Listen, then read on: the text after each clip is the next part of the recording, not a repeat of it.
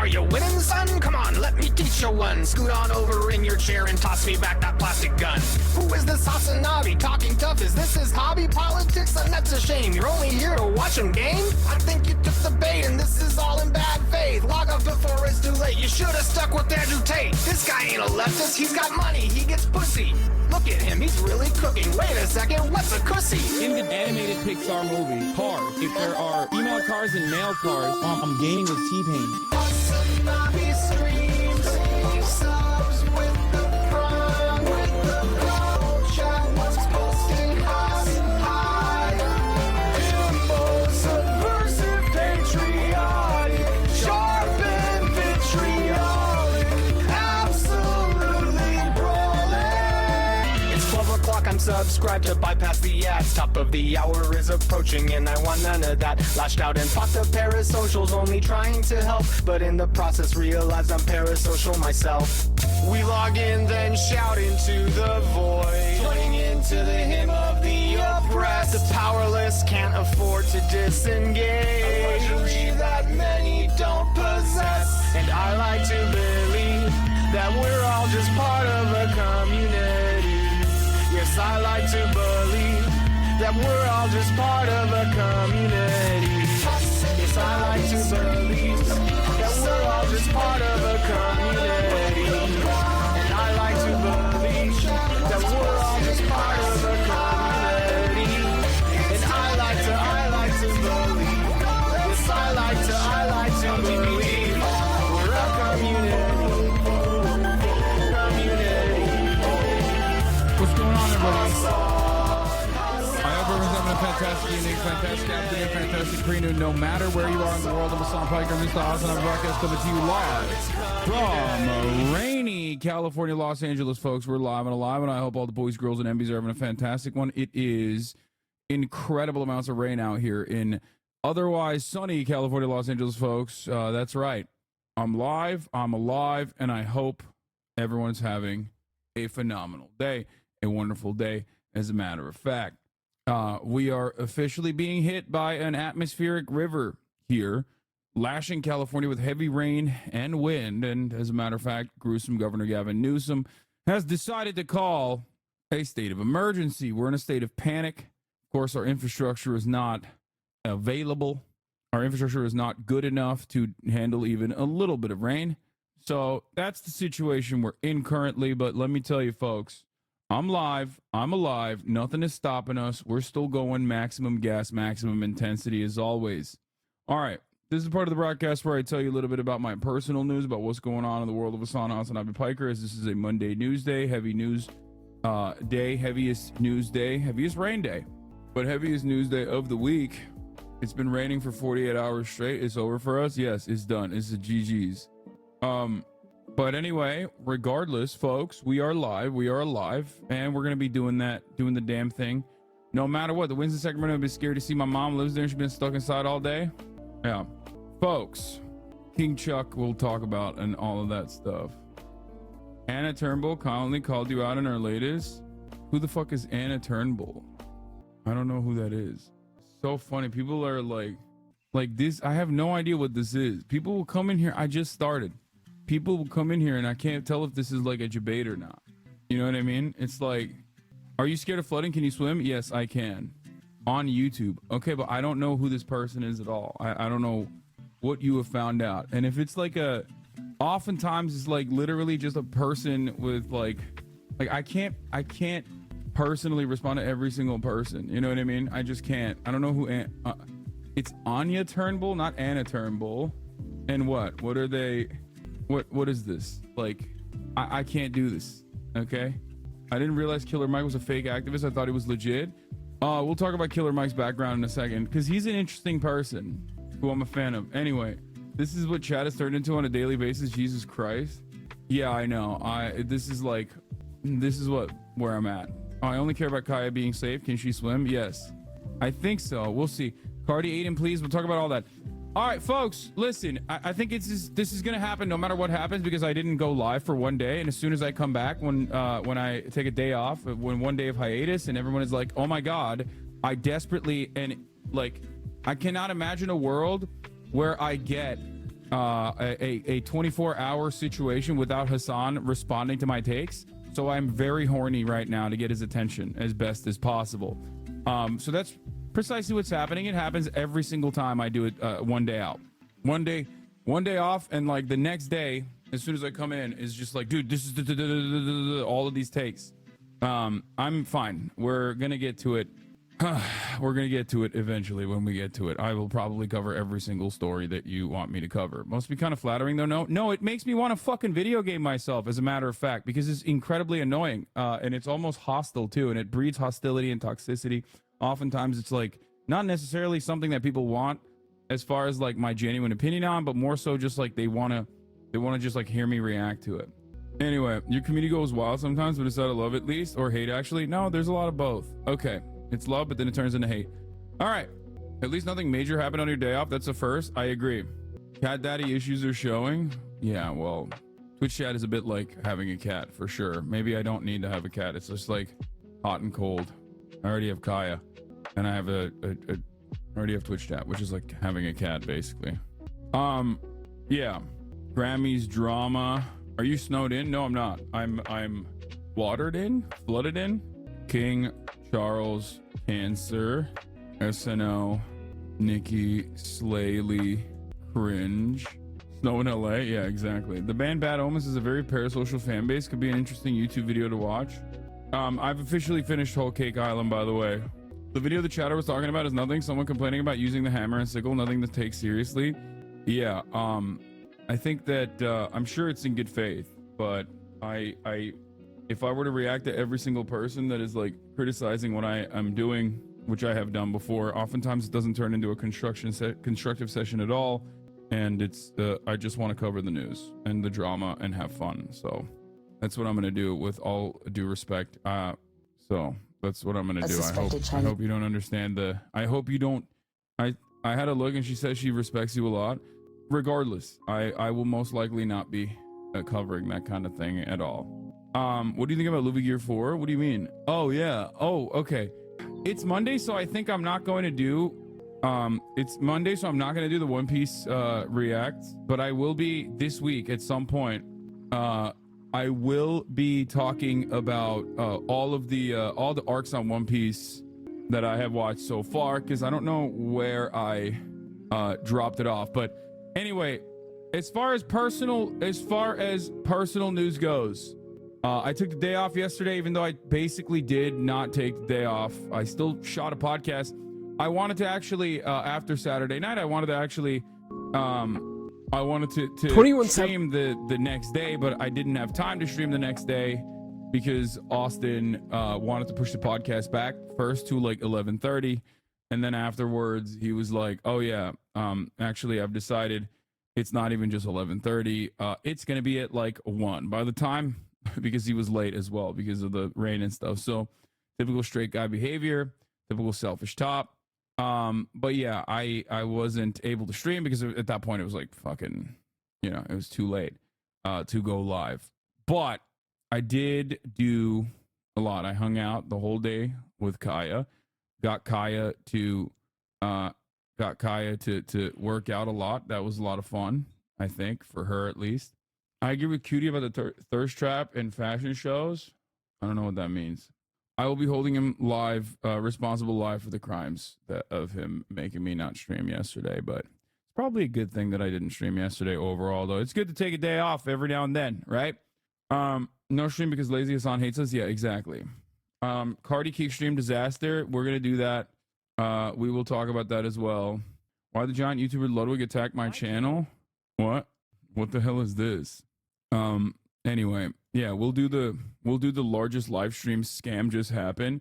Ludwig is pumping these like kick drama videos out like crazy. Look at this.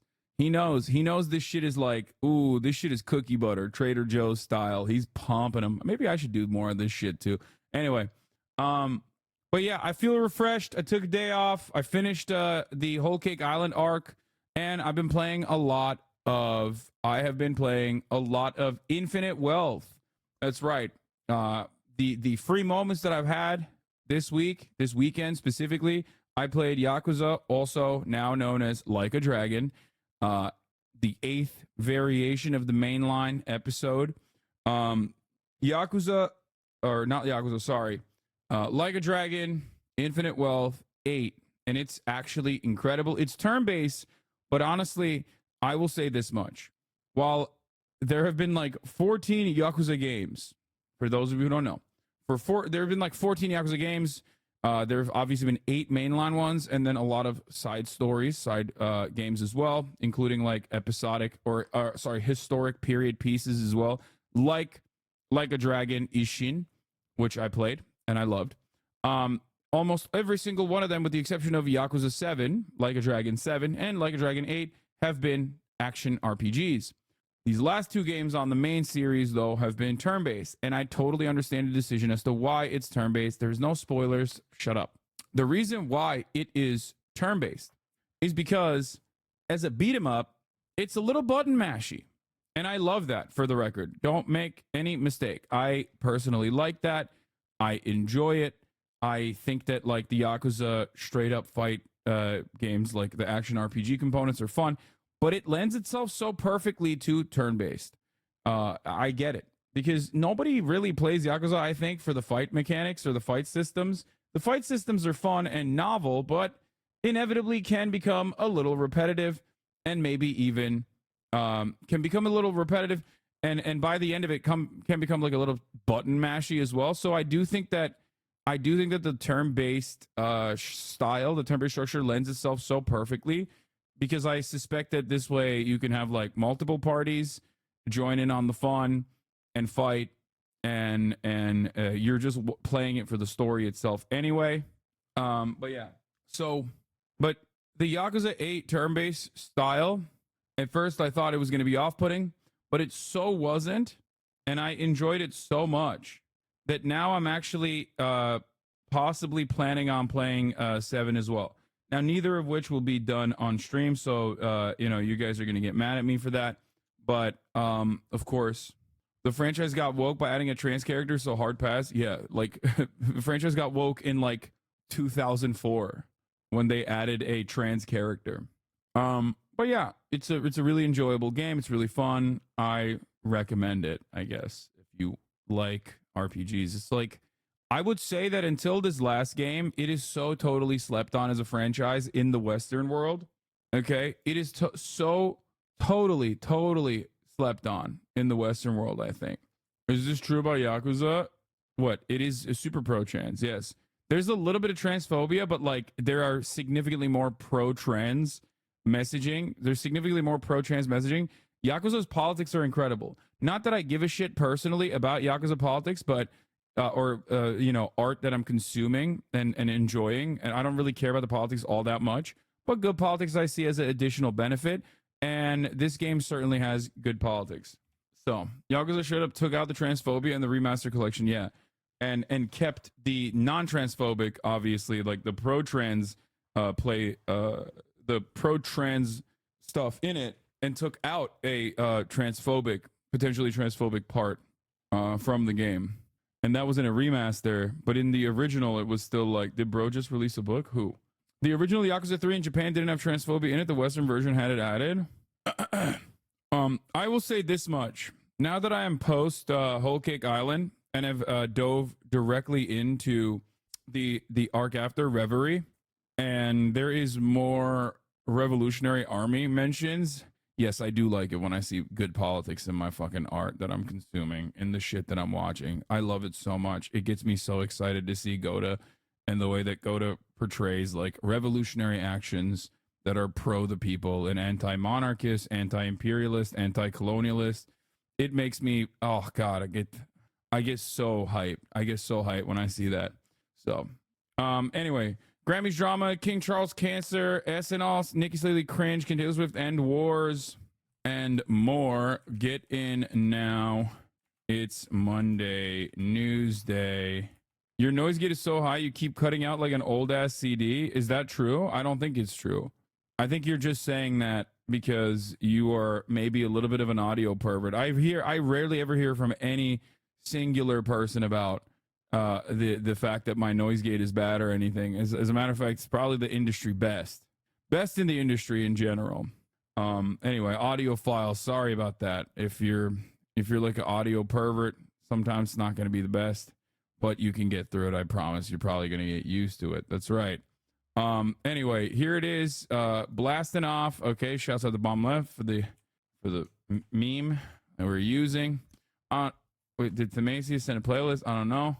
But yeah, when I lived in the UK, they would call people like Chars a whiny woos. Motherfuckers didn't last half a decade. Him mom knew. What? I don't know what you're talking about. What did you think about Katakuri? Also, if you like the animation, okay, no questions. No questions about the arcs. Thank you, Themacius, for the 51-month subscription and also the playlist. So all I'm gonna say is, can you send this to Will Nev? Why don't you send it to Will Nev? Why are you asking me to send it for Will Nev? I don't understand. Blast off. We're blasting off. I'm spamming because I want you to retweet it. King Charles's reign. I mean, I get it. It's like short because he immediately died.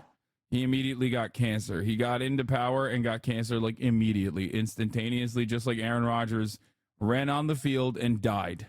Okay? That's what happens when you don't take the vaccine. Okay? That's all I'm going to say. I will not be rehashing this take, and I will not be describing it to those who don't understand it and demand clarity. Okay? I don't mean to derail, but are you going to talk about the Democratic primary? What Democratic primary? Sheltered Rosebud. There is no Democratic primary. What Democratic primary? You mean like South Carolina, where Joe Biden won North Korea margins, but then like turnout was 16%, which was literally half of turnout last time there was a primary. Yeah, it's bad. It doesn't mean anything. OMA 330, or I don't even know what the Democratic primary looks like at this point. There's nothing though. There you go. I covered it. Dictator Biden arc based. Yeah. MSNBC hyped it up like it's 2020. It's not happening. Guys, there is no Democratic primary. Okay. There is no Warren Bossing say, and there is no real Democratic primary.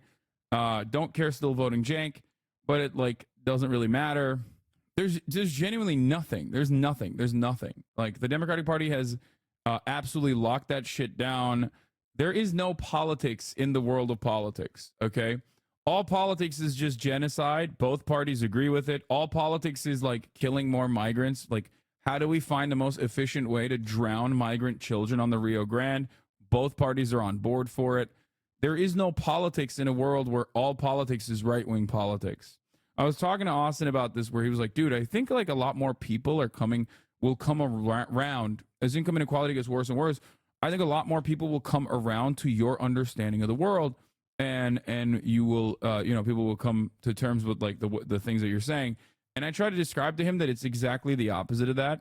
Not to be super, not to be super depressing about this, but like the reality is like that there is a growing fascist movement that is like entirely normalized in this country. And I think that is the direction that we're heading in rather than the opposite direction where, yeah. People are either checking out or they're radicalizing and they're becoming like, or not even radicalizing and becoming like hyper right wing. They're not even self-aware right wingers. You know what I mean? They're more so, you're being pessimistic. No, I think I'm being realistic because you're describing the best politics. You should be more inclusive. What do you mean? Hurt Joe Biden won narrowly at South Carolina? No, I think like in a lot of, in a lot of Western nations, you are seeing an accelerated slide towards fascism. It's global. All Western liberal democracies are on basically rails headed towards the inevitable demise of barbarism, fascism, and there's not really a counterbalance or a counterweight in that, as there were back in the day. You're being both what? Why is this not pessimism? Don't change the subject, please. This is not pessimistic. This is realistic. You can resist and you must do whatever you can to inform others, get them on board. I will never stop doing what I'm doing. But the reality is I do think that we do not recognize, like a lot of people don't understand the small business fascism that they experience. Okay. Like, a lot of people do not have the framework to recognize when when their voting choices are becoming increasingly more violent, right? If voting is the only thing you can do as far as political mobilization, is voting is the only thing you do as far as your voice in this matter, then what are you voting for? Well, in this duopoly, you have two choices. It's either 99% Hitler or 100% Hitler, right? Well, ultimately, at the very best, you get 99% Hitler. I mean, I'm exaggerating, obviously, but I don't know what the exact percentage would look like as far as like Joe Biden versus Donald Trump, but that's it. That's it. And as material conditions worsen, people will get more and more radicalized. We've seen this before. We saw the rise of fascism one time. What? No, but I think someone did I missed it, but someone was knocking on the door. Like as in, someone yoinked it. You looked outside. Someone yoinked the Chick-fil-A. Goddamn. Bro, if you order another Chick-fil-A, can you get like hella sauces? Like the, oh, okay. All right. It's hard not to be cynical when this is a deja vu of 2016 right down to an absolutely incompetent Dem, but throw in funding a genocide this time as well. Yeah. Bro, you're supposed to bring our hopes up so that we know it's not going to be shit, even when it is. Feeling powerless is just the norm. I mean, this is not a thing that I have ever deviated from. Perspective-wise, this has always been my perspective.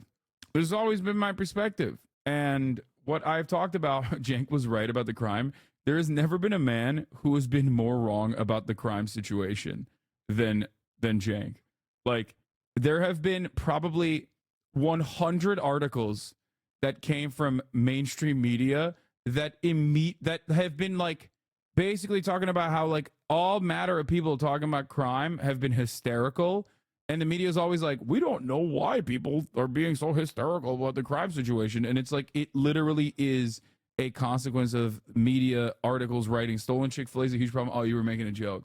Anyway, fair. They threw it everywhere. Yeah, I mean, it happens, bro. It's just like, it's LA. It happens. Crime is out of control. You're right. People really love that homophobic chicken. He's gonna call the police, but he's joking. I remember you saying there's only two options to stop immigration, improve conditions in their country, so there's no need. Well, you just set up machine guns, and it looks like the latter is more likely. Yeah, I've said this like years ago too, and we are obviously running in that direction. So what was I saying? Oh, as far as like pessimism goes, no, this is not like being pessimistic. This is still being realistic about the situation in front of us, and I'm going to still mention it to you. The reality is that, like, obviously the differences between the Democrats and the Republicans have always been marginal when it comes to foreign policy, always been marginal when it comes to, like, defending the interests of corporations, the wealthy, and the like. But lately, as a consequence of the ratcheting effect with the Republicans greatly diminishing material conditions and deregulating aggressively, and then the Democrats not doing anything to fix that when they're in power, has created a world in which, we are accelerating towards fascism. The only way that you can push back against this is continue organizing locally and trying to fix your immediate material conditions. One of the greatest ways that you can do that is by unionizing. And that's it. The Gramsci quote is always important to remember: pessimism of the intellect, optimism of the will. Yeah, I will never stop being optimistic about fixing the world. It gives me great pleasure to try to do my very best, regardless of how bad things may seem. But if you ask me what the situation looks like, I'm going to be honest with you always. I can just, sing a sweet lullaby to you, but it doesn't make any sense. When you think about it, it doesn't make any sense whatsoever. We're talking about how Donald Trump is the greatest threat to American democracy, and in some ways, he definitely is a threat to American democracy. And yet, what does the Democratic Party, the counterbalance, the counterweight against the greatest threat to the American democracy have done? We have put forward the only guy, perhaps, that would lose to this fucking hot mess. All right.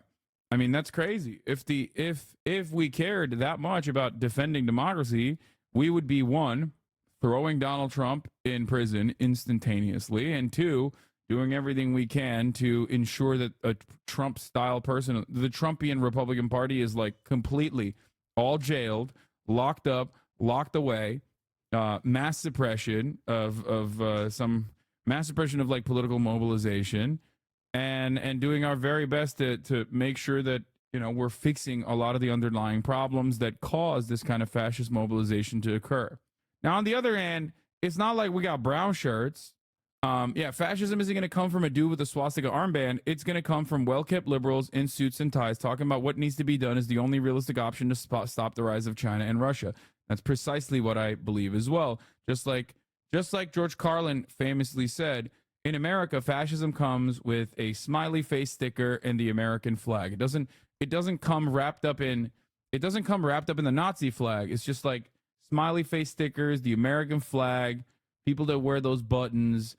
And it's true. It's super true. It's the American dream, because you need to be asleep to believe it, to see it. Oh, God. I don't know, bro. A lot of Nazis out in the open. I mean, yeah. So my conservative small business fascist father-in-law is now Alex Jones, and the liberals are early 2000s Bush. Yeah, that is where we have gotten to. That's where we have. That's where we're at now. Now, the one saving grace of this is like, will we have brown shirts? Probably not. I feel like Americans are too lazy and too fat to like organize and like legitimately. Anything beyond like January 6th is not something I foresee happening. So at least there's that. I'm forming a tennis union in my building, and we've had amazing turnout. Hell yeah. So, but we'll talk about the immigration bill and how fascist it is in general in a little bit. Before we get to that, let's talk about the real news. Taylor Swift makes history at the 2024 Grammy Awards, baby. The Grammys, let's get back to Gail in Los Angeles. Gail, good morning, and it looks like you bought a friend we all know and love. No, not just a friend. When it comes to music, there is nobody better than Anthony as in Mason. Of course, he had to be here on the red carpet. Anthony, you should know, you were so beloved by the music people. I don't know how many people came to me and said, "Where's Anthony?" I go, "He's around here somewhere." He was chasing everybody down, too. There were a lot of great after parties. I don't know about you, because Billie Eilish had one, SZA had one. We had a 2 a.m. wake-up call, Gail. Did you go to? Zero. Zero. I went back to the hotel and ordered room service. That was tasty, too. I have a theory that this is the left in its worst state for 20 years or so, and I think it's due to a lack of visible and charismatic leaders. You think singular, visible, charismatic leadership could save the left? Are you crazy? It has nothing to do with like a singular, visible, charismatic leader. No, it's because capital has won so absolutely. Okay? Capital has won so absolutely that like our understanding, even on the left, our understanding of Marxist principles and whatnot, there is no left in America in general. But our understanding of like even Marxist principles is already clouded with a liberal attitude. Even the notion of like, this is going to sound stupid, but like, Hasan, you're a Twitch streamer and you're super wealthy. What the fuck? Like, people say that leftistly, okay? Supposedly. People think that they're a part of the left and say that.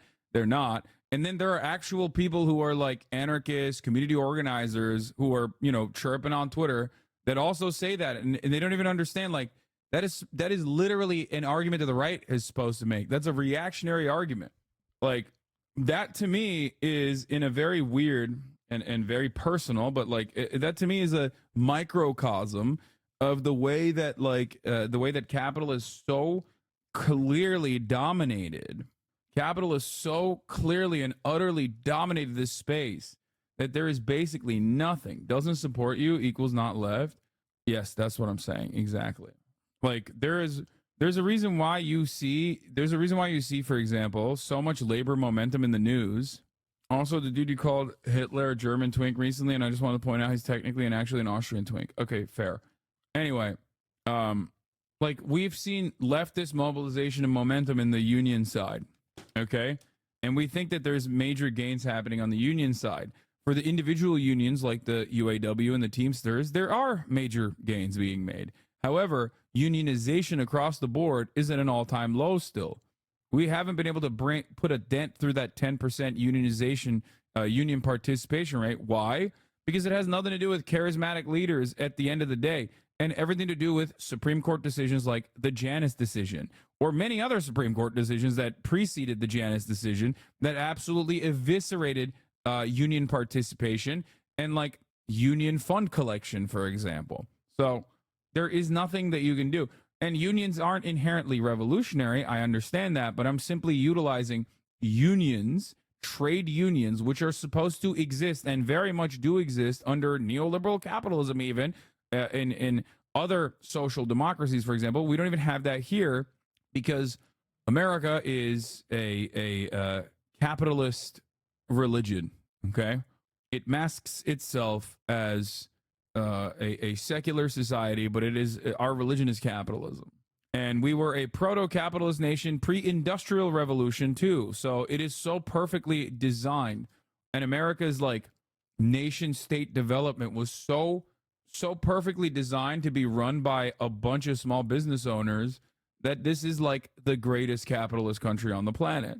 A lot of people like to point to like Ronald Reagan or whatever, but that is just a simple acceleration of the demise. We've been there since day one. So all of those systematic issues are far greater. All of those, the entire system is designed in a way to like absolutely gut and eviscerate any kind of leftist momentum, mobilization, destroy unionization, any kind of attack against capital owners, or any kind of attack against profit margins diminishing at the behest of workers. That it's hard to think that like it's simply a lack of charismatic leadership. Charisma doesn't fucking move the needle as much as you think it does. The reason why you think a singular force or many charismatic leaders could move the needle and push for all of these changes is because your only consumption of politics comes from watching my Twitch stream. Okay? I think that's where it is. Because, like, guess what? I have profound clout. You know what I mean? I have a shit ton of clout. That I think is why so many people, even on the left, will go, wow, dude, why don't you, like, you know, build the vanguard and do a proletarian revolution in America? Pff, fake, phony. All you do is sit around and, you know, talk about dumb shit and eat Turkish food with like girls that you have on stream. No, it doesn't work that way. It doesn't really work that way at all. That's why I've never presented myself as like a Che Guevara or anything like that. Anyway, the Red Scare was so successful that most Western leftist theory has a huge tendency to be constantly self-hating and self-defeating, falling over themselves to not seem pro-USSR and now tanky. Yeah, no, absolutely. And the hilarious part about it is that even if you're not pro-Russia, like I am not pro-Russia by any means, right?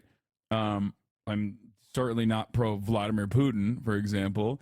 People still are very easily susceptible and very malleable to be like, oh, well, here it is. You're fucking pro-Russia. I got you. Azan, you were clouded up, but you were nowhere near leaders of the revolution levels of clout. There is no revolution. That's my point. I also don't believe that a Twitch streamer will lead the revolution. That's ridiculous. Okay? I am a propaganda apparatus. All I can do is highlight those who are actually doing the work. And I do my very best to do that. And I will continue doing my very best to do that. But the notion that I am like a singular force that's going to revolutionize the country in any meaningful way is silly. It's like even sillier, in my opinion. We all play a role. We're all a part of a collective, okay? We all play our own individual roles. And that's what I'm doing, right? I'm trying to do my very best with the limitations I have. The idea that like the idea that like a one person can fix this problem when it's a systemic issue is silly. Anyway, now there are a Twitch streamer won't lead the revolution, yet one orange year fired man is going to lead the dictatorship of the world. Yes, because fascism doesn't matter like who is running in fascism, especially in a capitalist structure. Fascism is a mechanism to maintain order when capitalism is in crisis. This has happened already before with Adolf Hitler. Okay, literally, this is exactly what happened. Industrial revolution occurs. A lot of people are pissed off about their material conditions. All of a sudden, you got some thinkers being like, well, we got to have unions. We got to have some level of welfare. There's global war. Okay. In the aftermath of that, you have a lot of pissed off dudes. You got veterans. You got fucking dudes without a job, dudes that are like genuinely messed up, don't know why they fought. They're angry. That volatility is really, really perfect for a fascist movement and a fascist leadership to just like take over the reins and promise to the capital owners, that like, hey, guess what? Like, I'll put this shit in control. You know, this is what I'll do. This is precisely what I will do. I will turn around. And bring the enemies to heel. That is precisely the reason why Donald Trump is able to take over the Republican Party so perfectly. But there is no way that you can have someone like even Bernie Sanders, who is a social democrat and all the policies he advocates for, take over the Democratic Party, because the left, especially Marxist or socialist or any kind of movement that harms profit margins to protect workers, right? Whether it be free healthcare, free education, or even improving wages, but also ensuring that you're improving wages while limiting profits and not actually increasing prices, right? Because there's a key distinction there. All of that is technically anti-capitalist. The reason why a Bernie Sanders figure can never take over the Democratic Party, at least at this stage, whereas a Donald Trump figure can always take over the Republican Party at this stage, is because Donald Trump's viewpoints are not antagonistic to capitalism, and Donald Trump's viewpoints are not antagonistic to the Republican Party in the same way that any real leftist, any real leftist candidate is going to genuinely be antagonistic to the Democratic Party's actual goals. There's a reason why the Democratic Party, with no power, under Donald Trump, is so powerful. Like, they're so radical, they're so revolutionary. Kamala Harris is like, I love Medicare for all. They can get away with saying all of that stuff because they know that they have no power to actually push for that kind of thing when push comes to shove. Or even if they write those bills, it's simply no different than a messaging bill, because they know it's going to be dead in the water in the Senate, or it's going to get vetoed by Trump. Democrats, when they're in power, have their own internalized rotating villain. This rotating villain of the Democratic Party is always the spoiler, plays the role of the spoiler every single time. Worse spoiler than the top of the hour ad break spoils your experience at the top of the hour when there's a 3-minute ad break. If you no longer want to see those ads, all you need to do is subscribe for $5 or for free. Okay? People are so brain broken from horseshoe theory bullshit that I think that the left and the right are just the same thing with different areas of concern, when in reality, leftist politics and right-wing politics are operating in a fundamentally different way. Yes. Here's the 3-minute ad break now. But what force has the greatest revolutionary potential? Is it the workers? I worry that capitalism is advanced where that's not the case. First of all, it's never just the workers. At least if you look at historical revolutions, the ones that are relatively successful have always been bourgeois revolutions, including the French Revolution. It's always just a mass mobilization. I will never discount ever discount the momentum and mobilization of those who are a part of the wealthier classes that aren't immediately, for example, in the peasant class, that also play a significant role in both communicating the ideals and also having the time and having the free time and also the logistical support. So you're saying we need Elon on our side? That's not what I'm saying. It wouldn't hurt, though, but that's not what I was saying at all. Revolutionary middle-class white woman axion ass take? Sure.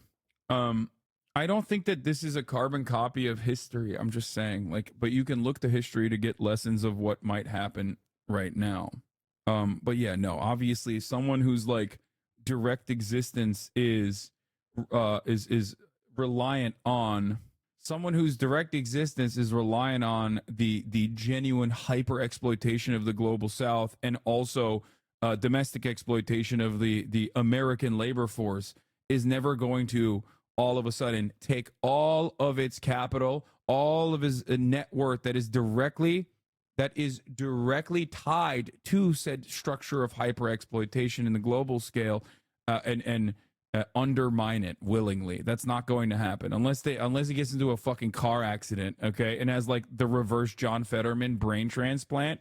There's no fucking way that a billionaire is going to magically decide, this is where my bread is buttered, but I've decided that I am throwing it all aside.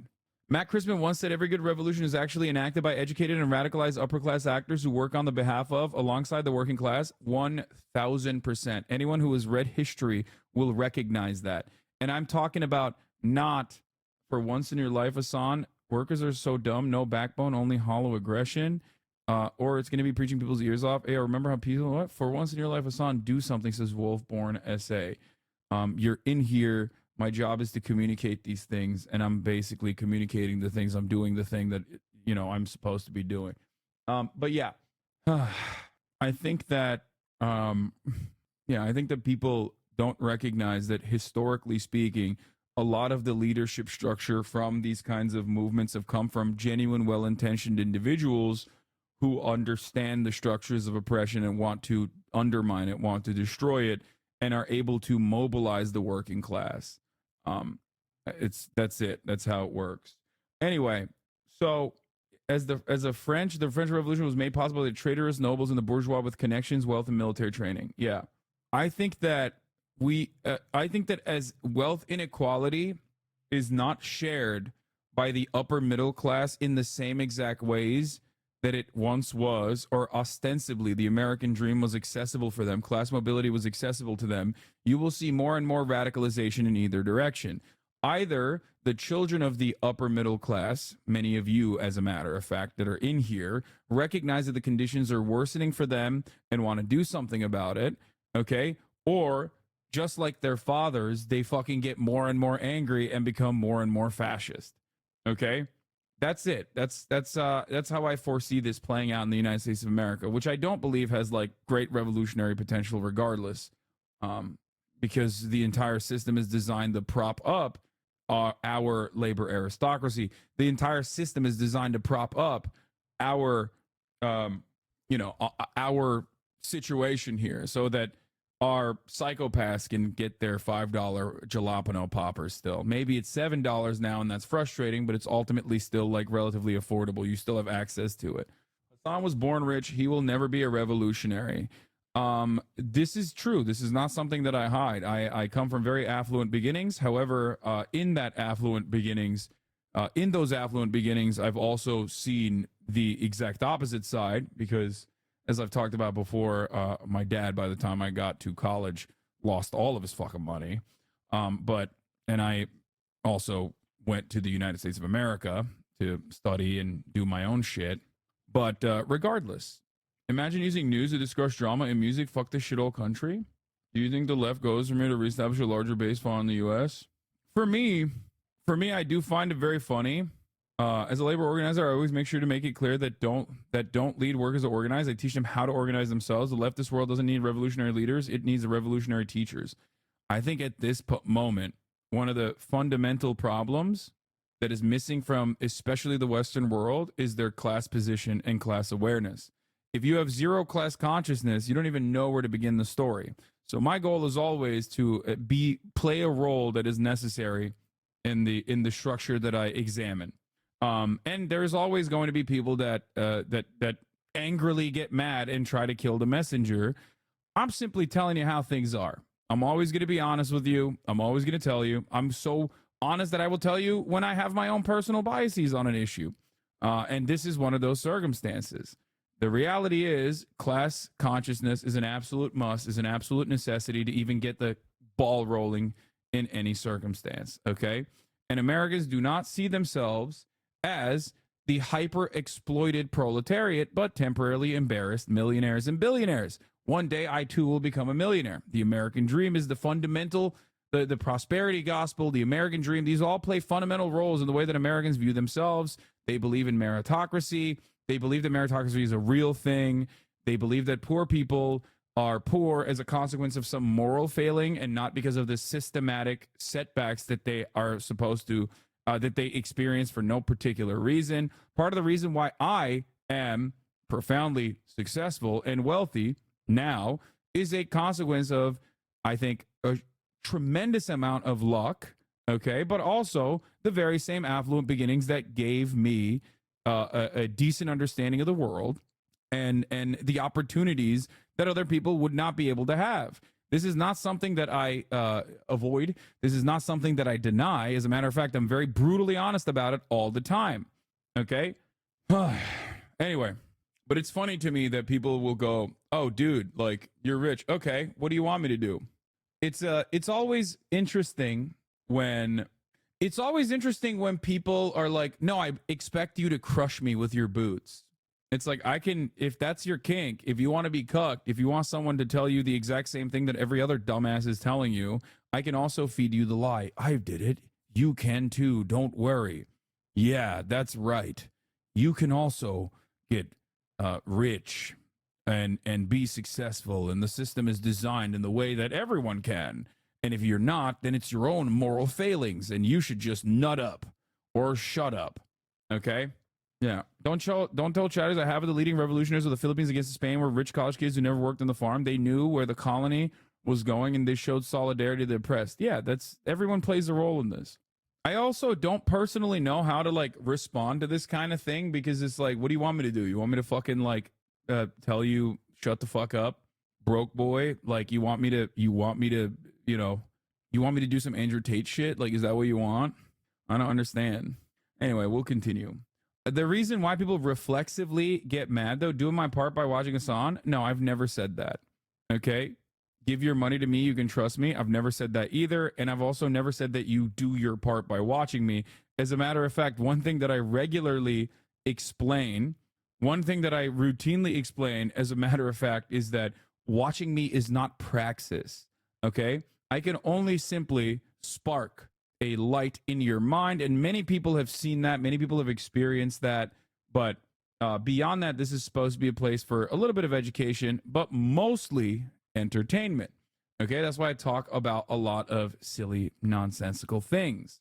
Okay, but you have to do it on your own. Well, not on your own. You have to unite and you have to organize, but you have the power to improve your material conditions.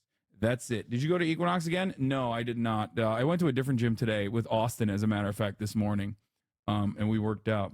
But I didn't get to talk about it, but it's fine. I think the only reason why a lot of people think this way, though, is like the expectations that people have about like Twitch streamers leading the revolution or whatever is because they're permanently online and they're powerless in general, and that's why they think like this is the only place where we have some kind of movement. Some semblance of movement. It's not. Anyway, so yeah. The cultural understanding one gets by being born in the upper class, the reason why people pursue higher education, but the issue we witness is that those methods of social mobility are long gone, and now we have a ton of people who understand they have the social capital to be wealthy, but none of the wealth to back it up. Bordeaux calls these people the intellectual or academic class. Anyway, you have the ability to have your voice be heard by hundreds of thousands, so why not call for seizing the means of production? I think it's because you talk about seizing billionaires' means of production. So a propagandist, like you said. You want to know how utterly irrelevant of a person I am? This is part of it. You know what I mean? I am so incredibly accessible to someone like you, okay, that you can come in here and just like try to fucking debate me and completely just mishear any point that I made, refuse to understand anything that I'm saying in a fucking Twitch chat, and think that a Twitch streamer has this capability. Like, that's how utterly irrelevant I am, because you're fucking irrelevant. We're both irrelevant in the grand scheme of things. You think you can have this conversation with Elon Musk? Get the fuck out of here. Even Elon Musk, who was like hyper online. That's not how this works at all. Okay? I literally work under Jeff Bezos. Okay? I'm Jeff Bezos' soldier. The major reason as to why Jeff Bezos doesn't shut this down is because it is not even remotely threatening to the existence of capital. What I do is antagonistic, but it's not threatening enough to the existence of capital. Anyway, 100,000 against 300 million, with the richest being the 300 million, except you, Hasan, you're rich? What do you mean? They are in a Discord taking pot shots with sock accounts and wasting your time for 1 hour a day. Why do you do this? Because there are other people who are coming in here with I think there are other people that are coming in here with like legitimate points. So you're compromised? You're not allowed to subscribe to the revolutionary Marxism on stream because of Amazon? HasanAbi. No. Here are a couple things, okay, that you must understand. The reason why I'm not threatening to capital is because, well, two reasons. One, because I make money for this platform. Okay, I stream and I earn money for this platform. They take a percentage of that tippy top. The classic take is capitalists will sell us the rope in which we hang them, right? So that's number one. Until the very last moment, those who are interested in the profit motive will always push for it, regardless of who is regardless of what you're doing. The second reason is because there is no real, genuine, ever-present danger, because capital is won so perfectly in this country and in the Western world especially. It has dominated unions and dominated anti-capitalism so hard that it does not matter if there's a fucking Twitch streamer who is relatively popular. And beyond that, okay, beyond that, there are people in here who do the attacks for free on a daily basis. There are people who spend every waking moment of their day working as little drones for the same structures to make sure, because it makes them feel scary. It makes them feel it makes them feel very upset to know what the underlying conditions look like and how devastating their lives are, that they come in here and they operate like little bots. Nobody actually even has to direct attacks. No wealthy person has to even know I exist. The system is like self-defeating in and of itself. Okay? Anyway, no offense, but you're like a D-list celebrity. I don't know why chat wants you to start a revolution or defeat capitalism with all your power. There is not. This actually leads me to my Taylor Swift argument, which I'm going to talk about in a second. So that's kind of why I talked about all of this. Okay? Because I have some opinions on like where people can move the needle and how. But yeah.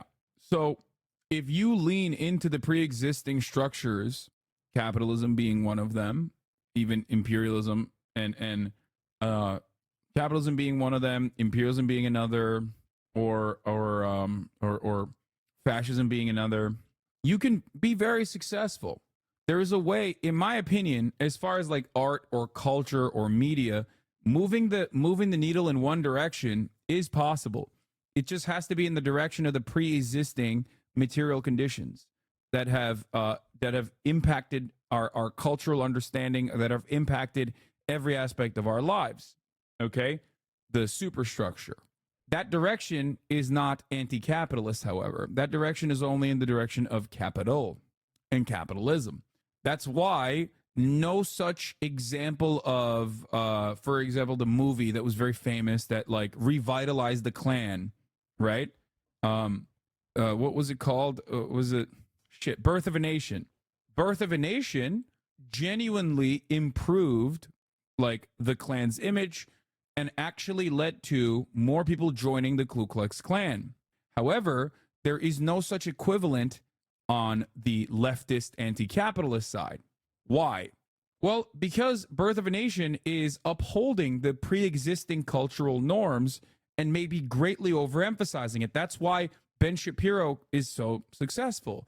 And there is no left-wing equivalent to Ben Shapiro. Okay?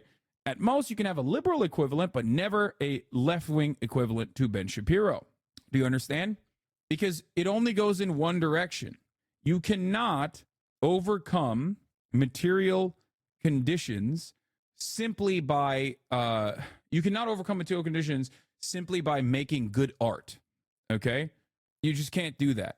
You need mobilization. You need real human beings to be impacted by it, and you need them to unlock, one, their revolutionary potential, maybe understand class consciousness, see their position in society, but then do something about it. Start actually impacting capital. And by that, I don't mean like fucking make Molotov cocktails or like kill billionaires. I'm just simply talking about like taking back a little bit of the profits that you generate. Okay? That's it. That's all I'm talking about. And that is infinitely more threatening to the structures, that's infinitely more threatening to those who are powerful, those who benefit from capitalism than anything else, really.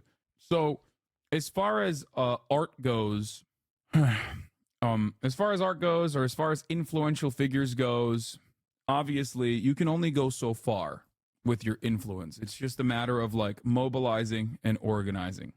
Okay? Would you not say that pop culture has been in general shifting left in the past decade? I'd say you're the left-wing equivalent of Ben Shapiro. The problem is the left is stratified and the right is homogenous. Every right-wing talking head promoted a stupid song, whereas the left can't agree whether or not you're a positive influence. Yeah, no, we're also tiny, though. You're ridiculous. I think the entirety of the left does not come near the cultural impact that the Daily Wire can have. And the reason for why that is not because the left is stratified and is constantly engaging in purity spirals, even though they do that, and that's unproductive and that sucks. But like you're missing my point.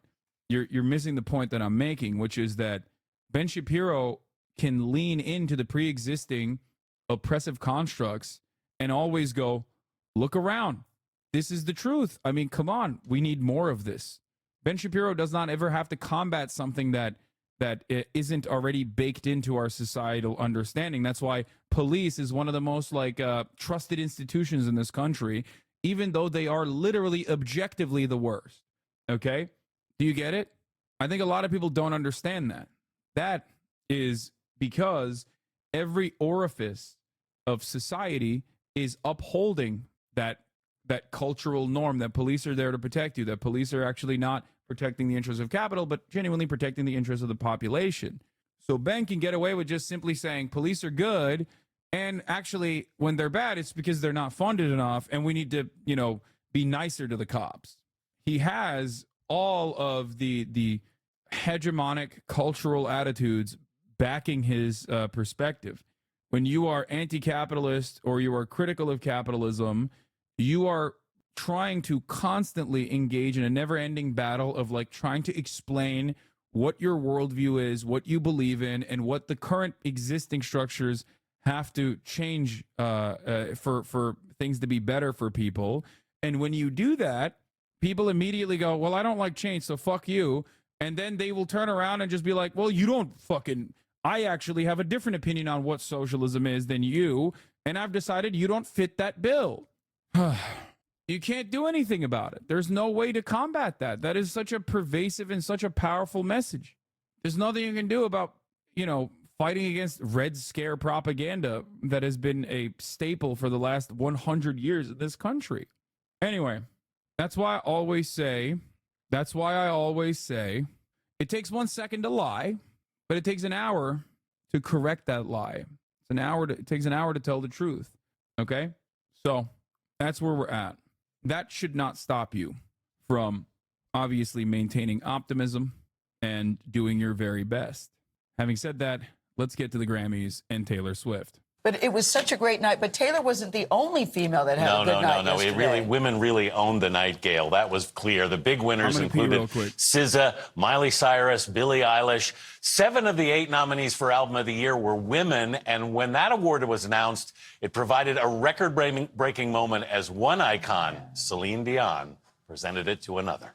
Taylor Swift.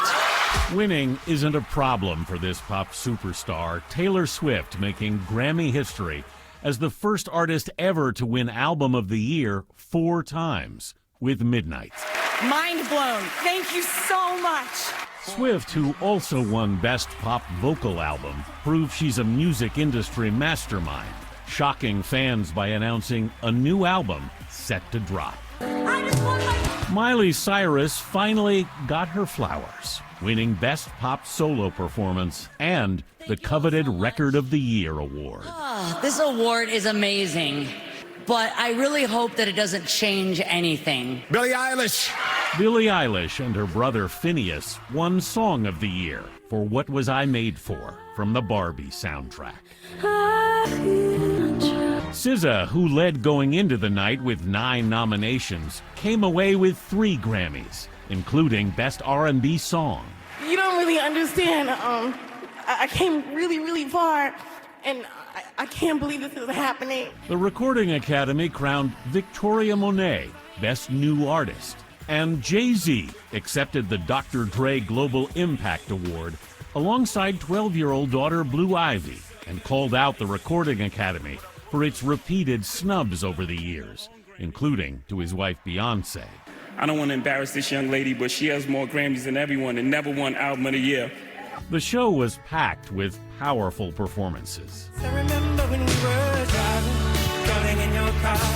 Like Tracy Chapman playing publicly for the first time in years, singing Fast Car with Luke Combs.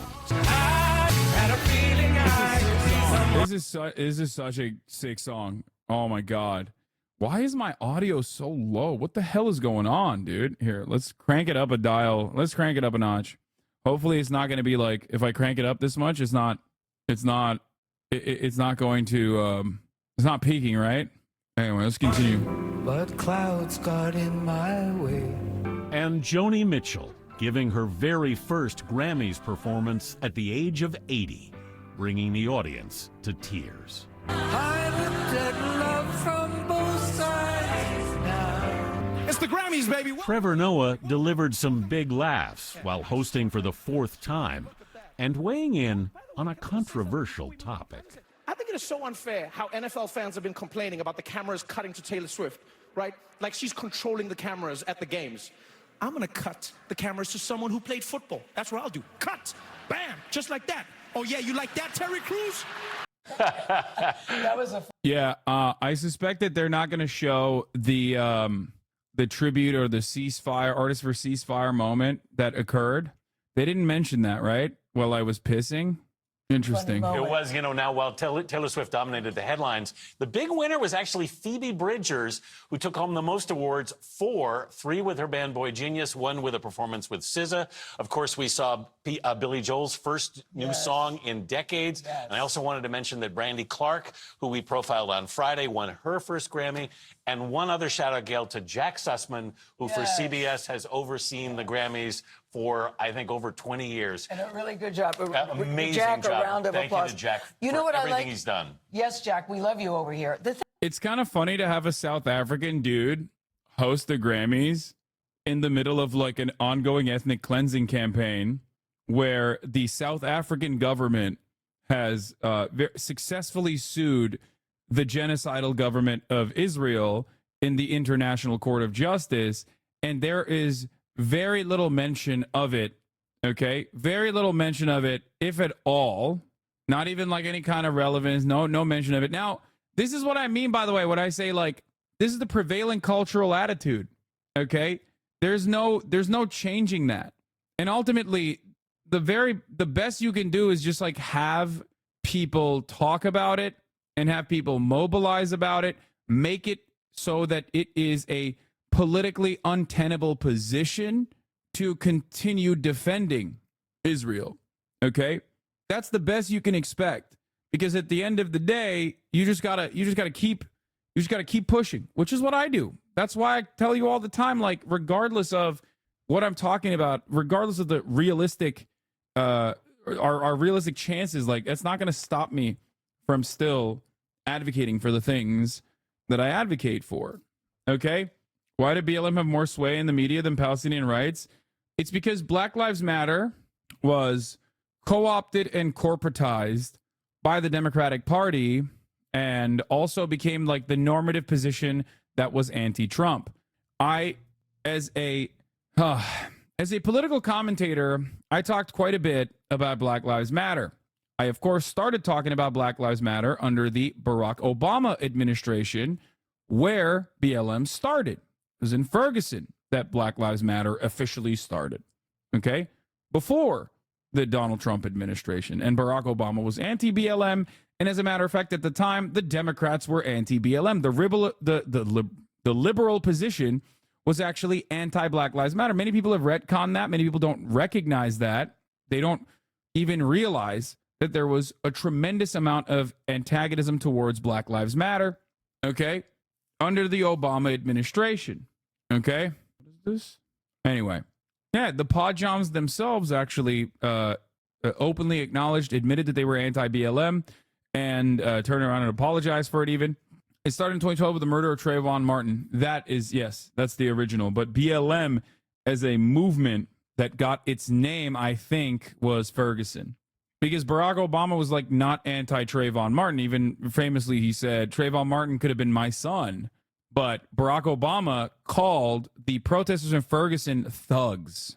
And I think like something like uppity or something. Like he said something super racialized towards the black people that were protesting police brutality. And Trayvon Martin famously was not an instance of police brutality, but instead was a a continuation of white supremacist police action in the hands of not a police officer, but someone who had basically been deputized as a consequence of the way that the castle doctrine works in a lot of these states like Florida.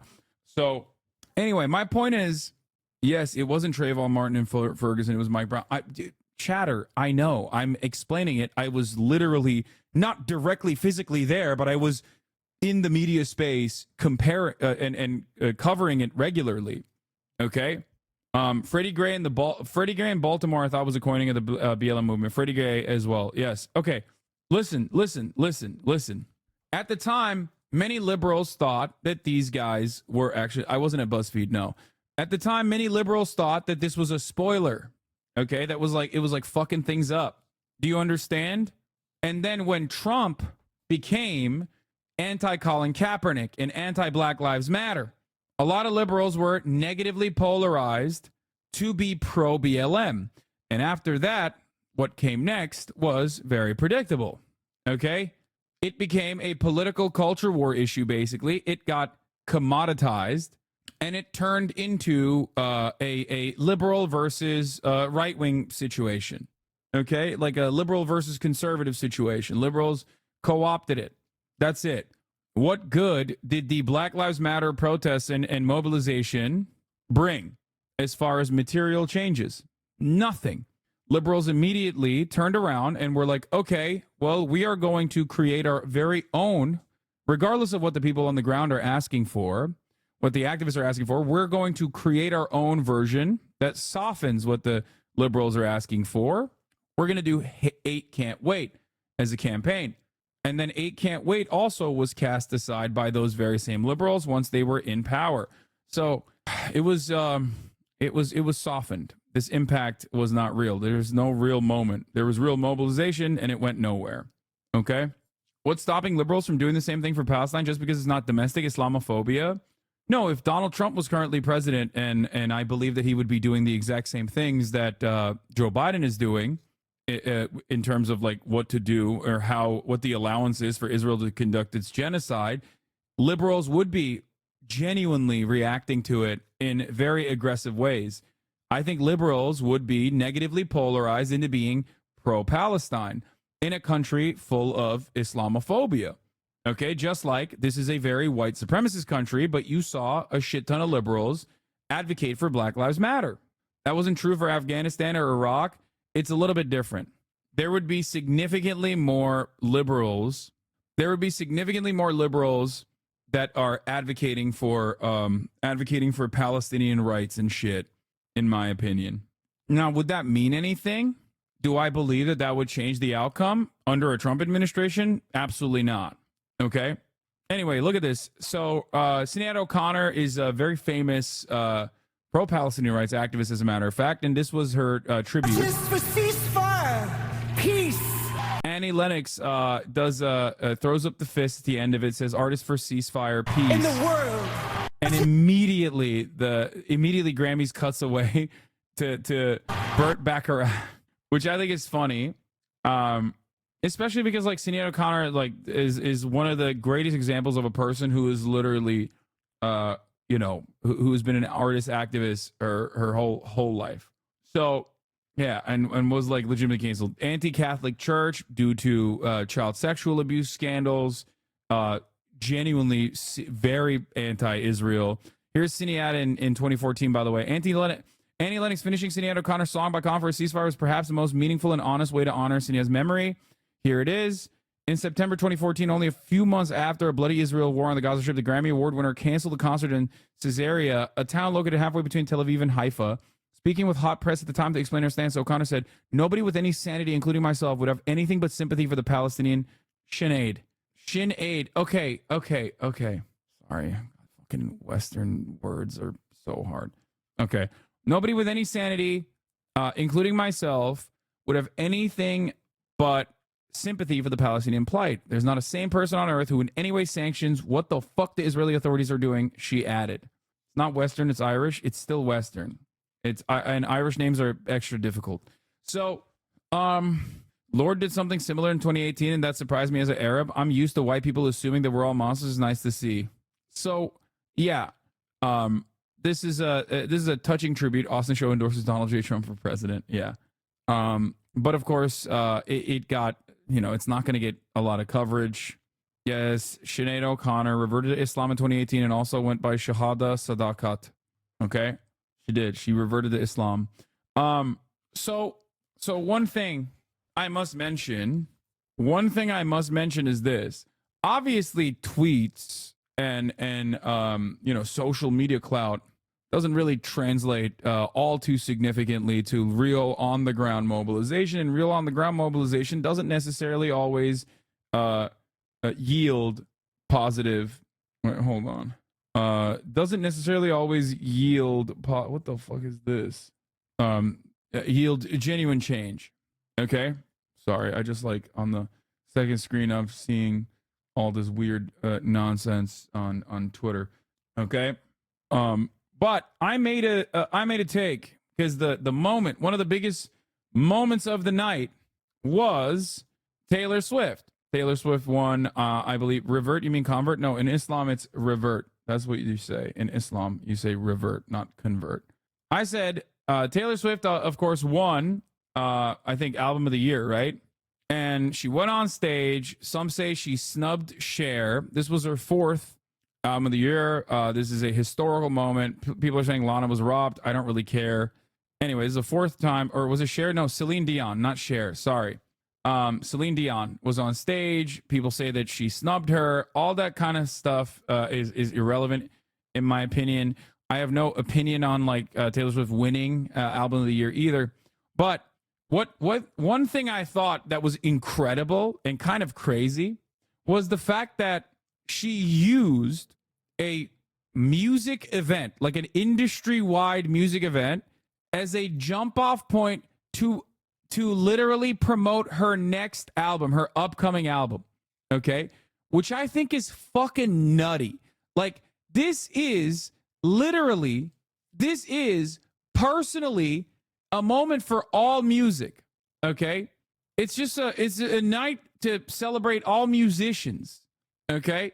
And she turned around and used it as a hashtag ad harder than I debate you at the top of the hour.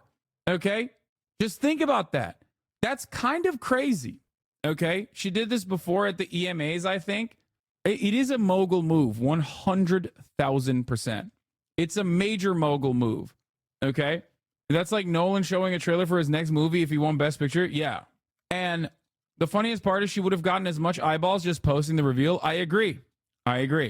Now, dude, the Grammys are all just a marketing ploy anyway. What are you on about? No, it's just like you have every musician in the room.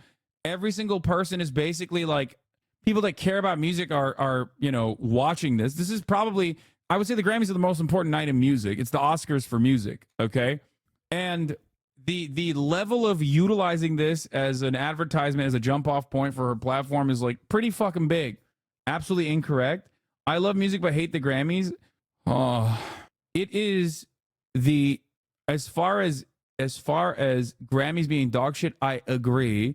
I don't care. Okay? I'm simply stating that this is the Oscars for music. That's it.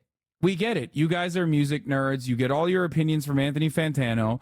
But for the normie persons that are out there, yes, it is the most important night in music. It's for the music industry. This is the most important night in the music industry. It is one. There is no equivalent. Like the VMAs or the Country Music Awards or anything like that doesn't come near the importance of the Grammys for musicians in general. Okay. Now, this isn't to say that it's like, show us your teeth. Why am I responding to this? Anyway. Oh, it's a melon joke. Oh, best teeth in the game. It's from the industry to industry. Not a single normie would give a fuck if the media would not force feed us that bullshit, but they do. Anyway, so she used it as a jump off point to like add to the momentum and promoted her album in front of all these other celebrities when she is like the superstar celebrity, the it girl. Everyone's talking about her, right? So ultimately, it blew the heck up, right? And at the time, in 10 minutes, it had 400,000 likes. In 10 minutes, her album release reveal on her social media. So I tweeted out, this is sitting at 400K likes in 10 minutes. Taylor Swift would end global conflict. Now, it's like half joking, obviously. But having said that, it is genuinely important, especially as it pertains to getting the word out on the endless occupation and the ceaseless genocide that is going on in Gaza. Okay? Taylor Swift dominates partially because she has captured the attention of the damn near entirety of the white women market, which is very important for consumer products, for commodities in general. What do I mean by this? Women purchase 85% of all commodities purchased in the United States of America. 85%. America is the commodity consumption engine that runs the entire global economy. Okay?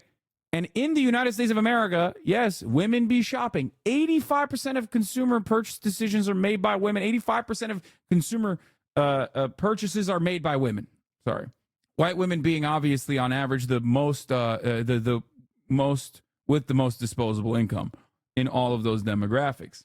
So that is precisely the reason why Taylor Swift's notoriety and popularity is propped up by capital owners as well. That's why she's in front of every fucking that's part of the reason why she's in the cover of every magazine. That's part of the reason because she's like profoundly popular.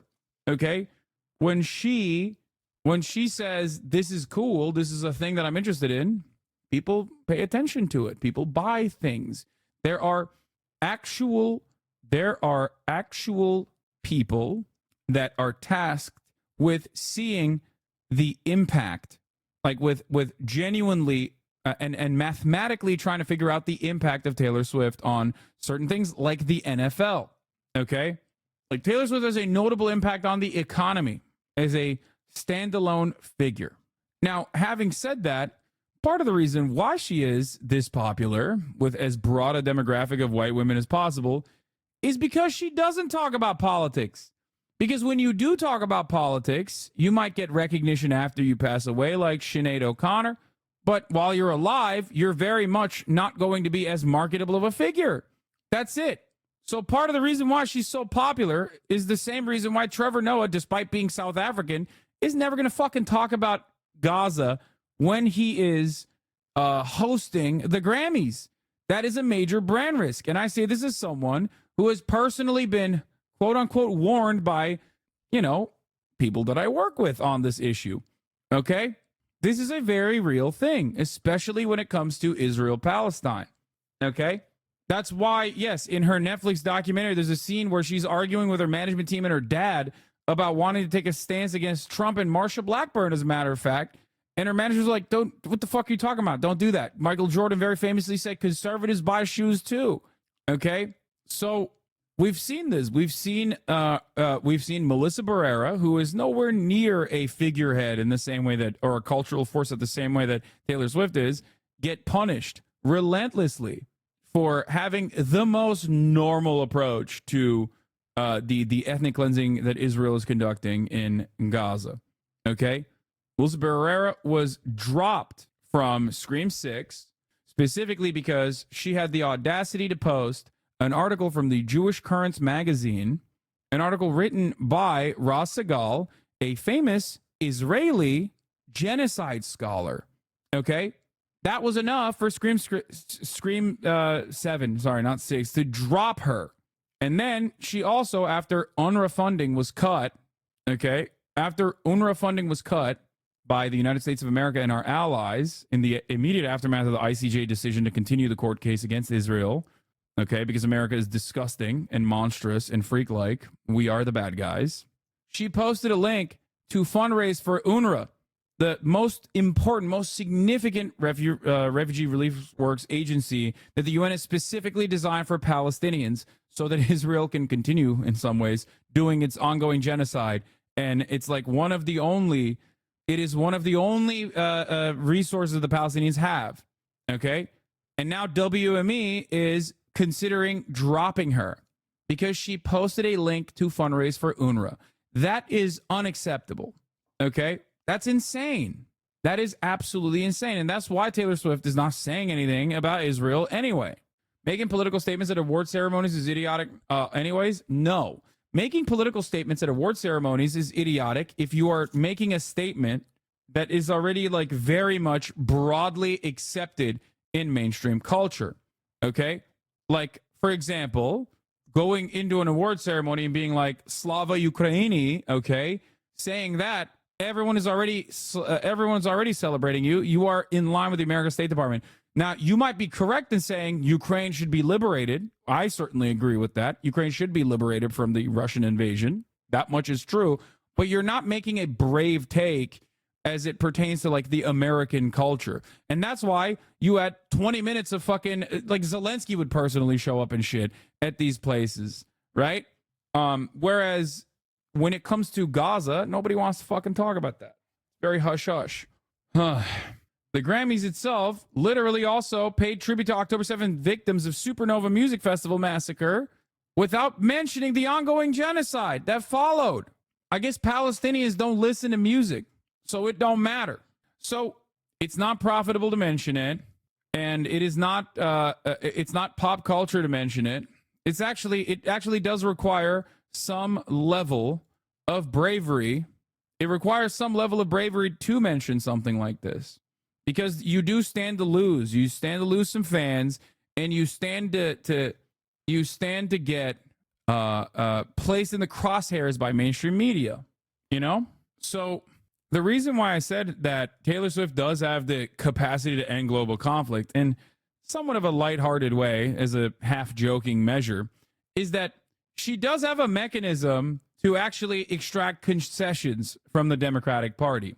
Considering that the Democratic Party is profoundly unpopular at this moment, in a lot of the demographics that Taylor Swift is actually popular with, specifically younger demographics, and the fact that the Biden administration is genuinely trying to court her, okay, to push to vote for the Democratic Party, she could extract concessions out of the Democratic Party, or at the very least, mobilize her base of support in some ways, and maybe even move the needle, okay?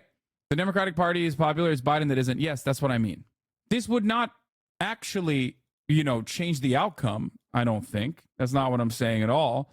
But I do believe that,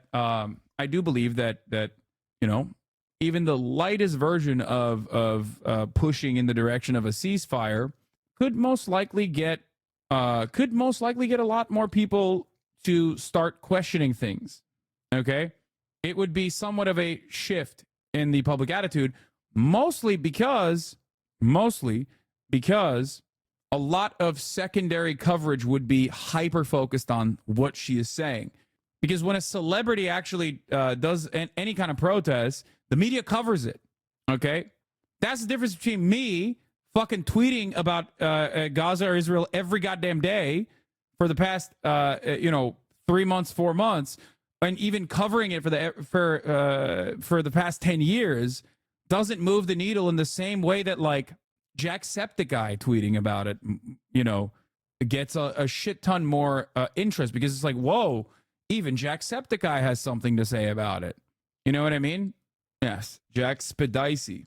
I think that it comes from the unexpected places, and it genuinely moves the needle a little bit in that direction, because like when normies come out and say something about things like this, when regular celebrities, like real celebrities, come out and say things like this, ultimately they have a lot more normies in their audiences, and a lot more normies in their audiences pay attention to what's going on, and they get excited, and there is more mass awareness. Okay, my streamer is washed. I mean, kind of, yeah. Look at this. Now, obviously, social media does not fucking move the needle. Don't misunderstand me. If that was the case, then Palestine would be free. There's a lot of momentum that is pro-Palestinian in both TikTok and even on Twitter. Okay, it's you get it where you can. It's like what you said about yourself. If you would have just called yourself a liberal and kept your head down, people would have listened to more of the same takes in a much better light and a way bigger audience. Yeah. Anyway, it's truly horrifying what's happening. And it wouldn't be directly because Taylor Swift says like free Palestine or some shit. It wouldn't just be her fans that immediately mobilize or whatever. It would also cause a lot more attention. It would also shift the media's attention to what is going on a lot more. That's why people do ask to never stop talking about Palestine, because like what's happening there is so unimaginable, and given our attitude towards those things, is so horrifying that right now even getting the word out is important. So that's it. Another thing that happened in let's move on from Taylor Swift saying free Palestine potentially and what the impact of that might be.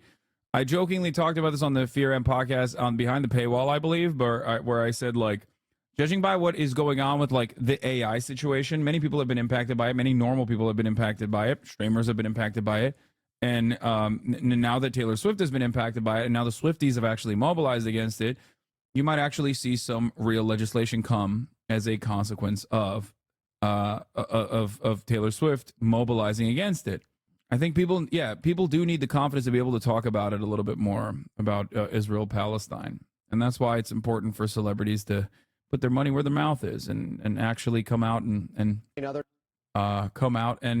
support Palestinians. But yeah. Now let's talk about Killer Mike.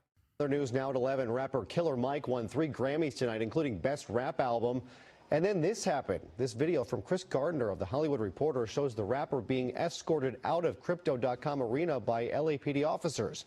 Police say Killer Mike, whose name is Michael Render, was handcuffed and arrested after a physical altercation. This is such an interesting story because, one, as far as I understand, like a lot of people were mad at Killer Mike for like winning. Especially a lot of like Zoomers, I guess, don't really know who Killer Mike is. But yeah, I mean, he is as a black man, I'm glad he got arrested. Okay, stop. Bro, those people are mad are like 14. Yeah. Killer Mike is a legendary rapper who's been around forever. Reagan is probably, in my opinion, his best song. But of course, a lot of people in this community who were most likely big Killer Mike fans saw his like attitude shift. He was a big Bernie bro in 2016, but post 2016, he came out and he came out and had a lot of takes. Now, obviously, nobody fucking deserves to be embarrassed like this. Okay. And I think that that's like really fucked up. But here, a couple things I will mention, of course, as I've covered Killer Mike quite a bit, is that he is a firm believer, Killer Mike is a firm believer that black capitalism will save black people in America, and had a Netflix special where he basically dedicated an entire episode to specifically that. It's ridiculous that like the Los Angeles Police Department did this to him. Killer Mike has also stood alongside Atlanta Mayor as a London Breed. No, not London Breed. Who's the Atlanta Mayor at the time? London Breed is San Francisco, right? It was yeah, here he delivered an emotional speech side by side with police and also the mayor during the George Floyd protests. Keisha Lance Bottoms. I don't know if he's actually pro Cop City or not, but he went on Kalayan O'Nor's NRA podcast to talk about like he was literally, the irony is insane because he's wearing a Kill Your Masters shirt, okay, while simultaneously like defending Masters or whatever is the closest to Masters. He is he's working on their behalf.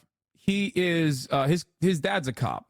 His dad was a cop. So it's just like you can't, I think that plays a big role. Okay? I mean, think about his lyrics. Okay? Think about his lyrics on a lot of his earlier music, but even like his recent music talking about how the Bloods and Crips need to get together and like kill cops. Okay?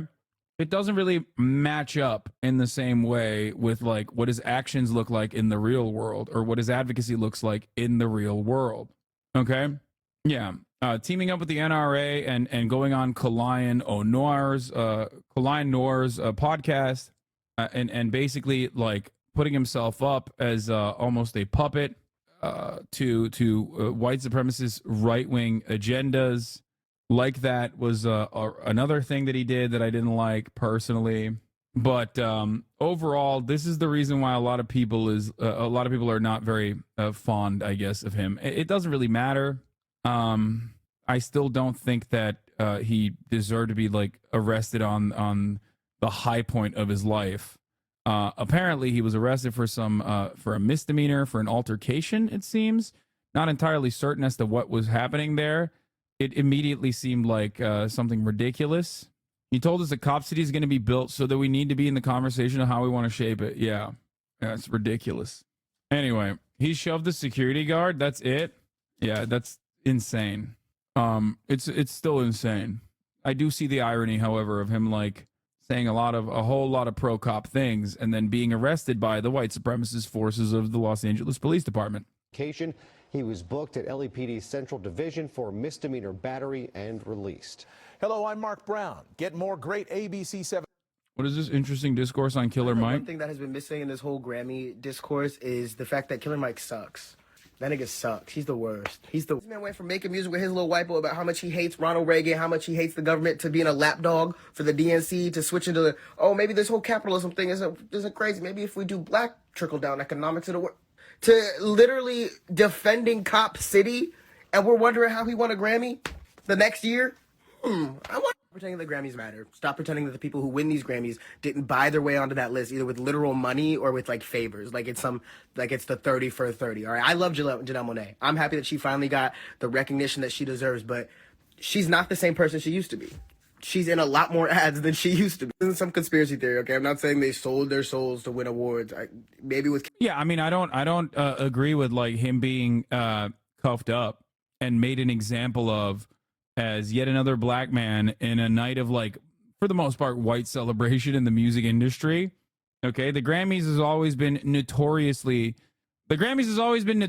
very white. Not in the Oscars so white type situation, because like obviously a big chunk of the music industry and music culture is literally the commoditization of black experiences. So like even more so than the movie industry. I think the movie industry does a lot of that too, but like music is ridiculous. Okay, like I would say music and sports, like the most popular music, the most popular genres of music is completely gentrified and watered down versions of music and culture that black people make. Okay, it's like it's like only giving awards to white people for the NFL or basketball or something. Like that's just how it kind of feels like with the Grammys, and that's part of the reason why a lot of people get mad at the Grammys. And it's not considered. I mean, it's considered an important night. It's still considered an important night in the music industry, but like as far as like rap music goes, it's very it's understandably very people are very opinionated about it. Let's say so. It's like if Luka Doncic, however you say, won every NBA award. Yeah. So ELP was one of the best dudes, man. Why is he catching strays? I don't know. Well, because Run the Jewels.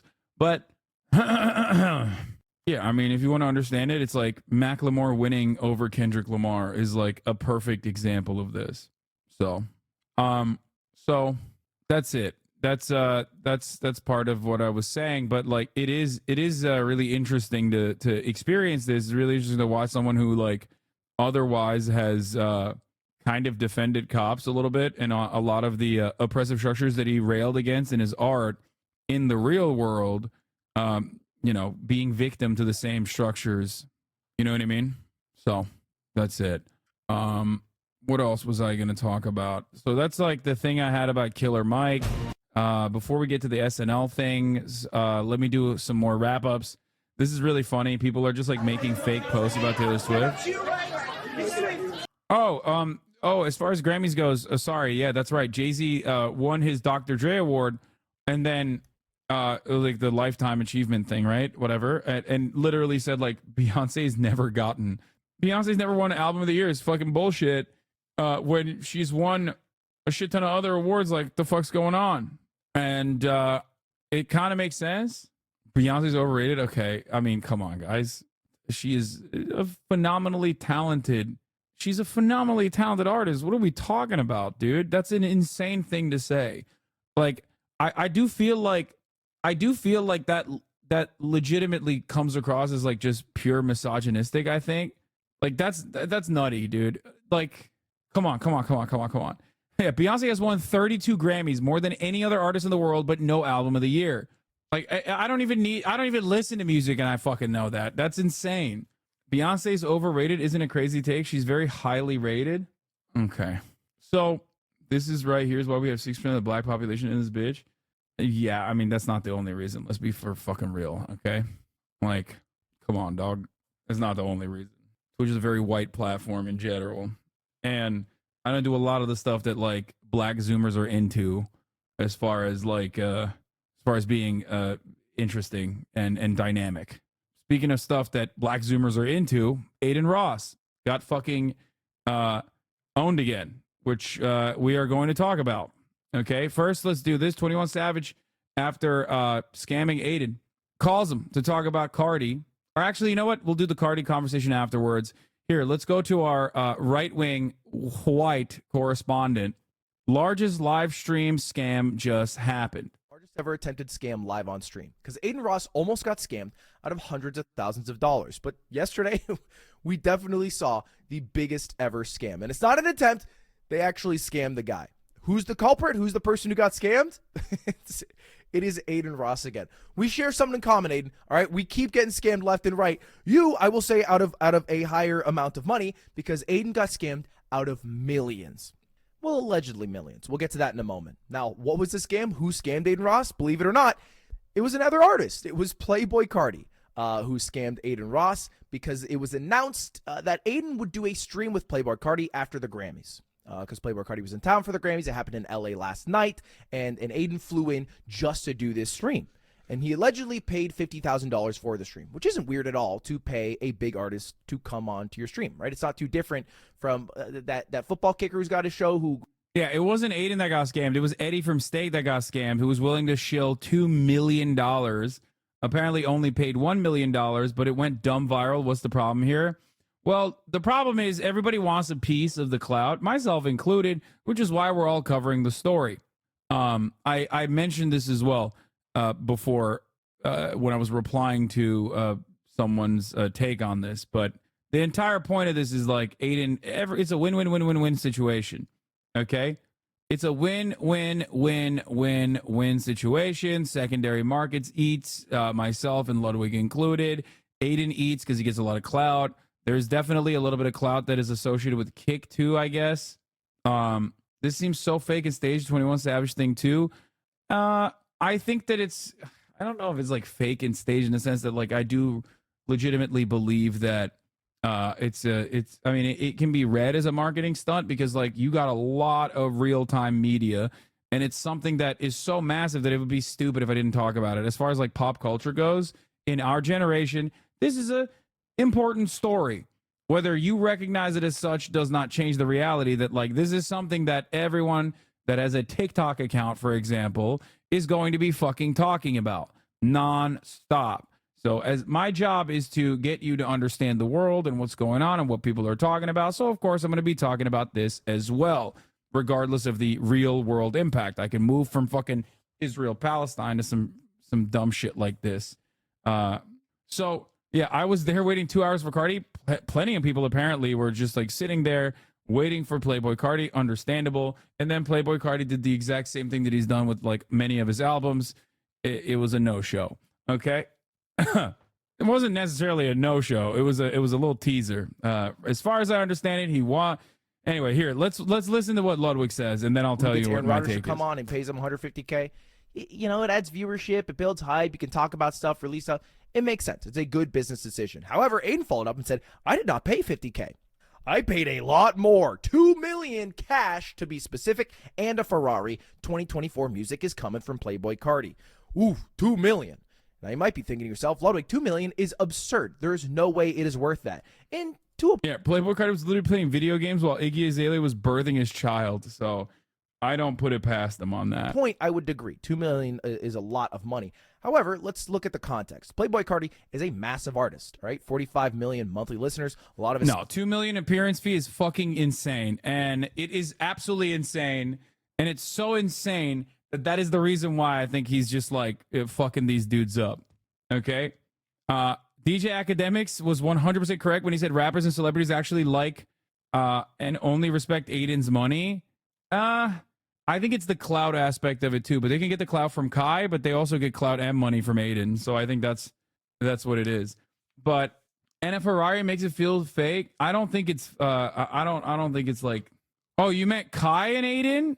Oh, you said DJ Academics was 100% correct when he said rappers and celebrities actually like Kai and only respect Aiden's money. Yeah. But they also like the clout too. They like Kai, but they also like the clout that comes along with it. But with Aiden, there's like money and clout associated with it. So it's like more compelling. Otherwise, I don't think they would do it. Bro, he was in your hood the whole weekend with Lucas Sabat. This could have been you. No, it couldn't have. I was in France with Luca and I talked to him and we didn't even link up when we were both in France. So it's not going to happen, especially now when he's like hanging out with fucking Playboy Cardi. Let's be for real. So, you know, Aiden's, it's, I would say Lucas Sabat is the son of like famous photographers. He's like a model guy. He's like a fashion kid. The whole Cardi persona did not translate to a live stream, and a lot of the W community is realizing how weird he is. I've said this before. Anyway, listen. No, it's not Aiden's parents' money. What the fuck are you talking about? Aiden has a lot of money due to Stake.com, the online casino. That's what Kick is owned and operated by, and the Stake owners have a real legitimate invested interest in making Aiden a more notable figure because he is the face of Kick.com. So that's where a lot of this comes from. Okay? That's where a lot of this comes from. So he has the capacity and Eddie has the capacity to basically fucking do things like this because they have a lot of money. They have a lot of even Aiden was saying it's literally Aiden's money. I don't believe that. I believe it's Eddie's money. I don't believe that it's Aiden's money. Songs have over 500 million views, and he hasn't dropped an album in over 3 years. And he's been talking about releasing music this year. Specifically, he was supposed to drop an album in January. It didn't come out. So maybe, you know, with Aiden's tweet, 2024 music, there was some hype that he might announce something on Aiden's stream. Wouldn't be too weird. It'd be a pretty good marketing opportunity. Not too different from Taylor announcing at the Grammys, albeit to a smaller scale, but you get the idea. And for some more context, he got a lot of viewers. I think it was the most viewed Kick stream ever by peak viewership if we exclude botted streams, because I'm pretty sure these are all botted streams. He had 500,000 people. I mean, that's also botted. Let's be real. but still, he probably had a lot of real viewers. Like I would assume that there was a lot of like maybe 200K real viewers in there watching the stream, which is a lot. And the stream did not go according to plan. If it went well, I imagine that number could have gone a lot higher, and the clips from it would have also been. HasanAbi had 130K. Okay, then I think like probably around. Aiden said it was 400K of Cardi's fans. No shot. Massive. All right. I paid $1.6 million to put on chess boxing, and that peaked at like 300-something thousand viewers. So, you know, if you pay $2 million and you get like almost double what I got, you're doing pretty damn well. You're up there with some of the biggest Twitch streams to ever happen. Anyway, why was it a scam? Well, Aiden initially thought that Playboy Cardi wasn't even going to come. And he spent 90 minutes live just sitting in this like warehouse situation, which he didn't pick, to his credit, by the way. This was chosen by Playboy Cardi's team because they liked it. But it was just, yeah, a giant open warehouse, and Playboy Cardi was supposed to show up and then didn't show up. In fact, for a moment, someone from his team showed up, and Playboy Cardi was in the car outside, never came in, and then they left. And Aiden was pretty upset because he had flown all the way from... Yeah, the entire stream, as far as I understand it, is basically people waiting. Aiden goes live. It's like he comes in, he dances a little bit. Playboy Cardi comes in, dances a little bit. He's like kind of weird. Like it doesn't translate well to a live stream alongside Aiden because it only works well when Aiden is like playing the role of the L taker here, and the rappers usually have to be. He kept live up after just for protection, I'm sure. Wait, what do you mean? I think that it is, we are waiting for you to move on. Hasan, you're the only one in here who this scam could impact. We don't care about this. Who cares? Boring. Okay. I think I need to be a little bit more vicious about my, you know what? I won't perma you, but I'll give you a week off. Okay.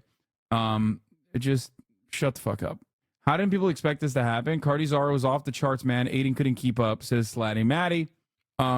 Yeah. XSL Magazine's Twitter has a whole 6 minutes of Cardi being there and then leaving. Yeah, he comes in, dances a little bit, fucks off. Okay. And then the rest of it is just like Aiden Ross losing a little bit, which is understandable. Okay, this is supposed to be huge. I see. If you see, he keeps talking about needing more security and is actually nervous that something might happen when he was arguing about the jet. Wait, what?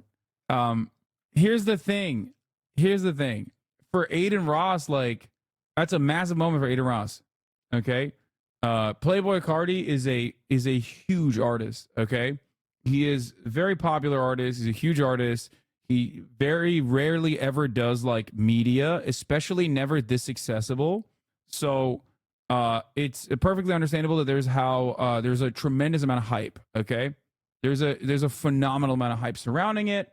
The thing is, because of who he is, or because of how I guess he has like portrayed himself in media, and because of his personality, I would say that like it doesn't lend itself well to live streaming, and you can only make something like that work if you are in a completely controlled environment and not the chaos of a live stream. He's not going to sit there, kick back, smoke weed, and be chill. Many rappers that you see on camera are also not very good on camera, especially in a live stream style situation. I've talked about this before. A lot of people think that like a lot of people think that rappers are like really scary because they present themselves in such a way in their music and whatnot. But in real life, like even the rappers that make it are almost always the music nerd of the group. So no matter what happens, there's like an element of like awkward band geekness to it all in many circumstances that people don't even fucking realize, because they see someone being black and talking about fucking robbing people and then literally go, oh, scary. They're cool and scary. That's why they're always like silent. I brought this up before and people even yelled at me. They were like, nah, you're fucking wrong. It's like, no, they're very timid, I think. A lot of rappers are very timid. And they get very awkward in a situation like a live stream, okay? Now, that doesn't mean all rappers are like this, but, you know, overall, I think that that is just the vibes in general. And for someone like, I would say for someone like Playboi Carti, like, you can't just be in that, you can't just be in that situation. Like, very few people have, I guess, like 21 Savage's level of comfort on camera to like crack jokes. You know who would be phenomenal, for example, for a live stream? And I want it so bad. It'd be so sick. I think Vince Staples would be phenomenal. He has a new Netflix show coming out. He would be great. He's very funny. He gets it. He knows online culture. He's like constantly vibing. But regardless, or Tyler, the Creator, would be good at that sort of thing too. But here's the thing. It would still have to exist in a world where the person is comfortable with the stream, knows the culture, and knows the streamer. And I think with Playboi Carti, like, he doesn't know who fucking Aiden Ross is. He like knows of Aiden Ross, but he doesn't know Aiden Ross. So it's not going to fucking happen. It was going to be like incredibly awkward no matter what. Made even worse by the fact that Playboi Carti is like upholding this image of himself. Okay? So it was the worst of all worlds, I think, in that regard. Florida to LA to do this stream. The guy wasn't even showing up, and you might think, oh, this is the scam then. But it's not, because he didn't pay at that point. He went nonverbal. What he did is he showed that he had a big old bag of money, and he said, Carti, if you come here, this big old bag of money is yours. Just come here and hang out and let's talk. Somehow Nicki Minaj with Kai worked fine. I think because, well, Nicki Minaj is Nicki Minaj. Like, it's not Playboi Carti. She's like, she does live streams on her own and shit. You know what I mean? And she also probably like had somewhat of a established relationship between her and Kai Cenat too.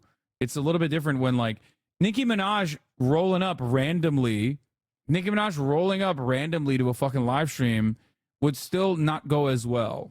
And that worked, because after about another 20 so minutes, Playboi Carti came through and requested a specific entrance song. Now, I can't play this because of the music. I'm just going to play the video of it, but this was the entrance. All right, this is Playboi Carti walking in with some people from his team and then dancing around. And if it seems a bit awkward or hard to see because it is pitch black, you would be right. That is exactly what it was. It was pitch black because of the place that Playboi Carti's team picked, and it the full Aiden Ross stream is 17 minutes. That's so It was funny. awkward because they were just kind of like mildly dancing to music, you know? And this went on not just for one song, but for about like 10 minutes. The vibe was kind of like you got invited to a party that you thought was a party, and then you show up, and then it's actually like a... Bro, Playboy Cardi got paid, okay, $333,333 for each minute that he was on the Aiden Ross broadcast, okay? He got paid for 6 minutes. He got paid $2 million for a 6-minute appearance, which means he got paid, and I'm repeating it one more time, $333,333 for each individual minute. Okay? That means that his hourly rate of $20 million. I'm just saying. And a Ferrari, but I'm just talking about specifically. Playboy did $50K a word. Okay, let's continue. Kickback, and so it's like, you know, nothing wrong with a kickback, but I expected a party, you know, and his 5 people who all have drinks who are just kind of like dancing to music as if it's a party, but it's not a party, it's a kickback, you know. That was kind of the vibe that I got watching this stream. But eventually, the music shut off, and they were able to chat. Yo, if you guys want to, actually, matter of fact. And you might be wondering, well, how did he get him here in the first place, right? How did this even happen? I got you, bro. Aiden, to break the ice. Bro, I got some cash for you. Yeah, a little gift from me to you. Gives him this big cartoon bag of money. It is a cartoon bag. I don't know how much money is in this bag. It is a fuck ton, though. That's a good amount of money. It's a lot of money here. That's the most money I have seen somebody physically hold. All right, I have had the fortune of holding $100,000 after playing a poker game against Mr. Beast and mainly Alan Keating. Thank you, Alan. And that was like this, and I felt powerful. Dude, this is a duffel bag. This is what you steal in GTA. You might have also noticed that Playboy Cardi is wearing a mask and then mostly speaking in like kind of moans and mumbles. That was him the entire stream. So he accepts the money. Oh, you do hugs. And then kind of like No Face from Spirited Away just goes, huh, and then they do a hug. And then I'm just gonna play you guys the most awkward part of the stream. So how was the Grammys? That's so funny. Yeah, this is God. Dude, I'm sorry. Look, man, Aiden was trying here. Okay, credit to Aiden. He was trying. He was trying to get something out of Cardi and trying to, you know, get some conversation going. I think at one point he said, "Let's come sit, we'll talk." And then Cardi said, "No, you stand." And then they stood together awkwardly. And then Cardi did this. How was your day today? What'd you do? Thank you so much. Pleasure. Back to the studio. 2024 music. You leave right now? And then he left. This is the entire VOD, excluding the music portion, of Aiden and Cardi's stream. You might notice it is 6 minutes long. 6 minutes, bro. He paid $2 million. We're talking $100,000 a word out here. It is impressive what his day rate is. And I looked at old interviews of Playboy Cardi. He wasn't normally like this. Like he spoke normally and he did normal interviews. Here's just the most basic question you can ask him, man. And how long have you been at it music? You know, I've been doing music all my life, but you know, I got serious around like end of high school, like senior year. And what kind of music? Like he does full on interviews. This is, to be fair, from a while ago, but he converses totally normal. But for the stream where he got paid millions to show up, that is a performance he gave. And I can't encapsulate how bad and awkward it is. Yeah, the difference is like he wants to be on that. He wants to do an interview there. That's like 6 years ago, 7 years ago. And he doesn't want to be on the Aiden Ross. He doesn't want to be on the Aiden Ross broadcast, I think. That's what. And I don't want to play all 6 minutes. So I'm going to play 30 seconds of HasanAbi impersonating it. It's really accurate. I love you. Thank you. Thank you. I love you. I love you. Everything you did. And look, some people might be thinking maybe it was a bit. You know, maybe Aiden Ross set this all up for publicity. I don't think that was. Dude, why do we always think that like internet celebrities are like Like, we always think that there's got to be like, it can't be what you see is what you get. Like, there has to be like a secondary thing here. It has to be scripted because it's so embarrassing. And I feel like, nah, it's probably not. Like, I think, I'll be honest, I think Playboy Cardi is a little bit awkward. Maybe he's fucking zooted. Who knows? Okay. And he just wasn't feeling it. And he just fucking left. He left with a duffel bag of money, which is, it's $2 million. Like, my mind goes to it's fake, right? No, I think, no, it's not just like, look, I don't think it's because Aiden Ross is a bad interviewer. He is, but it's not just, yeah, he went silent, dude. He was, he couldn't mask any longer. Playboy Cardi, I mean. Yeah, he went nonverbal. But, no, I don't think it's like I don't think it's a 4D chess moment. I think he's just like, he's just awkward. But as far as like Aiden's situation goes, everybody's saying like, oh, he took a L, he took a L, he took a L, he took a L. But like, not really. There's so much coverage over this.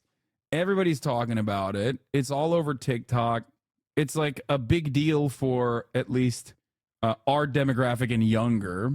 We're probably the oldest people that know what the fuck's going on. Okay.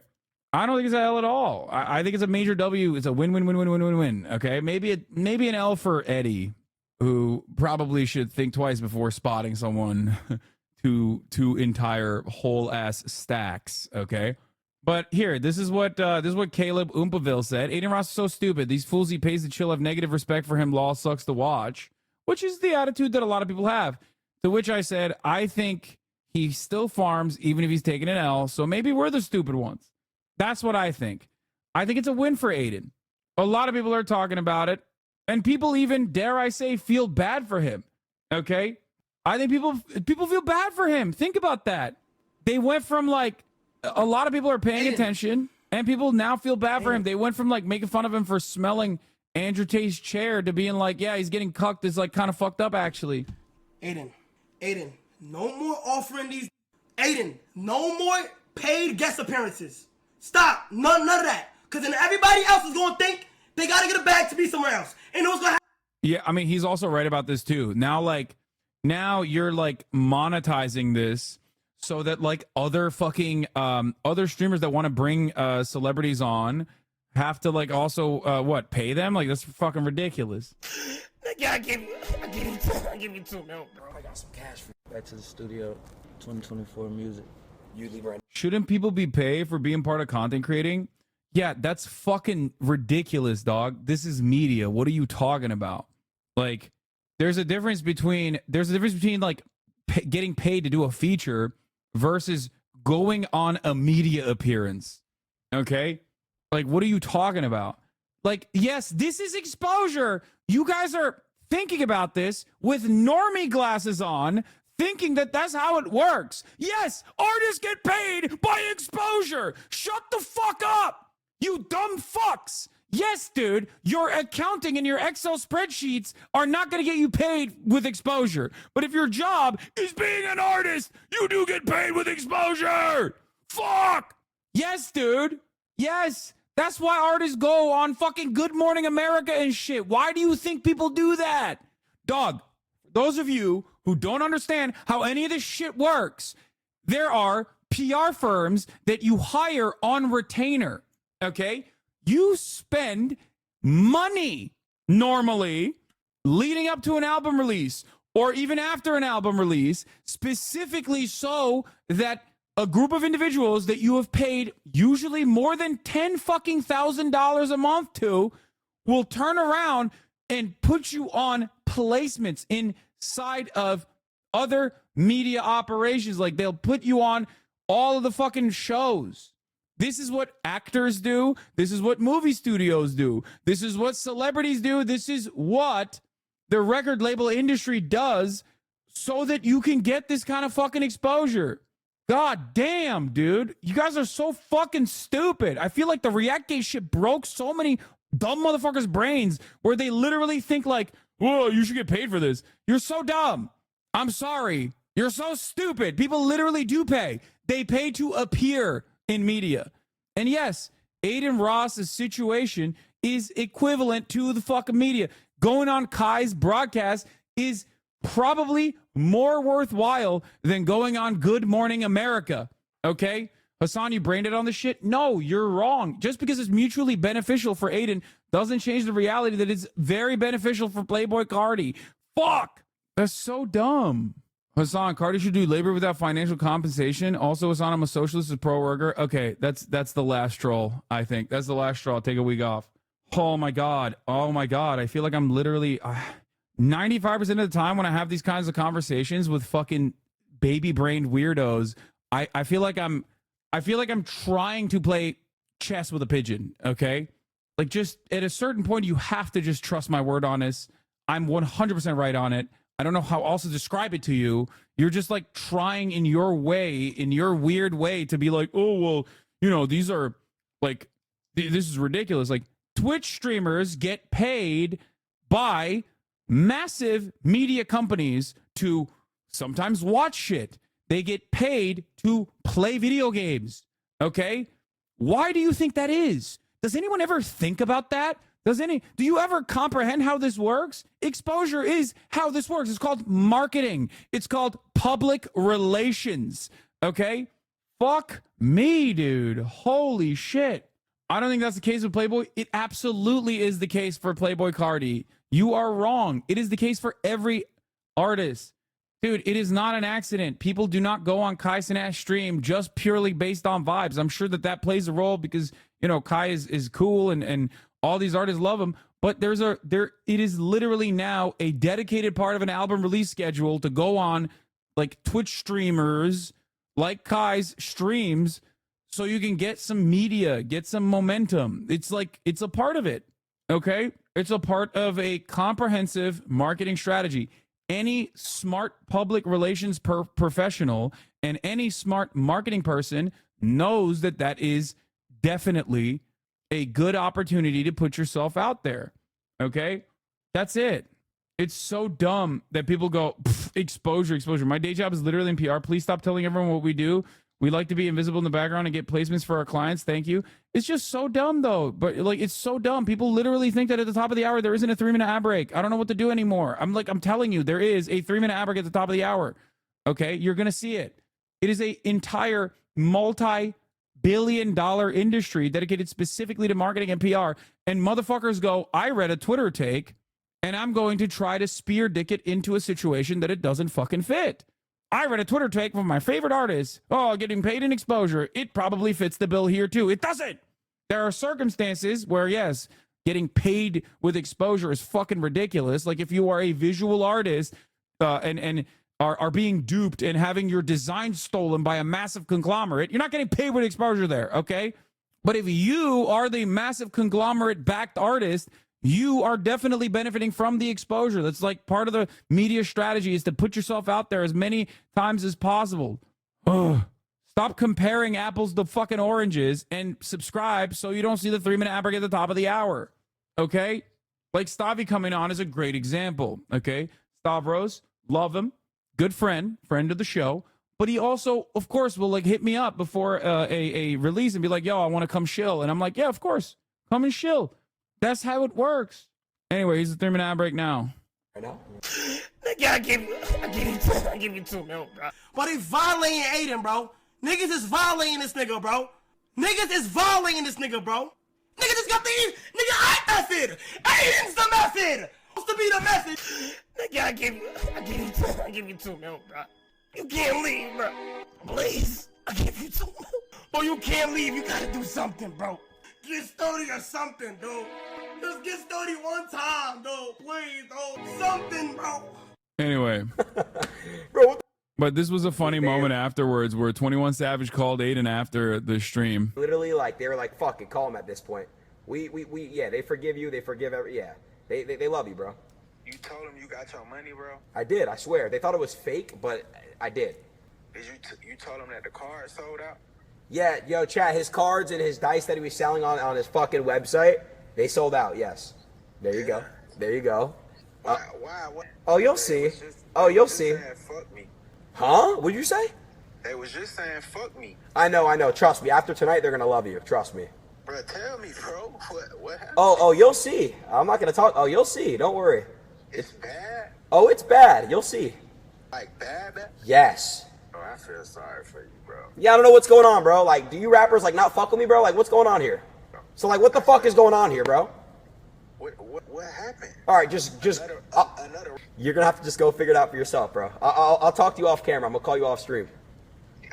All right. Bro, what the fuck is going on, Tat? Can't have 21 Savage on the show because apparently he reached chat. Isn't Aiden's whole shtick playing the heel? I agree. Which is why this like kind of works in his favor. It's like, oh, his guests are fucking his sister, jerking off to his sister. His guests are coming in, and I guess like the heel, or as the guy who like gets owned, like it's been elevated. You know what I mean? I love Cardi's music, but it's still kind of crazy that people didn't start coming for him till now. The man has allegations of beating and choking a pregnant girlfriend. Okay, so here's the thing. Okay, as far as the Cardi stuff goes, I think the thing that people will be getting mad at is not that stuff that chatter was talking about, because I don't think anybody cares about that kind of thing in general. Not to say that I don't, but it's just the fans don't. Okay,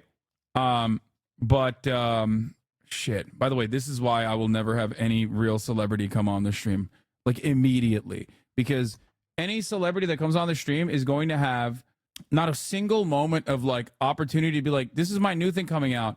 It's going to be literally every single, the whitest chatters you have ever encountered coming in to be like, here is the documented evidence that the person that you brought here is actually secretly a fascist. Okay, and arming the fucking Contras or something.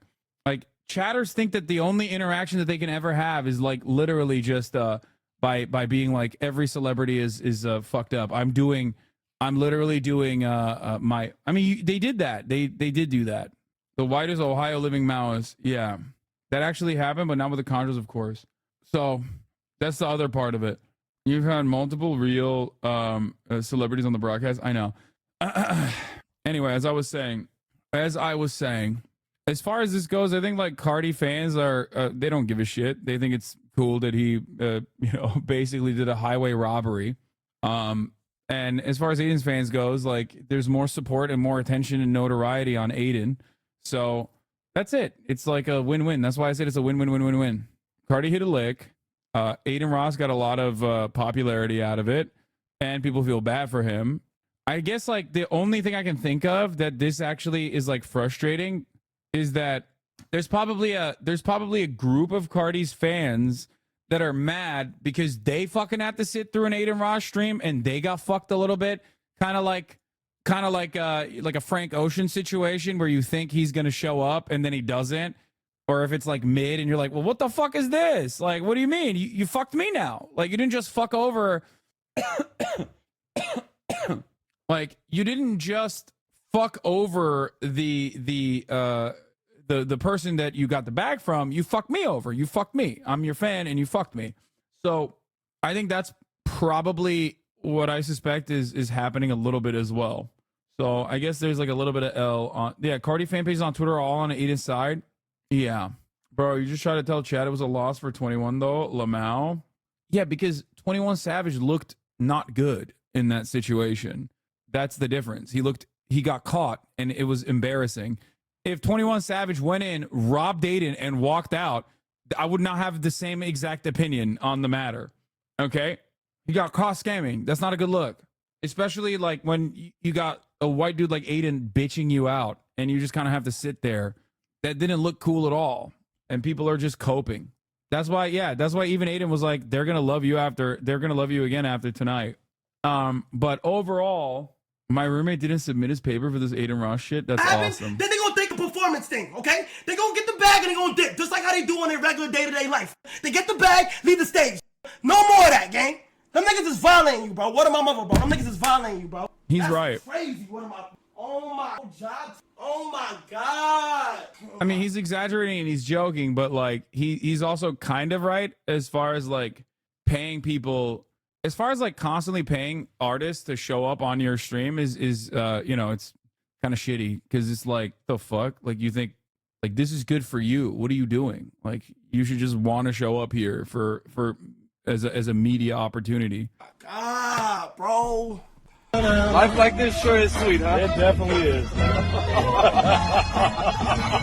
Bro, that said, Bro, all the niggas, bro, I would literally be like, ask me, oh, how did Cardi and Aiden stream go? Oh yeah, he paid $2 million. Oh, so what did he do? We watched this part already. He bought new music. I think if it was you, the stream would have gone a lot better. Y'all could have chopped it up in top politics. You feel? Yeah, totally, dude. Yeah, I think Playboy Cardi would love to talk about politics. Anyway, it's only a deal, I guess, quote unquote deal, because like it was so awkward and the price point was the case. All right, I've seen some of Aiden's acting because he's done some playing bits before. It is not that good, and I don't think Playboy Cardi was trying to go along with all of that acting. I think this actually happened. What I don't think necessarily happened is that it cost $2 million, and we'll get to that in a moment. But something extra to add a little bit of fuel to all this is what Aiden Ross sacrificed to get the stream going. Because we know about the $2 million, which is already a lot, and that was supposed to be paid directly from the CEO of Kick, who Aiden directly asked for that money, because apparently the CEO of Kick, Eddie, likes Playboy Cardi. So you know, that's not really on Aiden. But Aiden did travel across the country. I have real life family shit going on. During family emergencies. I flew to Miami for one day, flew right back here, slept all day because I was tired and jet lagged. Woke up, worked out, came here, sat here for 6 hours, streamed for an hour and a half. He was here, he leaves. Someone's got to, I'm not gonna say who, someone's got to call him and convince him to come back. He comes, listens to two songs, says 2 things, and leaves. That's a scam. I don't know what to say. This is the biggest scam. It is a scam I've ever seen in my life. $2 million for that. I keep saying, is it actually $2 million? Well, here's why I think not. Because during the stream, Aiden called 21 Savage to tell him about what happened, the guy who scammed him for hundreds of thousands of dollars, which has been cleared up. All right, 21 Savage did pay Aiden Ross out the $250K. And then 21 Savage calls Aiden back after watching that shit show of a stream and says this. What? He didn't get the full $2 million. $1 million?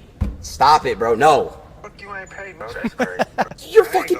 I ain't gonna lie, that's fucked up, bro. Brother, I was gonna buy you cars and shit. What the fuck do you mean? Why didn't you pay me?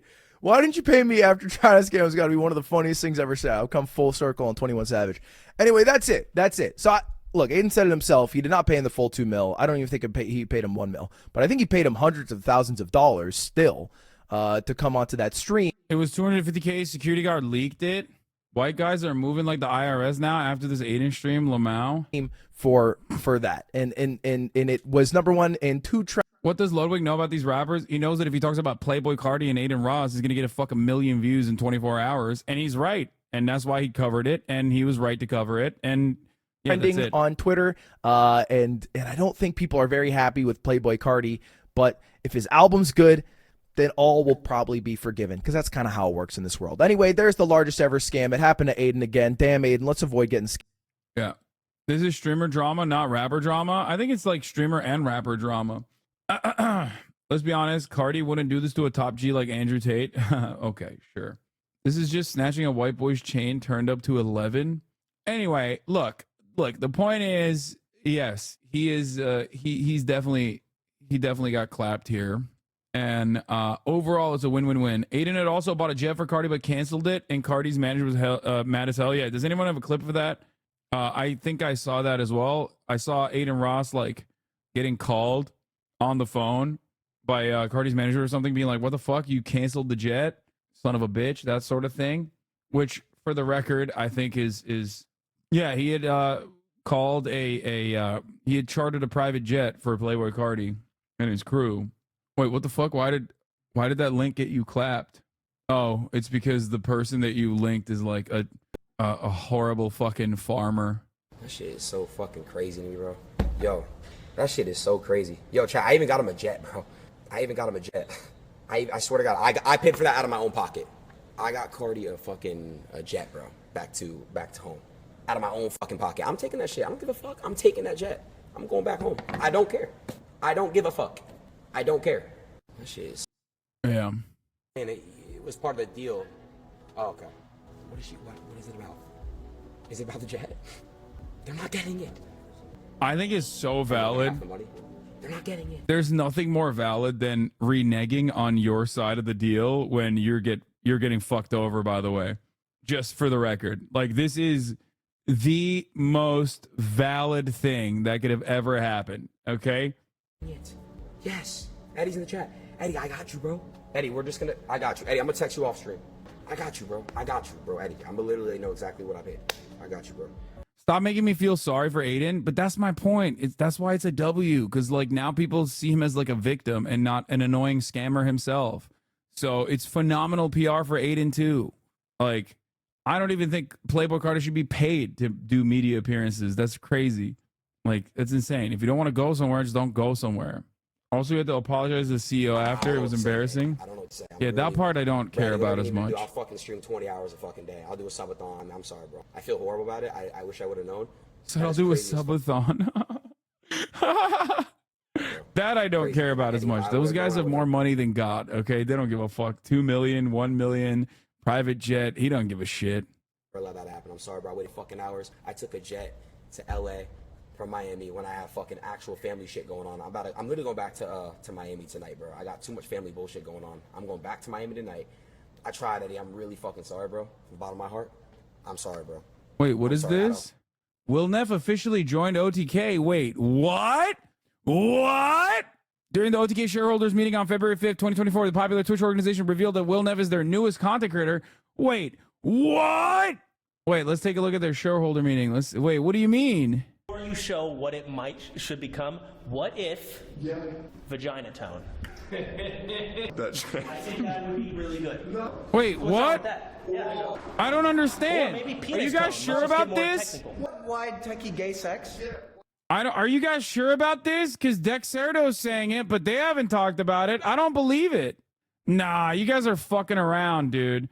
It's probably not real. Shut the fuck up. You guys debated me. Get the fuck out of here. Yeah, that's bullshit, dude. Oh my God.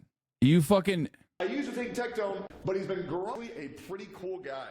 And that is Yeah, no. in every single chat. No. Wide. And I really feel like this should be the new way. It's a damn good emote. You can use it everywhere because this really. Okay, no. It's on Forbes? Wait, what? It's on Forbes? What the fuck? Fake news, dude. No way. No way. Get out of here. How far does the rabbit hole go, dude? What the fuck? That's crazy. I can't believe the fucking fake news got to... I can't believe fake news from Forbes like this. This is just nutty. That's crazy. I don't know about any of this. You're crazy. All right. All right, let's get to the CNN town hall in South Carolina cold open. And now the CNN Trump town hall, live from Columbia, South Carolina. Hello, welcome to South Carolina. We are your hosts tonight. I'm Charles Barkley. And I am Gail King. And we're the co-hosts of a real CNN show that combines our two names, King Charles. Yeah, I thought it should be Gay Bar. Okay, I don't care about this. It's all cringe as hell, okay? And I'm not going to watch this entire thing. But there was one part of it. Well, two reasons why. Yes, Shut up, chat. We're not going to watch the whole SNL Sunday thing, okay? It's not Sunday. I get it. Couple things I want to say. One, they brought Nikki Haley on to play herself in yet another instance where dumb liberals in mainstream media are, of course, as always, normalizing the most awful, like the absolute worst politicians and their ideologies is so fucking doo-doo. It's such a dookie laden thing to do, okay? That's number one. Why did the libs love Nikki so much? I don't get it. Because why did they love Liz Cheney? It's the same shit. They love Nikki SLAYLEY because they loved Liz Cheney for the same reason. She's not Trump.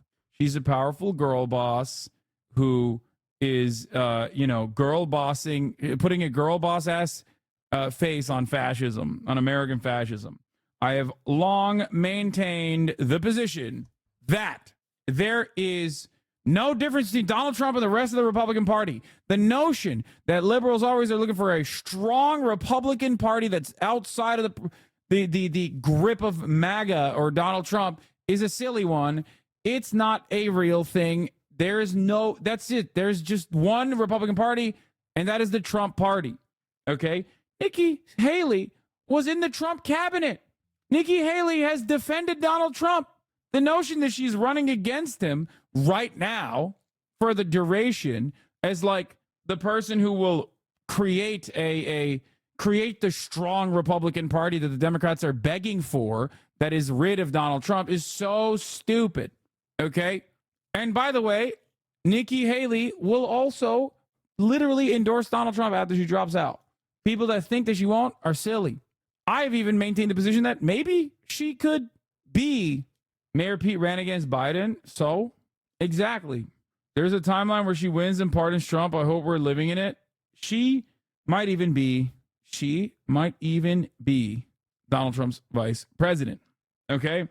Liberals are so stupid for defending Nikki Haley, thinking that she's any different than Donald Trump when her politics are identical to Donald Trump. That's it. But the reason why liberals defend Nikki Haley like it's their goddamn job is because they think that Nikki Haley will bring about a sane Republican Party, not realizing that the only impact that they're having is that they're making Democrats like Nikki Haley for no reason. But the part of this that sucks for me is Ayo Edebiri, who is sick. She's dope. I think she's literally DSA Brooklyn, right? Like, she's awesome. She's on a Bear and also on a bunch of other shows. Or not DSA Brooklyn, DSA LA. DSA LA? DSA Brooklyn? I don't know. Whatever. She's in a DSA. She's a DSA person. Okay? Bear is such a mid show. No, it's not. Shut up. Bear is great. It's a great show. And she's great. She's great in general. The fact that they were hosting her and brought Nikki Haley on is really lame, I think. And she had to like play a part in this. All right, well, that is a new one or question, and it's actually for Ambassador Haley. Yeah, she's on Abbott Elementary. I was just curious, what would you say was the main cause of the Civil War? And do you think it starts with an S and ends with a lavery? I'm sure she hates her, but like it doesn't matter. You know what I mean? Like you're still like playing a role in fucking having gross ass Nikki Haley up there, be like, haha, that's right. Civil War isn't actually about slavery, is what I said. Yep, I probably should have said that the first time. And live from New York, it's Saturday. All right. Yeah. What? A statement from President Joe Biden on OTK signing will then. Guys, stop it with the fake news. How far does this rabbit hole go? Is this being paid in exposure? Libs writing any conservative that's not the front runner? Yeah. Anyway, next episode is going to be Off the Walls, is correct, because Shane Gillis is going to finally host it after a couple of years prior having the opportunity to be on SNL and having that dream ripped away from him because he made anti-Asian jokes that were mid. That Impersonate politicians. will announcement? What do you mean? What will announcement? What are you guys talking about? What is this? I can go straight up to your car with you right now. Don't worry about it. Wait, what? Why is Will on here? You know? Okay. A little drink. Wow. Okay. Use your phone. Holy shit. Yeah, follow you. Okay. Good. Yeah. Okay. Okay. Wait, what? Whoa, this house is sick. What the fuck? Will's just an actor. They probably hired him. No. Will's an actor. They probably hired him just for this bit. You know what I mean? You guys think it's like something bigger than that, I think. That phone call? No. No, I think I'll make it tomorrow. This is a nice house here. Yeah. We got invested. Dow Jones, Big Corn. State of Ohio gave me the big key and everything. The house that Corn built. Let me know if you need anything. I got a lot of alcohol. I'm going to call it a night. Also, there's a latch in the pantry. You open it up, there's a lot of corn in there. So. Thank you. Yeah. Cool. Good night. All right, buddy. Thank you. I'm confused. Like, what? We'll get my car tomorrow. It's an ad for an A24 movie starring Will? I think so, too. Or it's Will probably just, like, flexing his new house that he bought or something. Whoa. Was this filmed in your house? I would have known about it if it was being filmed in my house. You guys are crazy. God, this is so tastefully done. Look how tasteful it is. It's creepy as hell, dude. What the fuck?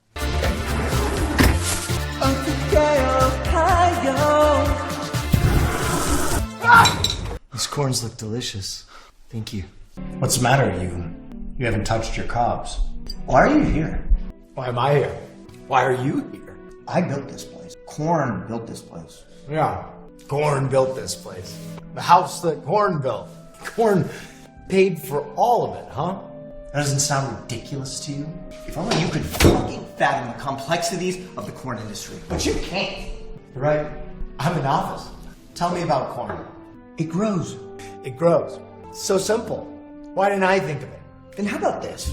How about you fuck off, you take your little fucking phone call, and you leave me the fuck alone. I'll have the rest of my corn in fucking no mas. No bleach on the table. I speak English. What? I didn't know. I was just there cleaning the house. I don't know. I don't know what's fucking going on. How could he not? It's so I was just there cleaning the house. I didn't even realize they filmed me doing that. That's weird. He's my friend. That's weird that they did that. He wouldn't lie. You have no friends. I'm your friend. We have to make him see. We have to make him understand. Ignorance is no defense. We have to make him pay. He has to pay. We have to make him pay. It's Donna. We have to make him pay. It's so good. Will, you don't have to do this. Okay? Yes? Yeah! He shot him! That's real, bro! What do you want? I want you to wake up! I want you to wake up! You think corn paid for this house? Wake up, Sear! Think! No! No! Next to the Starforge PCs, baby! Hey, man, what's up? Is that cocaine? No, what? Absolutely not. Hey! Go back! Go back! Go back! Let's imagine if you hella coke. We don't just do coke, we fucking sell coke. Alright, we got a business and this is an ad. Not a joke. No! Yes? To be honest, I'm gonna start doing cocaine right fucking now.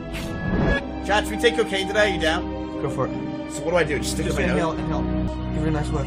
How is it? Does it wake you up? I just kind of woke up, quested a bit, talked about doing drugs with the stream. I said I wanted to try coke once, so it's like rich people shit. It was always in front of your eyes, chat. Well. You finally figured us out. That's right, motherfuckers. We got you figured out. OTK? The K stands for Coke. This is a front. Isn't that right, Sear? We'll cut you in. Deal!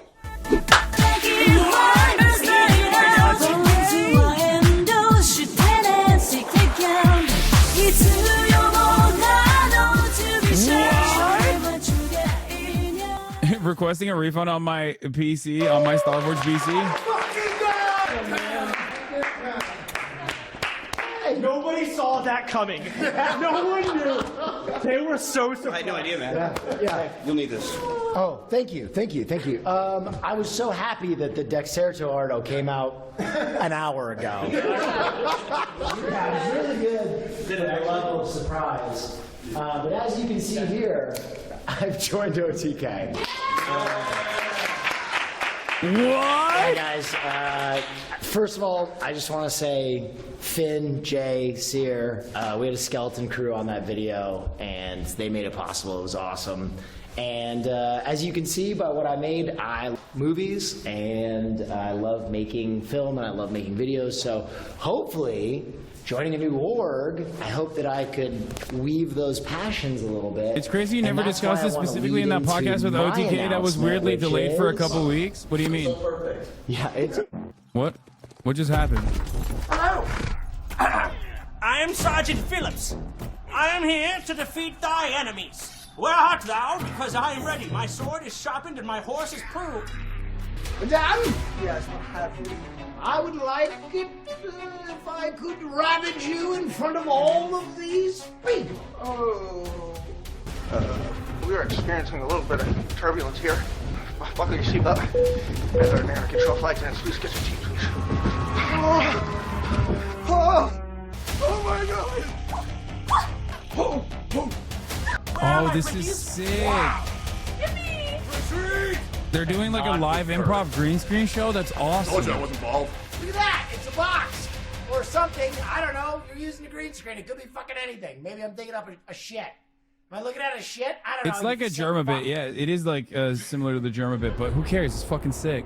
OTK Film Festival, Wilnev's debut event. Chat will be able to edit it. That's right. My debut event. is the OTK Film Festival, an event that was promised many moons ago, but is finally happening. We're very excited about it. The rules to the festival, all right, close. Submissions are open today, and they run through till February 29th. It's an OTK green screen competition, but you don't necessarily have to use our green screen elements as long as the video somehow relates to streaming or OTK or me or something that I find funny. Or me. Yeah. That, me too, it's fine. Yeah.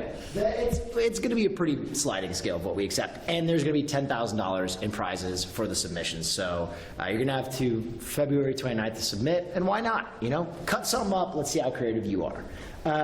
Check out our post on the OTK Network subreddit for more frickin' details. Yeah. Live action, stop motion. What's up? You just joined today? Yes. You already got a show before Sear? Damn.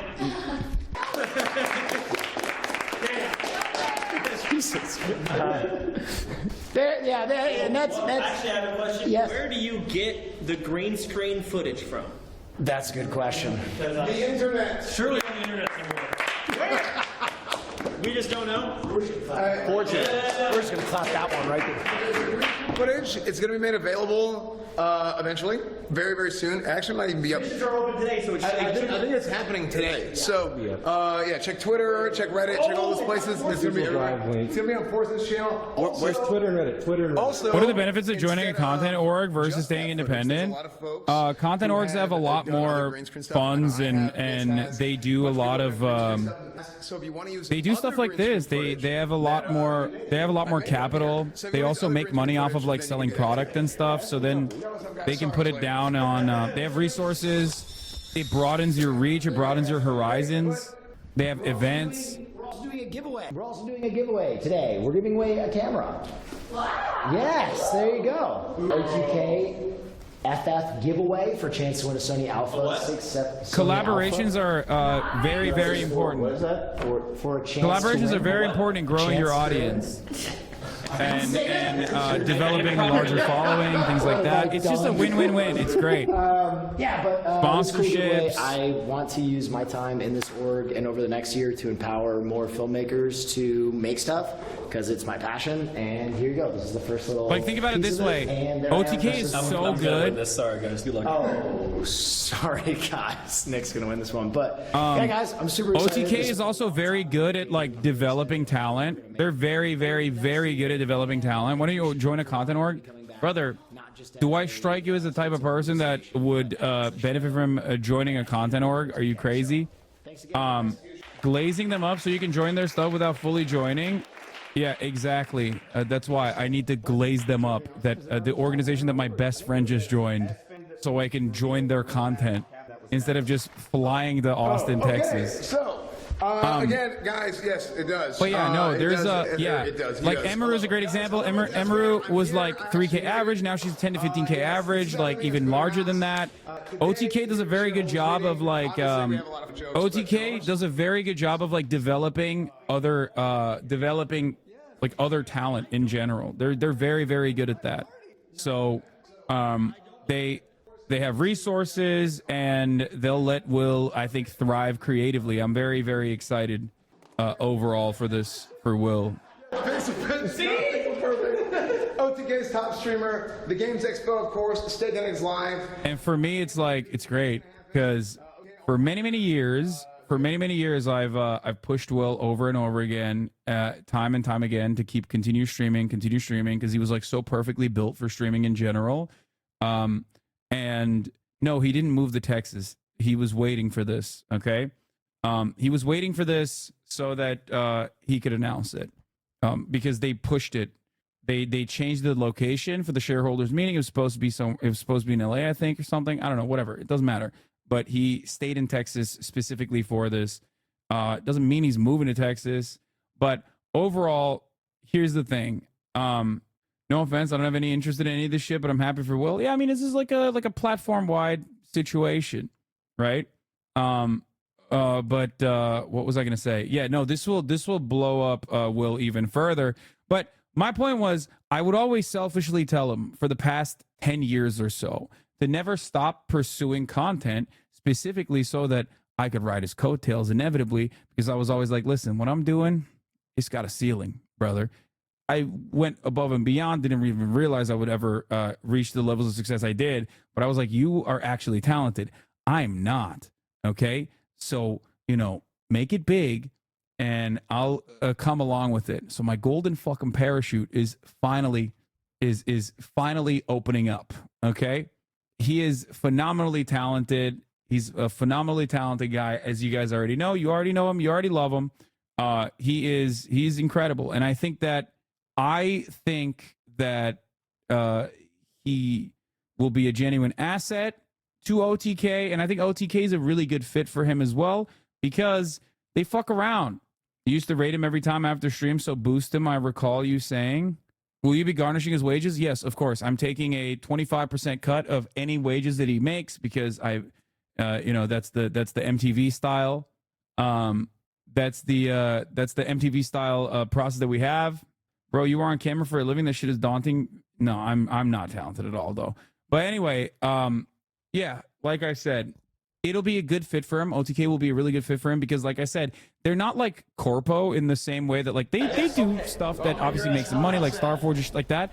But also at the same time, they're very good at, like, one, building talent, and they're also very good at pursuing creative endeavors in a way that actually works well with the platform. Okay, that's it. Am I just too familiar with him, or isn't Will already a big known streamer? He is a relatively sizable streamer, but he is a relatively sizable streamer in and of itself, but he will grow even further. But yeah, it's a win-win. I think it's great. OTK, it does a really good job with their events, for example. Like two groups make really good events in this space that aren't like directly fucking streamers themselves, right? You have OTK, you have Mogul Moves, you have obviously like Cutie Cinderella and whatnot and Germa, but like those are just straight up streamers, right? But as far as like a production space goes that is not almost exclusively comprised of streamers, I would say that like the OTK OTK crew is very good at it. So people don't understand how fucking talented Will is. Give that man an audience that would transform the entire platform. Yeah, Will also is obviously very good as a standalone content creator, but beyond being a phenomenally talented standalone content creator, one thing that Will is even better at almost, okay, one thing that he's even better at almost than as a standalone content creator is like and he'll say this himself, an aperitif. Like he is so, or not an aperitif, but like he's so good at elevating other people's contents as well. So he is really good at that, and I think that is going to be really beneficial for OTK. He is very good at amplifying other people's content. How would you contrast an org like OTK from something like Maker Studios early days? What do you mean? OTK is like run by streamers and is much smaller, whereas like Maker on the other hand is like a VC play and always was, and their goal was to like tap into a couple big names and then simultaneously move on into, oh, here, this is it's shifted over to Will stream, a couple big name people that they basically used to manage a giant chunk of like YouTubers that they didn't do shit for. If anything, it's like the exact opposite. If anything, it's the exact opposite, because like OTK does a really good job of building their own talent, like taking on people and like hyping them up and building their own talent, rather than like getting pre-existing audiences, like massive content creators with pre-existing audiences that they then turn around and like basically utilize to sell ads for those big talents, and with the hopes of inevitably like selling it off to like a group of people that don't know any better, but just simply look at the number. Yeah. Imagine having Pewds, Marzia, Markiplier, Jacksepticeye fucking up. Nice one, Maker. It's because Maker was always Maker Studios, and I literally worked across the street from them. Like I know I was in the space doing biz dev shit while this was happening. I found you from Ludwig's Rose, where Will was invited instead of you. Yeah, it's funny. Yeah, Maker sold for $500 million to Disney, but that wasn't successful at all. The point was that was a major fucking L for Disney, and it was never supposed to be a thing that was good for the creators themselves, whereas OTK is good for the people that join. Look at fucking Emeru, look at Extra Emily, look at Seer, and you'll see this with Will as well. Every single content creator that they've brought on board has been has gotten phenomenally successful. Rather than having a parasitic and Tectone, rather than having a parasitic relationship with the content creators by like having them look good on a spreadsheet that you can show marketing agencies, they were able to develop talent, and they did a really good job with that, I think. But yeah. Hey, yo, why not speaking about politics gives you more viewership? What do you mean? I mean, this is a big deal. It's like, that's the reason why there's like people here watching and interested. But NLRB rules that Dartmouth players are considered employees of the university. Nice. Wild West event is one prime example. Exactly. Anyway, I already listen. I already enjoy hanging out with these guys. Obviously, like, you know, Nick and Milena, as you guys know. So I'm stoked on it, and I will fear and no more. Wait, what? Why? What do you mean? No, nothing is changing. Will's just joined OTK. He's coming back to fucking Los Angeles. He's doing his like regular shit, and I'm sure he'll like go back to Austin more. But like, y'all, Will is not moving to LA. Caroline, why did you say that? The fuck? You made it seem like everyone consistently keeps saying that he's staying in Austin. He's staying in Austin. Now you said he's not moving to LA. Fuck. No. No. If anything, there'll probably be more OTK people here than vice versa. Will you be doing more things with OTK? I think I'll probably do more stuff with OTK as well. Yeah. He's gonna forget about you, little bro, Cope Harder, probably. But yeah. But you can't forget about the top of the hour ad break, which comes at the top of every hour. If you no longer want to see those ads, all you need to do is subscribe for $5 or for free with Twitch Prime. I'm gonna move on to some other stuff, to more news again. Hassan should have done Wild West though. Yes, that was my biggest L, dude. I said it already. I was like, so I missed out on that. It was so much fucking fun. It was awesome. I should have definitely done Wild West. Yeah. Would you do OTK Game Day? Yeah. I'll do more collaborations this year in general, but I'll definitely do more OTK stuff and just collabs with other people in general. But yeah, here's a 3-minute ad break now. It's always good. Emmy said on her stream with Will that you surprised her when you said libtard because she thought you were totally PC. People basically don't know you. Yeah, I know. But that's a good thing. It's not a bad thing. I don't think any streamer event will top the summer camp you did with Love Against You, Myth, etc. Yeah, well, some things will not come back, unfortunately. But could you share the story that came out yesterday about the dangers of energy drinks on young people? Is really concerning. No, I love energy drinks. Asma's dad literally watches you sometimes. Yeah, it's true. Dude, here it is. It's real, dude. It's real. Turns out it was real. Statement from President Joe Biden on OTK signing Will Neff. I thought it was fake. I had no idea. I did not know. I did not know that this was the truth. Turns out it is the fucking truth. Okay? Turns out it's real. You knew this for weeks? No, I had no idea, guys. They were like, hey, can you be in a sketch? And I was like, fine. Why not? Let's do it. Why not? You know? Surely there's nothing else going on here. That's what I said to myself. No, the State Department quietly walked it back. They knew it was a lie. People in Hoscourt are debating about Will Neff joining OTK. Oh, God. I hope not. Whose fly-ass house was that? It's a... Dude, that shit was crazy. I really like Will's intro film, but the guy they had playing the dishwasher was really not a great actor. Top of the hour, by the way. I already ran it. What are your thoughts on Shane Gillis hosting SNL? Great. Kick Formula One car is... Kick as a Formula One car? Yes. Kick is like a great way to basically still do steak sponsorships, but like not directly because steak sponsorships are very limited in Europe, especially. So that's what they're doing.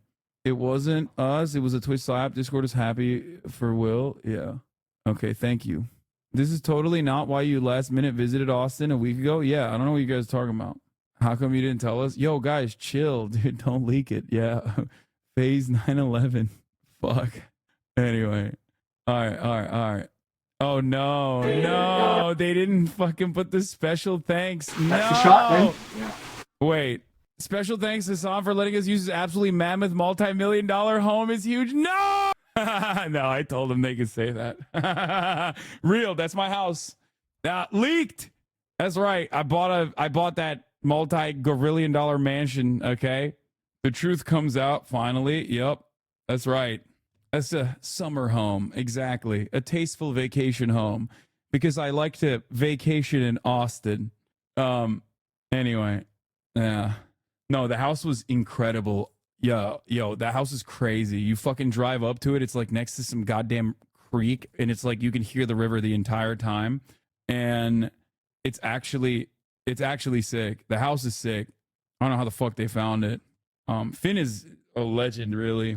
Everyone's a legend on there. They had they used, I don't know if you guys noticed, but they used a squib, which I thought was sick. That was like, we were in the background when the squib shot was happening, and we all got fucking pieced up with the blood. Yeah. Practical effects, dude. Like, no, I'm no film guy, but think about that. Soda holding the green frame is supposed to be Nick. Oh yeah, Nick wasn't. It looked great. Yeah, I know. Well, you know, these guys don't do half measures, all right? I used a squib on a Sweeney Todd show. It was so much fun. Yeah, it's like, it was a little bit terrifying as well, but it was sick. Incredibly well produced. Only posting one more time. Funny. Jay Schlatt, I'm convinced that you are Norm Macdonald's bastard son. And congrats on joining OTK. Thank you. OTK Thank you. looks like a group of Make-A-Wish kids that survived the program. Oh, no. Fuck. Oh, my God. He's not wrong. Do you think they started posing before OTK kind of disrespectful? I mean, I think they fucked up on the launch. They fucked up on the launch aside because like Forbes already had an article lined up, which is weird. Like, I don't know why the fuck Forbes already had an article lined up, but I mean, who cares? It's fine. It's whatever. Everybody forgets. All right, ladies and gentlemen, back to the real world. Breaking news, ladies and gentlemen. King Charles from Buckingham Palace is diagnosed with cancer. The nation mourns. Breaking news from Buckingham Palace, which has announced that the King has been diagnosed with cancer. That's right. Let me bring you that statement. I need to from bring my Buckingham Palace in food in real quick. During the King's recent hospital procedure for benign prostate enlargement, a separate issue of concern was noted. Subsequent diagnostic tests have identified a form of cancer. His Majesty has today commenced a schedule of regular treatments, during which time he's been advised by doctors to postpone public-facing duties. Throughout this period, His Majesty will continue to undertake state business and official paperwork as usual. The King is grateful to his medical team for their swift intervention, which was made possible thanks to his recent hospital procedure. He remains wholly positive about his treatment and looks forward to returning to full public duty as soon as possible. And that statement concludes by saying that His Majesty has chosen to share his diagnosis to prevent speculation and in the hope that it may assist public understanding for all those around the world who are affected by cancer. Well, that statement just through from the palace in the last few moments. Our royal correspondent, Daniela Relf, is here with me. And that note of optimism within that statement, Daniela, but nonetheless a huge shock. Yeah, on a personal level, clearly for the King, for the Queen and for the wider royal family, this will be a shock. Coming so early on, just 17 months into his reign, he is now facing such a serious health challenge. It was exactly a week ago today, this afternoon, that I was outside the hospital watching as the King left. He'd been there for 3 nights being treated for that benign prostate condition. He was actually on reflection in hospital a little longer than we had anticipated. We thought he would perhaps be out after 1 or 2 nights, but he stayed in for the whole weekend for 3 nights, and we now know that it was during that stay in hospital that this cancer was discovered. A secondary condition was found, and that's when it was spotted. So clearly a difficult period of time now for the King and the wider royal family. He'll be stepping back from all of his royal duties, bar some of the admin of royalty. He'll be able to deal with the red boxes. We're told that he will carry on, hopefully having his audience with the Prime Minister each week and also taking part in the Privy Council meetings. But he's going to step back. We are going to see more of the Prince of Wales, his son William, and of his wife Queen Camilla. They will be picking up some of his duties. But for now, he is going to focus on his treatment and his recuperation, that treatment that started today. Yes, and just a slightly further thought about the positivity, because we saw him with the Queen very, very recently, walking around, waving to the crowds, waving to the cameras. That's right. We saw the King yesterday on his Sandringham estate in Norfolk. He was on his feet walking to church from the main house of Sandringham up to the main church, Mary Magdalene Church. That in itself is around a 10-minute walk, so he was well enough to do that. We saw him there with the Queen. He saw the photographers. He waved as he saw them. But he came back to London today to start his treatment for that cancer. It's so funny to be like, he's doing his duties, and then you think, like, what are his fucking duties, man? Like he did, what is the duty? The entire job is, I guess, to survive, really, when you think about it, which he's ironically failing. Like, your job is to just be alive, and you're kind of taking an L on that. It's the entire purpose of the fucking king and the queen, you know? Living like you're on vacation 24/7 is a job. It's so weird. A weird-ass situation, brother. Odd. His duty is to produce more kings. Somebody needs to extract his seed. Oh, fucking, dude, IDF guys are just gonna be all over this shit, dude. Extracting cum. Hello? The royal cum. This is a cum extraction mission that I never even thought was possible. The greatest cum extraction mission of all. Well, I guess he did it already. He already nutted once. And in terms of the workload, you mentioned some royal duties will pass to Queen Camilla and to his son, to the heir, and of course health issues with the Princess of Wales as well. So another element of the royal family also dealing with an awful lot on the health front. Yeah, this has been a tricky month for the royal family. There's no getting away from that. Prince William had scaled back his own diary to help look after his wife while she was in hospital, and now that she's back home in Windsor recuperating. We are due to see him for the first time since the 11th of January. This Wednesday, he's carrying out 2 engagements. That's the first time we've seen him since his wife was unwell. But clearly going forward with both his wife and his father now out of the picture, he is going to have to pick up some of those royal engagements. All right, Daniela, I know you'll stay with us. Our health editor, Hugh Pym, is with me.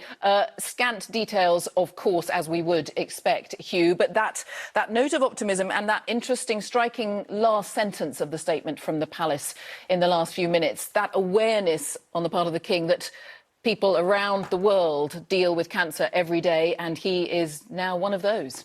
Well, indeed, Jane. All we know is that the king came down from Sandringham to London today and began his treatment as an outpatient. We don't know precisely where, and according to the palace, he continues to be at home in London this evening. Now, we don't know what form of treatment this involves. We know it's not prostate cancer. It was discovered in the course of treatment for his benign prostate enlargement, and prostate cancer was ruled out at the time, and it's been ruled out now, according to the palace, but we don't know what form of cancer it is, and it's still not entirely clear how it was discovered. Was it through scans or some other form of examination in the course of that treatment for his prostate condition? And yes, according to the palace, the king remains wholly positive about his treatment, and he's chosen to make his diagnosis public because he was very keen that the public should know, because he is a patron of cancer charities, and he certainly believes in as much information as possible, because when his prostate condition was reported, the NHS reported a considerable number of extra calls coming through to various helplines, with others just taking on board what potential risks they may have. Yes, and we have just passed World Cancer Day, and the NHS was grateful, putting out all those details about the awareness raising that came from the king being so open about what we are told was a benign treatment and something that millions of men get and was treated very. That's so weird. So, like, what? When the fucking king gets cancer or potentially gets checked up for prostate cancer, which, by the way, is like, other British people are like, oh, mate, it's time for me to fucking look at my asshole too, mate. Like, is that what happens in England? This guy still has the clout. I mean, I guess, like, for old people, that is the target audience, really. Me bum. I'll put a finger in me bum, lad. Like, if there's anyone that gets, like, influenced by the fucking king, it's going to be an old person. And those are the primary target for prostate cancer, I suspect. So technically it's a good thing. I don't know. It's wild to have it's wild to be the doctor that fingers the butt of the king. Very successfully, we are told. Yes, indeed. And I think the point is cancer, the risk does increase with age. That is a known fact. And certainly awareness is very, very important. Any cancer specialist will tell you that. And certainly what the king has done today with this statement, by making it public, certainly should raise awareness. Hugh, thank you for now. Hugh Pym, our health editor. On Capitol Hill, Senate leaders from both parties say they're backing a breakthrough plan to control immigration at the southern border. Now, it's part of a broader national security bill that took months to work out, but it's strongly opposed by many House Republicans and even some Democrats. Nicole Killian has more on that deal. Bro, this is giving, like, the exact same energy as when the Barack Obama administration tried to capitulate to the Republican Party and do bipartisanship and cut Social Security spending. And then the Freedom Caucus nuked it. It's the exact same situation being played out in front of our eyes, where, like, the grand bargain, famously, exactly. The Democratic Party, which, by the way, Joe Biden was also leading that charge last time. The Democratic Party keeps conceding and capitulating to the stupidest, most far-right, nonsensical notions on issues that are supposed to be winnable as long as you dedicate some messaging to it. And instead of dedicating any time or energy into messaging against the Republican Party position, they just adopt it entirely, only to have the Republican Party go, yeah, nah, dog, I still don't trust you. Your immigration bill is still gay. So all you did was basically concede that there is a problem instead of countering against it, when there is no problem, by the way. A bipartisan trio of senators unveiled their final product Sunday in the form of a $118 billion national security package. These are powerful new tools that allow any administration, this one and future administrations. I fucking hate her so much, dude. I hate her so fucking much. God damn. I don't want to even say anything any further than that. To actually gain control of the border. The compromise would give the administration new emergency authority to temporarily shut down the border, allowing immediate deportation before asylum is requested. The government would be required to close the border when migrant encounters reach a daily average of 5,000 over a week. It also ends catch and release policies and streamlines asylum cases by processing claims in 6 months or less. There are Democrats willing to change the asylum law to make it better, to deal with parole, to enhance expedited removal. In exchange, the bulk of the bill includes more aid to Ukraine, Israel, humanitarian assistance for Gaza and other conflict zones, and support for partners in the Indo-Pacific. But as soon as it was released, House GOP leaders struck it down, with Speaker Mike Johnson warning this bill is even worse than we expected. It will be dead on arrival. Instead, Johnson told members the House will vote this week on a standalone package to fund Israel, and he denied taking orders from former President Trump, who opposes the border deal. He's not calling the shots. I am calling the shots for the House. That's our responsibility.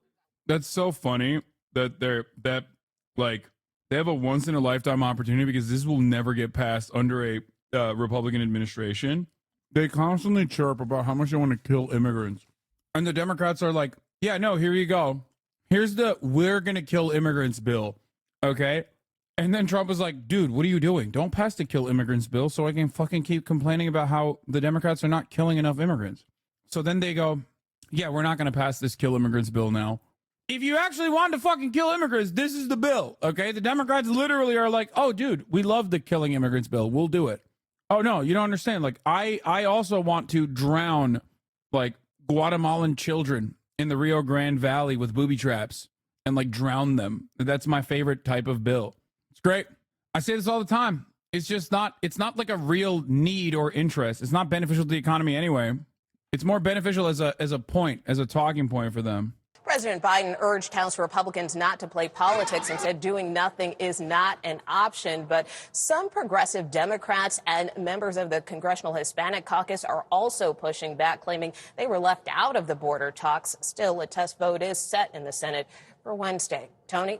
It's amazing it got this far. Speaker of the House seems to be a tough job. Nicole, thank you very much. Joining us now, Democratic Senator from New York, Majority Leader Chuck Schumer. It's really good to have you on the show, Senator.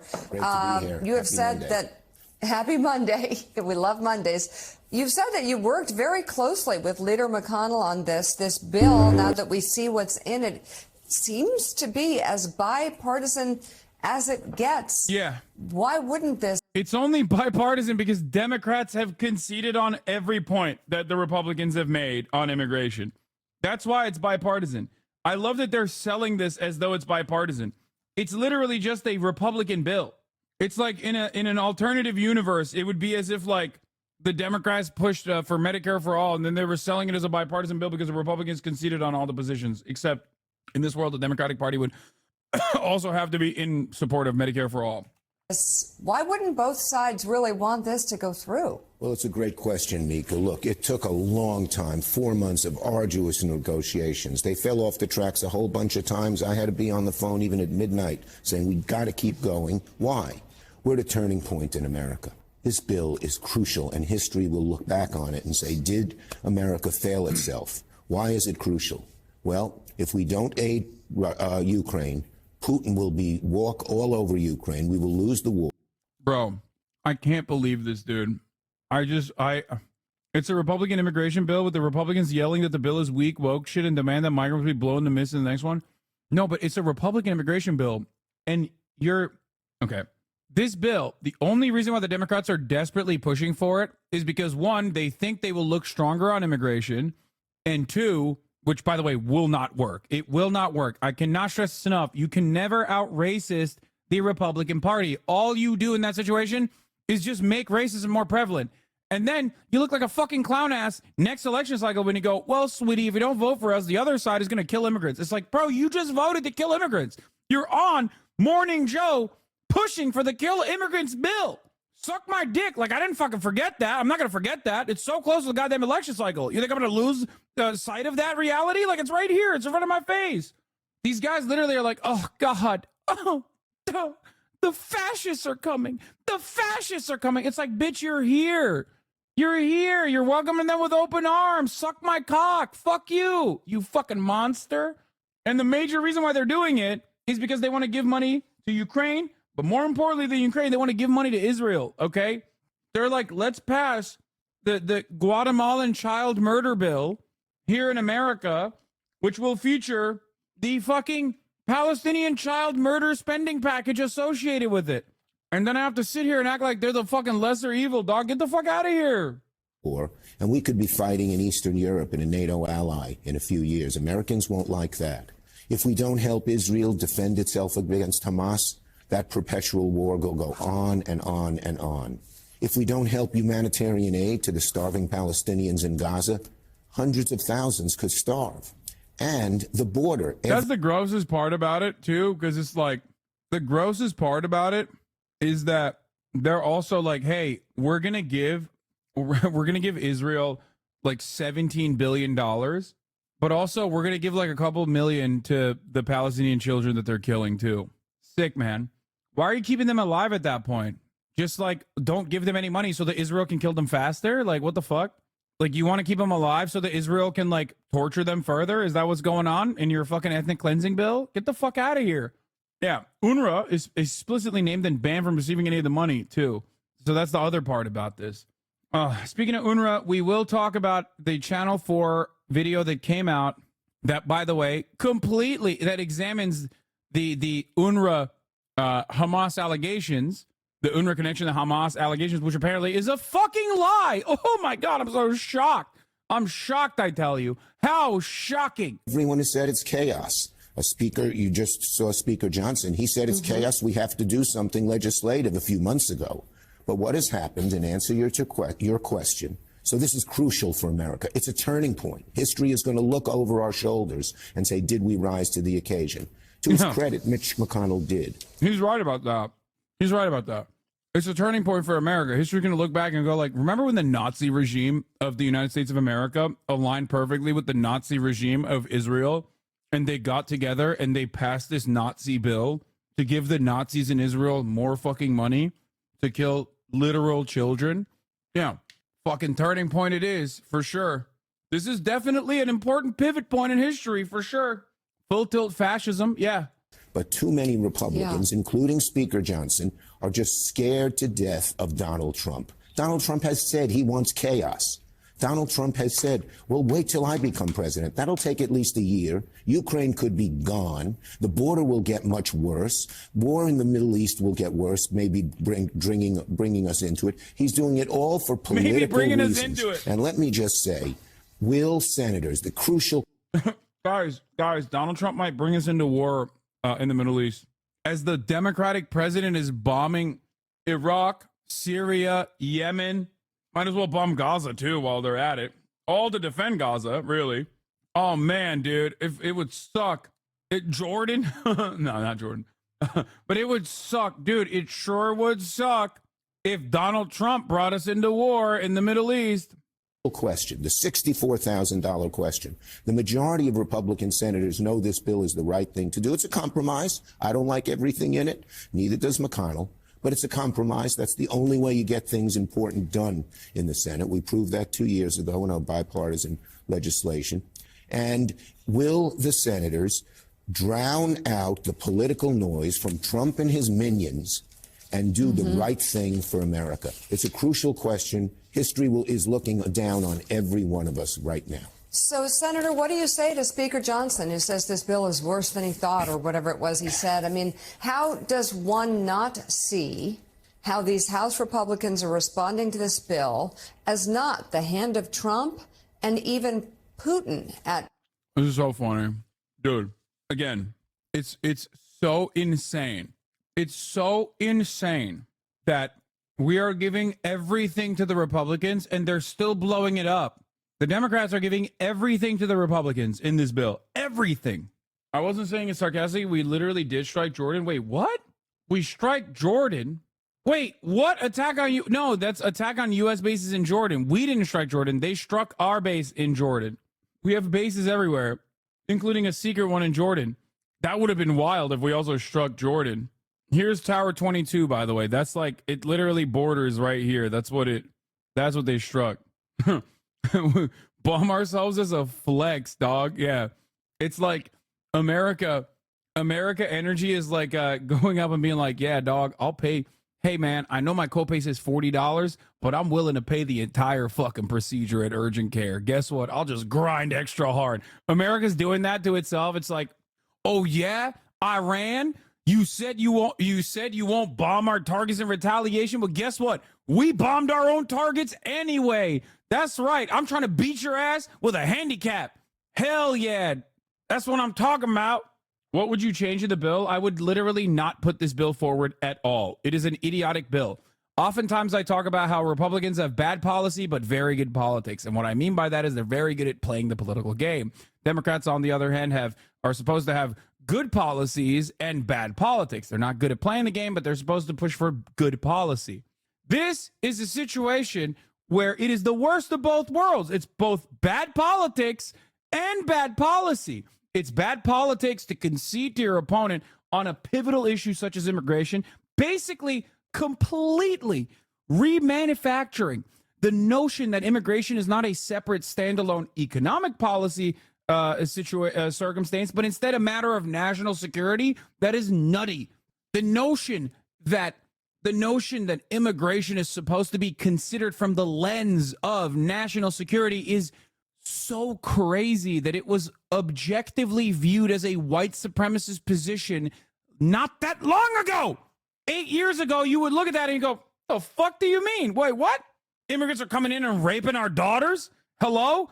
Excuse me. Sorry, you are the most racist person I know. That's what we used to say 8 years ago. Now we're like, dude, actually, they are raping our daughters, and we have to rape them back. Here, I'm pushing for the We Rape the Immigrants First bill as a Democrat. What the fuck are we doing? What is going on? Like, what the fuck? This is out of control. It's so psychotic.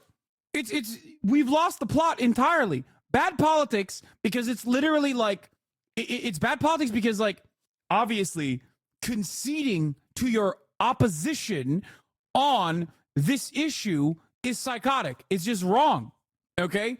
Conceding to your opposition on this front is so wrong. All you did is normalize it. All you did is basically say, you know what? We got to hand it to the right wing. They're right. Immigrants are raping our daughters. Okay? That's all you did. And guess what? They will always outfuck you on the racism side. Okay? That's number one. Number two, it's bad policy. What do you mean? We're not going to do catch and release. We're just going to do permanent detentions? Really? That seems like a good idea to you? The notion that we even talk about this as catch and release, like we're talking about motherfucking, as though we're talking about fish and not like real human beings, is also really fucked up. Okay? We're talking about legal asylum seekers following the actual legal processes. Okay? Like 95% of them return to their court cases. 95%! There's no reason not to allow them to legally seek asylum. It's so fucked up. It's just pure vitriolic racism that guides this entire bill. Okay? It's pure vitriolic white nativist immigration policy that is guiding this. It's like psychopathic, bloodthirsty, racist bullshit that's guiding this bill, and the Democrats completely fucking caved on it. Suck my dick, dude. Why did they cave on it? They caved on it so they could give more money to Ukraine and go give more money to fucking Israel especially. Holy moly, dude. Chill with the white stuff? What do you mean chill with the white stuff? White nativist? Smart as liberal? The fuck is he on about? I like fish. Chill with the white stuff? White nativism is a very specific type of policy that we're talking about here, okay? If you want to know more about the white stuff, think about the white stuff I put on your mother's face last night, okay? I'm talking about my cum. I came on your mother's face last night. She loved it. I mean, it was consensual, of course. I'm your dad, though. I'm your dad. I'm your father, okay? And you're fucking grounded. Let's continue with this fucking demon has to say. And what do you say to Speaker Johnson directly I say about to Speaker how Johnson, they're playing this? Yeah, I say to Speaker Johnson, don't let the 30 hard right people in the House who are extreme. They wanted us to default. They wanted the government not to pay its debts. They wanted us, the government to shut down. They're extremists. And they're running your show. Do the right thing. You know what the right thing to do is. You know we need to fix our border. You know that it has to be bipartisan. The bill that you passed didn't get a single Democratic vote in the House or the Senate. How are you going to get anything done? Or do you just want to make a speech, as you admittedly say the border's in chaos? Do something about it. Don't just politically posture. So, Leader Schumer, Speaker Johnson is... Oh my God. Oh, they're so horny. Oh, they're so horny. Dude, they are literally, oh my God. Oh God. What a world that we live in. What a world that we live in. It took us 4 years to go from do not build a border wall. That's a white supremacist thing. Children in cages, no thank you, to literally being like, no, I'm going to put the fucking kids in cages, actually. I'm going to kill them. I actually don't even want them to fucking go to cage. I'll kill them myself. That's what the Democrats are doing. That's crazy. God, I fucking hate this party so much. They suck so much ass, dude. Oh, fuck, they're so shitty. Yeah, vote for Biden or fascism will win. It's like, bro, fascism is winning. Close your eyes and imagine this being the Trump administration's doing, and you will maybe then realize it's really fucked up. Unless your only disagreement with Trump is an aesthetic one. For many, that is the case, I think. Just noted, came out against the bill, saying it's worse than he expected. He's also been very clear. He's like, this is dead on arrival. He's saying this has no chance to pass the House. But if this does pass the Senate, which is you're confident will do. It's insane to me that there's not a single fucking media person on MSNBC chat, MSNBC.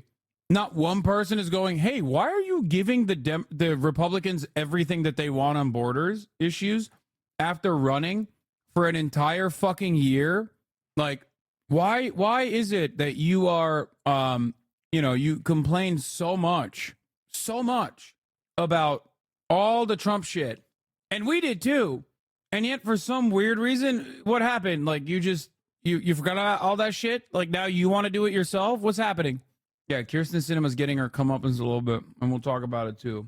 confident, hopeful is the right word. This is hard. And our Republican senators, we need a bunch of them, are under a lot of pressure from the right-wing Trump part of the party. So let's do it in two parts. Talk to us a little more about the dynamics in the Senate and why you are hopeful. And then secondly, but even if you get it through the Senate, if he's saying it's dead, what happens next? How do the dynamics change? Good questions, both. How do we get it through the Senate? Senators have to rise to the occasion. A large number of senators have shown real courage. I hate this. I hate this piece of shit. Dude, we have the top Democrat in the Senate, the majority leader, a New York Democrat, on MSNBC, MSDNC, right? Democratic Party's Fox News, promoting, nay, begging to push a white nativist comprehensive immigration border proposal. That's insane. This is a genuine, ginormous shift in attitudes. Like, we went from saying Trump is a fascist to literally pushing for Trump's agenda and offering it and even advocating for it. Like, please, we need to pass this bill. Please, I beg you. It's so over. Senator Langford. I mean, he was chosen by Mitch McConnell to negotiate this because he's very conservative. He's not in the middle never of been where more the Joe Republican senators are. He's somewhat to the right, a very religious, deeply God-fearing man. And he had the courage to do it. McConnell, you know, I mean, maybe I'm not supposed to say something good about McConnell because the right wing will go, ow, ow, ow, which they always do. But he's shown courage because he knows it's the right thing to do. I've had private talks with McConnell. He knows what will happen to America if Bro, they sent 10 Venezuelans to New York, and Chuck Schumer's like, we have to literally murder them. They are poisoning our bloodstreams. I'm losing it. I swear to God, every American is like one minor inconvenience away from being an Adolf Hitler supporter, okay? I swear to God. Dude, literally every fucking American, especially above like, I don't know, like 200 grand a year in salary, is one slight inconvenience away from hailing the Fourth Reich. Like, liberals, Republicans, all of them. There's no, like, hold on. Let's, like, reimagine the world. Let's fucking, I don't know, dial it back a little bit. Let's fucking build housing or shelter, or, like, let's get some federal funding allocated specifically to the migrants that were kidnapped and fucking shipped like they're pieces of parcel to New York. That's crazy, man. That's crazy. That's crazy. That's crazy. Putin and Ukraine succeed. And we have some of these right-wing Republicans in the Senate who used to decry Putin and now say don't aid Ukraine. All political, and really horribly political, because of so much is at stake. So let's assume that our senators in the Senate rise to the occasion, okay? And I hope they will. Everyone's talking to each other. Once they look at the bill, when Langford showed some of the Republicans the bill, they finally saw what was in it and say, oh, this is a real compromise. This isn't to sell out one way or the other. If it passes the Senate. Bro, what compromise? What compromise? What is the compromise? The compromise is only considered a compromise if the Democratic Party's position is now firmly in the Trump camp. I think 10-7 might have genuinely broken a lot of liberals' brains to genuinely become more Israel-coded in their politics, kind of like the same way meteoric rise of Donald Trump enabled more and more right-wing racists to become more prominent and proud in their bigotry. I don't know, maybe. I always have, like, maintained the position that there is a level of, like, cynicism in our defense of Israel to make it seem like we are defending Israel because, like, it's a military-industrial complex play. But nowadays, maybe it is more zealotry.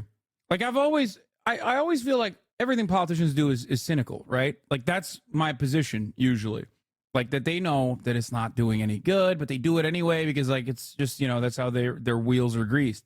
But I feel like you're not wrong. I feel like post October 7, like, there are some people who just straight up are just like, no, you don't understand, dog. Like, we have to start killing people. Like, I'm not sure I agree with this has anything to do with Israel. I think they've just always been ghouls and they're pivoting to try to win in November regardless. Yeah, I think it's bad. It's also silly because, like, it's not even a good way to win. It's not even a surefire way to win. It's actually a bad way to win. You're not going to win.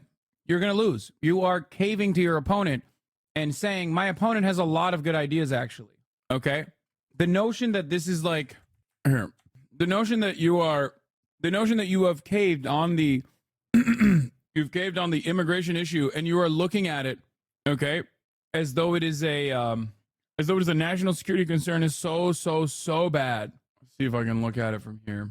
As far as some of the key points goes, there is a 5,000 encounter limit that automatically triggers shutting down the border completely at a and never really opening it again at a later date. Basically, it's deleting the process that we have called catch and release, which is, I think, a gross way to frame it anyway, where legal asylum seekers that have to step on U.S. soil and get apprehended by Border Patrol get a court date that they arrive at 95% of the time, by the way. That process is now gone. They're in permanent detention. They're easing the deportations as well. It's basically like it's literally Donald Trump's immigration policy. Like it's almost identical. That's it. It is not.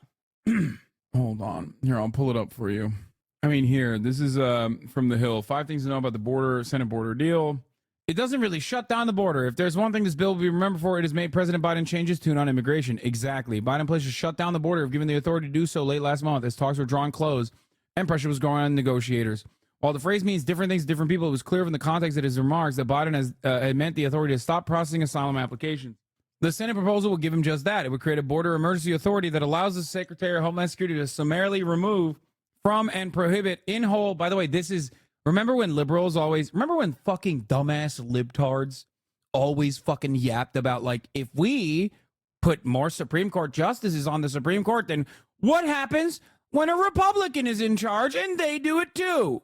Okay? Can you imagine giving the fucking executive authority this level of power, this level of authority, and then Trump wins? Great, dude. Fucking great. That's awesome. Thank you so much. New border closure policy is 5,000 per week, which would be a maximum of 360K per year. Current DHS statistics for a year of immigration at the border is 2.5 million. No glazing, but the amount of times you get vindicated by the national news should be studied as by any serious leftist. You should teach a lesson on materials analysis. I'm just saying, it's like this is the classic Democratic Party play. The authority would be optional if the cumulative 7-day average of the Border Patrol encounters between 5,000 a day, and mandatory if the average exceeds 5,000. The mandatory authority would kick in after any single day with more than 8,500 encounters.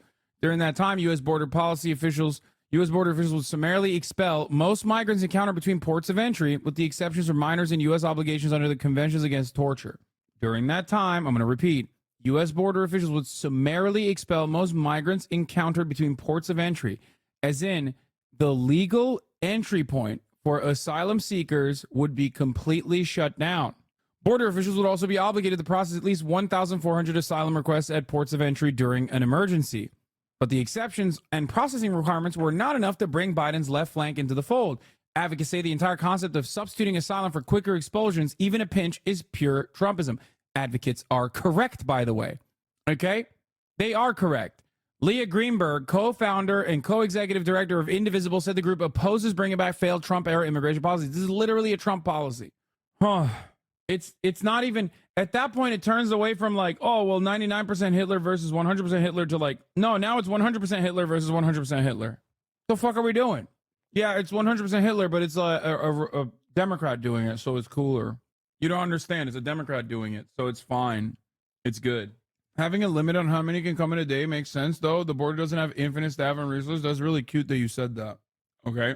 The point is funding the processing part and integration. Okay? That's the point. Not like limiting access or shutting it down because of like arbitrary reasons, or even analyzing the situation from the perspective of like some kind of national security concern, because that's fucking bullshit. That is not valid. That is invalid. Okay? Ridiculous. And also, we have a shit ton of staff. It's just about what you do with that staff. We have hired a shit ton of people to apprehend and arrest and detain and hurt. Now, imagine if we hired a shit ton of staff to not apprehend, arrest, detain, torture, and deter, I guess. But instead, to manage, file paperwork, file processing claims, process, put into houses. These are human beings, man.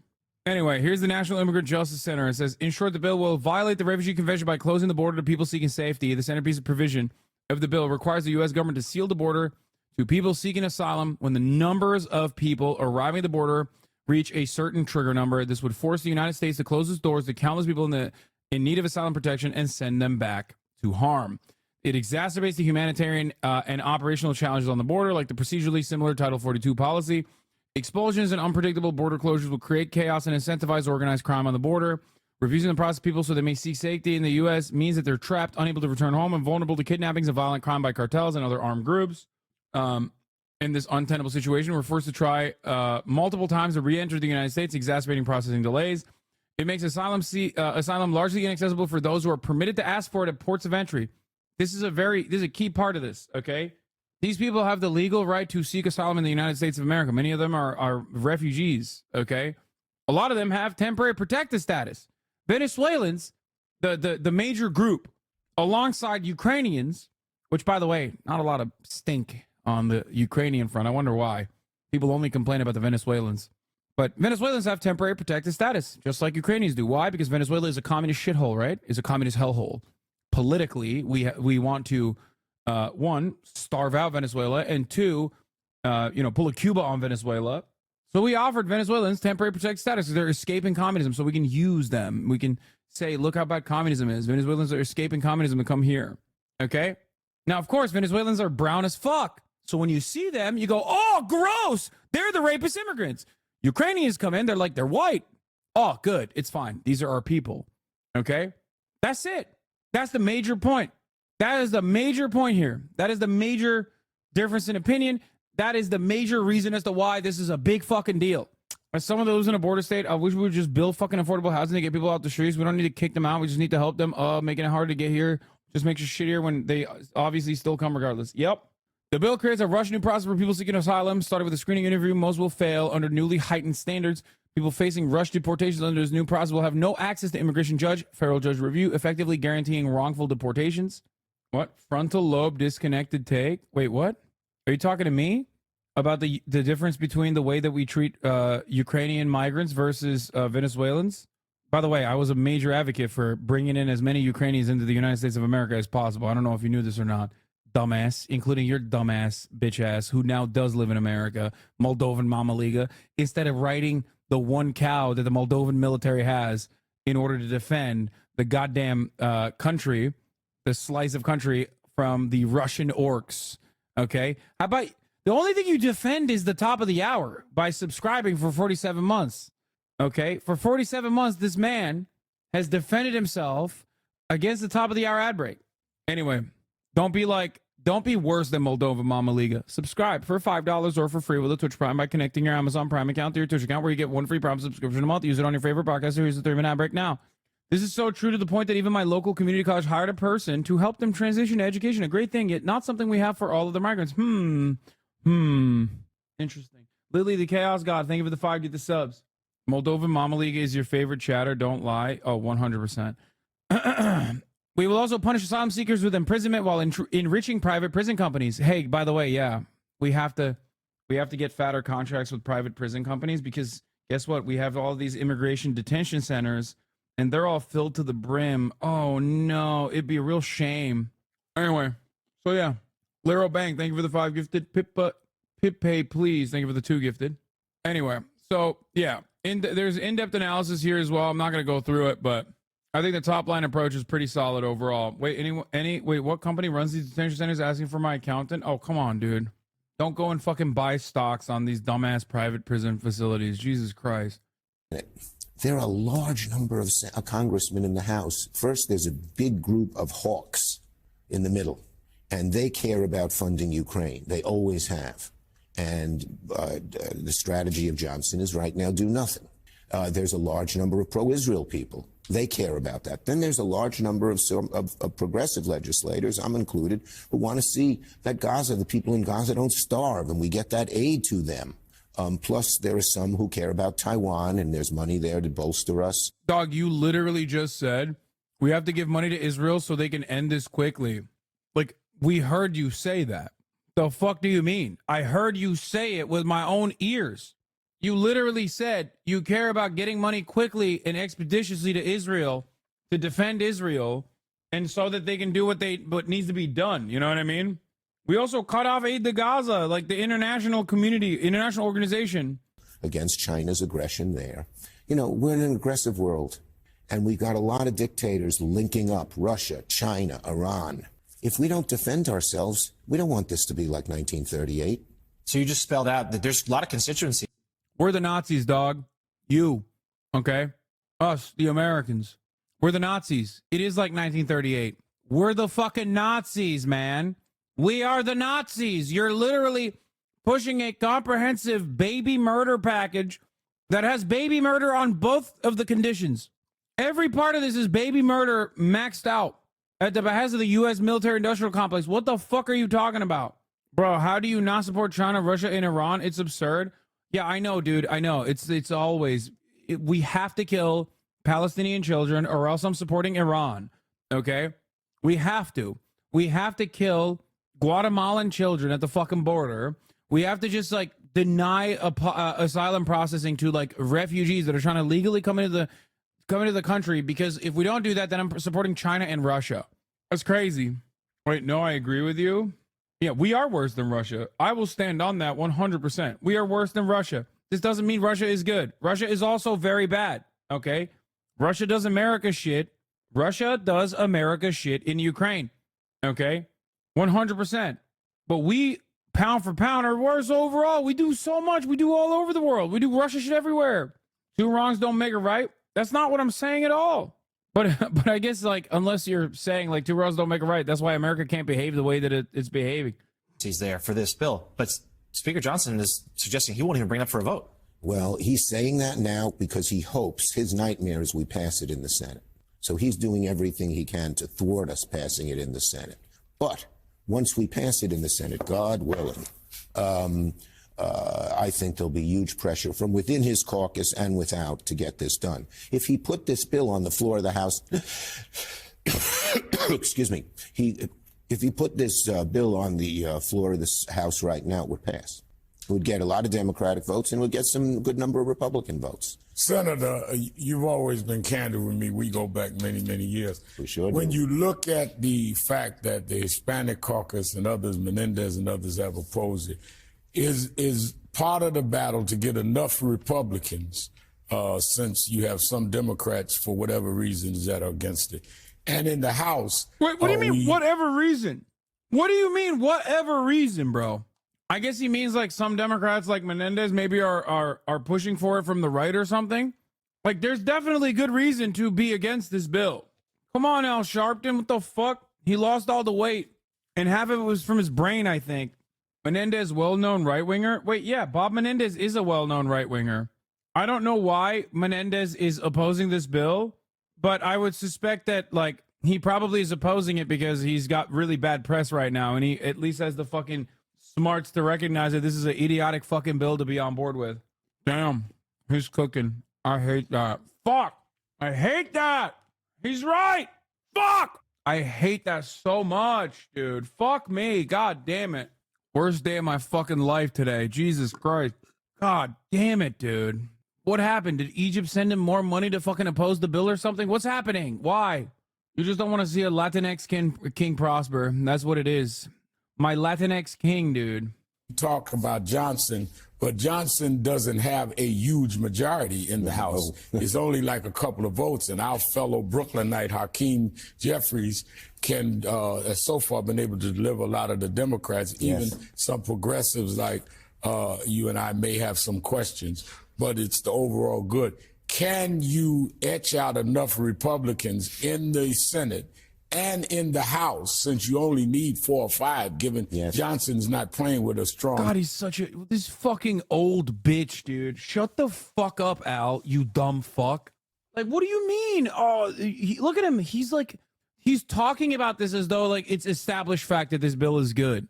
No interest in doing even a fraction of a little bit of a crumb of journalism, okay? It's so funny to think that Al Sharpton used to be, like, a pretty rugged black nationalist in this country in the 90s. Jesus Christ. It's pretty funny. Oh my God. Hand here. Can you get enough to pass these bills when we're looking at cities being invaded, Democratic mayors, particularly black ones, being invaded, and you see cops... I'm sorry, what?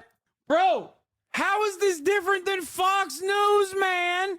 We're watching fucking Fox News. Oh, God, this country is so goddamn fascist.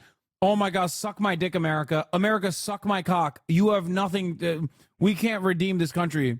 Oh, my God. Oh, my God, this makes me sick. He's gross, dude. It's being beat up in Times Square, and it should have a humanitarian migrant kind of situation here. But at the same time, we are looking. How is this different? He's still a nationalist. Goes to show you black nationalism is nationalism reactionary. At the fact He's that not. You think Al Sharpton is still a black nationalist? What are you, crazy? A crisis. It should alarm you how fucking little you understand, like Al Sharpton's politics. I guess that it is indecipherable. You literally turned around. You turned around and you're like, wow, man, black nationalism is really bad, actually. Because, like, it makes you what? A fucking regular run-of-the-mill liberal who says the exact same things that the Republicans say? Yeah, the only thing left in Al Sharpton is, like, as far as any kind of, like, liberatory, emancipatory black nationalism is that he's black and maybe a nationalist.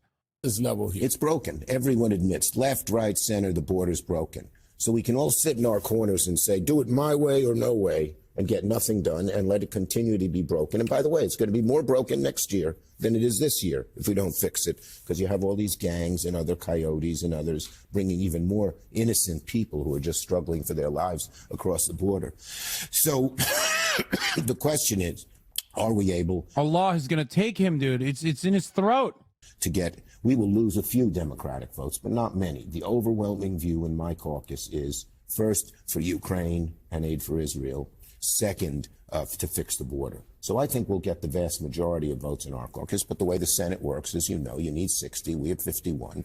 So we at least need 9, but probably you need a good, the more the better, because that puts more pressure on Johnson to go along in his body. And in the House, you know, as you say, Hakeem's doing a great job, our fellow Brooklynite. Right. Brooklyn's in the House. I think that if Johnson were to make an effort to make this pass, he'd get the votes. Because there's a large chunk of people in his caucus who don't want to see Ukraine go down the drain. And that's it. This started as Ukraine. Now, the Republicans said add border. We need their votes. So we did add border. And then we negotiated, much to the surprise of many, in real good faith. So it's not everything you or I would want. But it's clearly an improvement dealing with the chaos in the border. Well, Senator, this definitely has a lot of foreign policy priorities in it. Do you support congressional authorization for ongoing kinetic action against the Houthis? Yeah, well, it's a bipartisan group has come forward. Yeah, they have. Supporting Thus far, the president has given us adequate notice on every one of these, and that's... We are doing the meme. When do I get to vote for someone who actually represents the working class? That's the neat part. You don't. Oh my god. It's just like, sometimes your reactions confuse me. None of this surprises you, right? And if we can't vote and change any of this, are we just doing copium acting like voices we heard? Like acting like voices are heard? I've been real depressed about this lately. Would love your insight. Even just going to Palestinian protests obsesses me now. Sorry for reposting. I'm dooming right now. No, it's actually uniquely bad because, like, some Democratic Party never ceases to amaze me and always rush into the bottom of the barrel for bad politics. Bad politics and bad policy all the way down. The saving grace here in this situation is the even more fascist coalition in the Republican Party is like, this is not fascist enough, / we're just simply blowing this up so that we can get Donald Trump to use this as a fucking talking point in the election. So that's it. That's like the major point here. That's the one saving grace. Thank God for the fucking white nationalist wingnut group in the Republican Party that is like blowing up the goddamn bill. Oh, yeah. I do love that the Republicans literally kept saying, "Oh, you want to fund Ukraine to help Ukrainian border security against Russians, but you don't want to fund our border," for like 4 years. And then the Democratic Party just looked at that and was like, we shouldn't even counter message against this. Like, this is brilliant. This is a brilliant take. We should just adopt it as our position. Like, this was Marjorie Taylor Greene, okay? A year ago or 2 years ago, this was Marjorie Taylor Greene's, like, message on Ukraine. Why are we funding Ukrainian border security, but we can't fund our own border security in the South? And now it's like Chuck Schumer saying that same thing. That's crazy. Of course, when Chuck Schumer concedes on that and says we must fund the fucking border and also Ukrainian borders, then Marjorie Taylor Greene goes, we must execute Mexicans on sight. So next year, Chuck Schumer is going to turn around and go, we must execute Mexicans on sight. I guess that's what we're doing. Is that the goal? That's the ratchet effect right there. Al Sharpton said the cities are being invaded, man. That's crazy. Hold on. Sorry. Hey, have you seen the Channel 5 videos on the border? What do you think? I have not seen them. Did you see the Syrian president talk at the UN today? No, I did not. I am losing my motherfucking mind, though. It's not even the ratchet effect anymore. It's just a call and response effect. Yeah, it's actually, you're right. It is worse than the ratchet effect. I'll tell you why it's worse than the ratchet effect. Because the ratchet effect implies that like Republicans are pushing the boundaries and then the Democrats aren't able to like push back against it. Okay? Bashar al-Assad talked to the UN. Yeah. I don't know what he talked about at the UN, but oh God. That's wild. Most popular man in Syria, dude. The lion. Anyway. There's a difference between the ratchet effect and what the Democrats are doing now. What the Democrats are doing now is like basically cutting the Republicans or trying to cut the Republicans out and outflanking them on right-wing shit. Satisfies me at this point. All right. Which is really interesting because that's exactly what Labour is doing as well in the UK. It is kind of crazy when you think about it. The Labour Party in the UK is doing almost the exact same thing where they're like, we're going to outflank the Tories on issues, real issues like funding the police. That's right. And like austerity measures for the NHS. It's so weird. What the fuck's going on, man? What are you guys doing? You guys are so stupid. You fucking dumb bitches. Oh my God, you all deserve to lose. And you are going to lose. You're going to lose. You're going to lose. And Democrats are going to lose. And every single dumb liberal is going to come in here and be like, Hasan, you did this. Hasan, you did this. Why didn't you tell me that the Democratic Party's border proposal bill was actually good, even though it was identical to the Republican Party's border proposal? Hasan, you and the 20,000 leftists that fucking still ended up probably voting for mostly Democrats, you guys did this. It's your fault. I will not look at my own stupid fucking party and all of its dumb, idiotic policy ideas and bad politics. It must be the Bernie bros. Oh.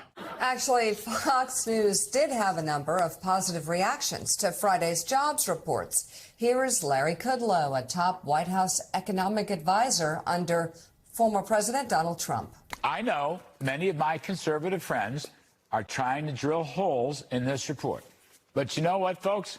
It is what it is. It's a very strong report. Not every economic stat should be viewed through a political lens. I've been in this business a very long time, and sometimes you just have to throw away the ballot box and just recognize the numbers. They are what they are. This was a very strong report. That's so funny that they're sad. There is nothing funnier than watching a Republican be sad openly that, like, the jobs numbers look good. That's so crazy, man.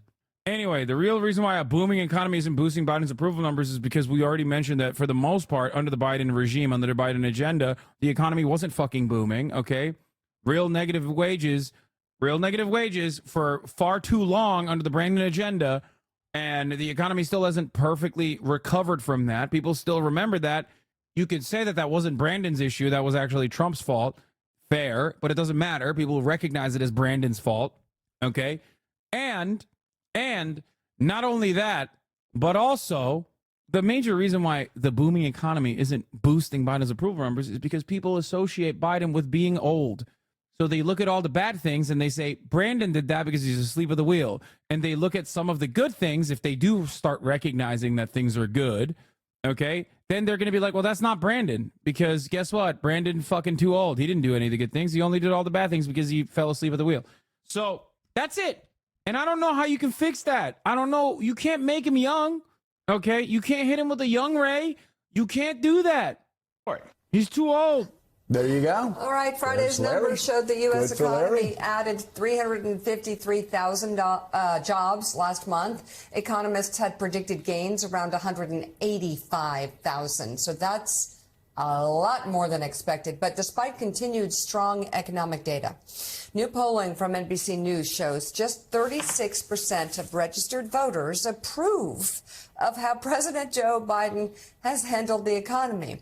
And when asked who they would trust more to handle the economy, 55% said Donald Trump, compared to 33% who said Biden. So, Jonathan Lemire, the numbers are stark, despite the good numbers in the economy. And let's keep that one up right there, 55 to 33.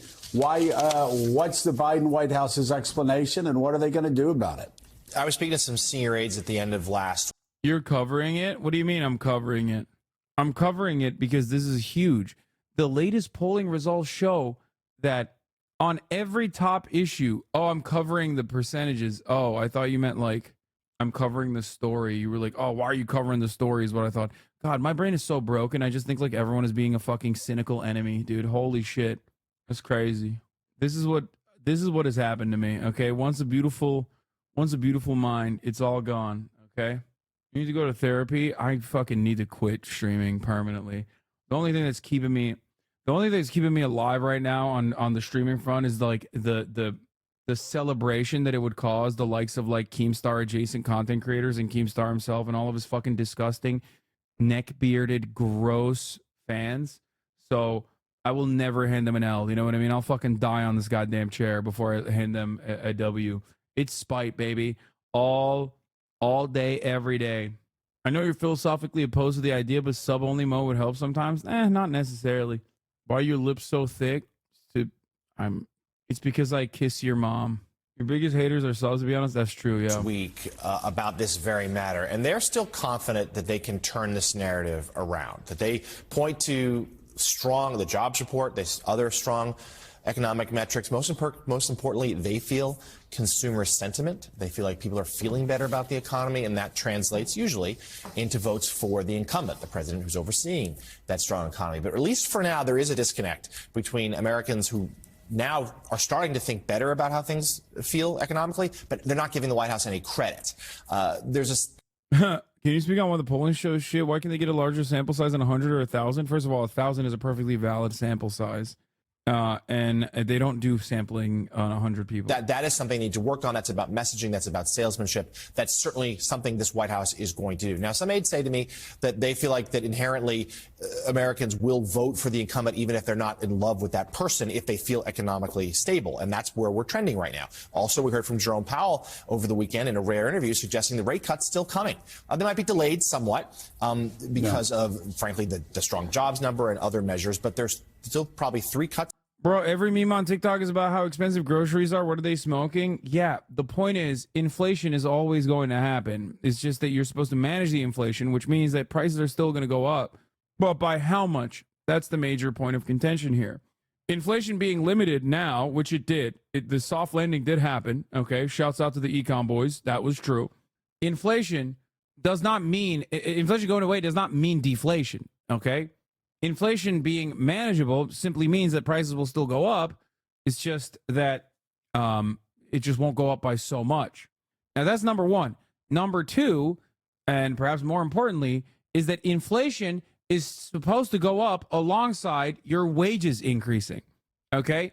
And people, I think, don't recognize or don't choose to recognize, for some weird reason, that people's wages have not matched the rate of growth for the things costing more overall. Okay? Now, wages have gone up, but not your take-home pay. What does this mean? Well, yeah, your wages are technically going up because one of the things that your bosses are paying for, or you're paying with your working hours, is your insurance. So health insurance has gone up. So when health insurance goes up, that all of a sudden magically has this effect of making it seem like your wages have gone up, but it doesn't translate to more dollars in your pocket at the end of the fucking day. So technically your purchasing power has not gone up. So when that happens, like your real purchasing power of groceries has not gone up. So now all of a sudden you're in a situation where like everyone keeps telling you, no, your shit's great actually. Your shit's awesome. The fuck you talking about? Like, what do you mean? Your situation is great. Look at the wage growth. Look at the wage growth. Look at the wage growth. Look at the wage growth. Look at the wage growth. And it's like, okay, I see that, but I don't see it in my pocket. Make this make sense. And economists, for some reason, some of which do see this reality, I think, others that don't see this reality because they're fucking out of touch, will just be like, these guys are so dumb. They don't recognize that this is not a real thing. They don't recognize. They're so stupid. They don't recognize that their fucking wages have gone up. Now, even if their purchasing power and their take-home pay had gone up, for the record, okay, there's also a second problem here. Weirdly enough, all these econ boys who cover the economy all the goddamn time don't see this. I don't know why. But even if your take-home pay went up, okay, alongside inflation, it's going to take you a long-ass time to start recognizing that. That's why whenever Democrats come in and like try to balance the budget or whatever and fix the economy, quote unquote, the Republicans that come afterwards always take credit for a healthy economy, which they end up inevitably turning around and breaking once again, only for the Democrats to come back in and try to fix, only to be able to fix by the end of the fucking 4-year period or 8-year period, only to have the motherfucking Republicans come back, take advantage of a healthier economy, and fuck it up again. And people don't recognize that it is happening under the Democratic administration. It has to fit perfectly within the boundaries of the Republican administration so that I guess people can recognize that it's a consequence of the Republican Party that did this. Donald Trump looked at cartoonishly high profits, okay, and literally gave them a supercharger in the form of a ginormous tax cut for the corporations and the wealthy. That is inflationary. Here's what's deflationary. At a time when like the economy deserves to be cooled down a little bit, you can do fiscal policy. He did do fiscal policy. He did the fiscal policy in the only direction that people do fiscal policy in this goddamn country, which is fucking tax cuts. It's so dumb. And guess what, by the way, the worst part about this, or the funniest but saddest part about this, is that those tax cuts were marginal for you if you were under the top marginal tax rate. Those tax cuts were tiny for you. They were minuscule. And now they don't even exist. You know whose tax cuts are permanent, though? Mine, motherfucker. Mine and corporations. Only the top marginal tax rate and the corporate tax rate cuts were made permanent. Every other fucking tax cut trickled out. They expired. You were already saving like $5 anyway at the end of the year. Now you fucking don't even save those $5. It's like a ticking time bomb. How many rich dudes do you think lie about ever being Democrats and then vote for Trump for tax cuts? No, fuck that. I don't even think you need to vote for Trump for tax cuts. I think Democrats will offer it to you as well, if need be. Nah, it's bullshit. Dude, I'm telling you right now, the only reason why you vote for the Republicans is because you're like openly racist, okay? If you're secretly racist, just vote for the Democrats. They do the racist shit too. And on top of that, they do pretty much all the deregulation and shit that the Republicans want to do. They also engage in, okay? It's like, it makes no goddamn sense. It makes no sense to be a Republican in this fucking country. The Democrats give you everything you want. Unless you want to be able to like scream for the rooftops that you love the Confederacy or something. And like you just want to kill teenagers that were like victims of rape and wanted to get an abortion. Then you're like, oh, that's all right. The Republican Party is my party, brother. You don't understand it. White power. I love it. I love fucking my cousin. This year, and that would certainly boost the economy as well, and that could be even, frankly, well timed for this president as he heads into the re-election, which are so often economic referendums on the incumbent. Well, and Elise, you look at the numbers. Obviously, a lot of Democrats panicking, as Democrats do. We're in the beginning of February, long way to go. Joe Biden's numbers are very low. These are, and this is, you know, there was an FT article on this last week. Ripped ass week, I think, that we talked about. Donald Trump could win. Who knows? Maybe he wins in a landslide. Hooters. Not saying he's not. I am saying, though, if you look at numbers across the West, you see leaders that have low approval ratings. You saw Emmanuel Macron when he was going into re-election with approval ratings in the low to mid 30s. He ended up with 58% of the vote. I just think staring at approval ratings and panicking about February polls, that's just time wasted. No, and so much can happen from now until November. And you look at what really matters more than anything. Our price is going to go down. Not just inflation, gradually trending down, but our price is going to go down. And I think that's what's really hurting Joe Biden right now, because unlike the stock market, every American is impacted by rising prices. And so to be going out there and have your message be Bidenomics and that everything is fine and dandy, it's not the way that they should be messaging this. We feel your pain. We know it's been a tough time, but things are trending in the right direction. Is Morning Joe sucking Brandon's dick? What the fuck is this? What are you talking about? That's like their whole thing. It's MSNBC, dog. That's what we do. That's what we do out here. What are you talking about? This is all MSNBC is. It's just like Fox News dictates policy for the Republican Party. MSNBC simply gets their notes from DNC and the Democratic Party and just defends it. Sure, Fox News will also defend the Republican Party or the Republican Party figureheads, especially during an election year. But having said that, they also have the capacity to dictate what the Republican Party's policy should be. Tucker Carlson used to do this all the time. Now he's trying to interview Vladimir Putin like the little Klaus shark he is. Also, this show quite literally is his own Fox and Friends, as Empty Rian Max says. This show that we're watching right now, Morning Joe, is his own Fox and Friends. Like, you know how Trump used to watch Fox and Friends? Yeah. Direction. The fundamentals are good. It's getting better. I just think that it's come across, the Biden administration's messaging has come across as tone deaf on the economy. And there just needs to be a little shift of acknowledging that Americans have been really hurting. Yeah, let's bring in right now the president of the National Action Network and the host of MSNBC's Politics Nation, Reverend Al Sharpton. Rev, I want to talk about the wars. There are a couple of wars that are raging right now. It's distracting for people. I know you brought it up the other day on our show that you have people saying, hey, listen, I support the president, but we're spending a lot of money overseas. I look at the news. There's a lot of news about what's going on overseas. I want people to help me here at home. You're hearing that, and I'm just wondering how much, despite a strong economy, how much are these wars distracting from what the president's doing? I think a lot of it is distracting. When people look at the fact that you see the economy may be inching up, but prices are not going down, and people are still kind of trying to make ends meet, and then they see these big... The dick riding is out of control, dude. It's out of control. The dick eating on Morning Joe, this is pornographic. I didn't realize that MSNBC was in the game of doing pornos, okay? Millions of dollars. They're just like, yeah, all of this is a distraction. Mr. Brandon has the fattest cock, okay? He is so hard, and he thrusts it so good, and I love it when he puts in, okay? I love it when he puts it in, and the people are...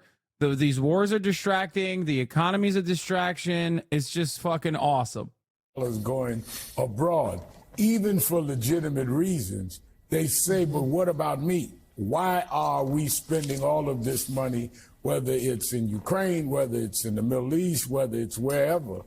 And it seems like I feel like I'm a second thought. And I think the politics of that is reflected by these startling polls for the Biden camp this weekend. Is people feel neglected. It's not that people may disagree that we should be on the right side of international conflict. My mom's in the car, bro. Okay, well, your mom is currently listening to Al Sharpton take Biden's pee-pee, okay? So me basically describing the terms and conditions of Al Sharpton's sucking operation is not going to change the reality of Al Sharpton sucking extra hard, okay? Guac 9,000, you know what I mean? People want to feel like, wait a minute, I'm a priority. I think President Biden is actually a very good sort of teacher on this front about not just the respect for democracy here at home, Rev, but for stability in the world and for the, promoting democracy around the world. I just wonder, does the White House need to focus on the explaining part? We were talking to Jeremy Bash about this earlier. As much as our participation in Israel and Ukraine is definitely draining resources and time, that it is vital to stability of the world and ultimately America as a superpower, Rev? I think that they must make the. It's so funny because Mika's dad openly said that the Israeli authorities, Mika's dad, Mika Brzezinski's dad is Zbigniew Brzezinski. Okay, so I didn't say his name correctly, but he was a formative, Zbigniew Brzezinski. Okay, there's no way I'm going to say it correctly. That's insane. Polish names are impossible to say. But yes, he worked in the Carter regime, and he is, or at least was hyped about like basically creating the Mujahideen and the Taliban, because he brought the Russians into their own personal Vietnam, in his words. But that guy very openly was telling Joe, before Joe and Mika got married, by the way, on the Morning Joe show, that Joe was a fucking dumbass for constantly complaining about Palestinians actually eviscerating negotiations with Israel, and literally openly to his face said, Joe, you're stupid. You don't know what the fuck you're talking about. I'm literally Zbigniew Brzezinski, okay? And I'm right, that it was actually Israel that fucking butchered the negotiations, the round of negotiations. Yes, that's Mika Brzezinski's father, okay? Fucking alphaed him in his own goddamn show. God, I can't watch the rest of this. This is so fucking stupid. Sad and pathetic. Newsom's MAGA conspiracy about Taylor Swift. Sure, whatever. White House vows more retaliation for drone attack that killed 3 soldiers. We're so fucking horny. Donald Trump interviewed Maria Bartiromo, but he's washed. I don't care about it either. China fear-mongering pairs nicely with the migrants crossing the southern border illegally exploding on 60 Minutes. Oh, dude. Oh, yeah. This is the other part. The Chinese. Our border isn't only scary because Mexicans are coming over the border. Now we got to worry about the Chinese coming over the border, which literally, we just live in a fucking Nick Mullen bit, okay? At this point, this is just a Nick Mullen bit, okay? We are doing that. That's American foreign policy, is just listening to Nick Mullen. The number of migrants arriving at the southern border is unprecedented. Last year, U.S. Customs and Border Protection recorded 2.5 million instances of detaining or turning away people attempting to cross into the United States from Mexico. So what's the fastest growing group among them? Chinese migrants. Yes, you heard that right, Chinese. We saw large groups, including many from the middle class, come through a 4-foot gap at the end of a border fence 60 miles east of San Diego.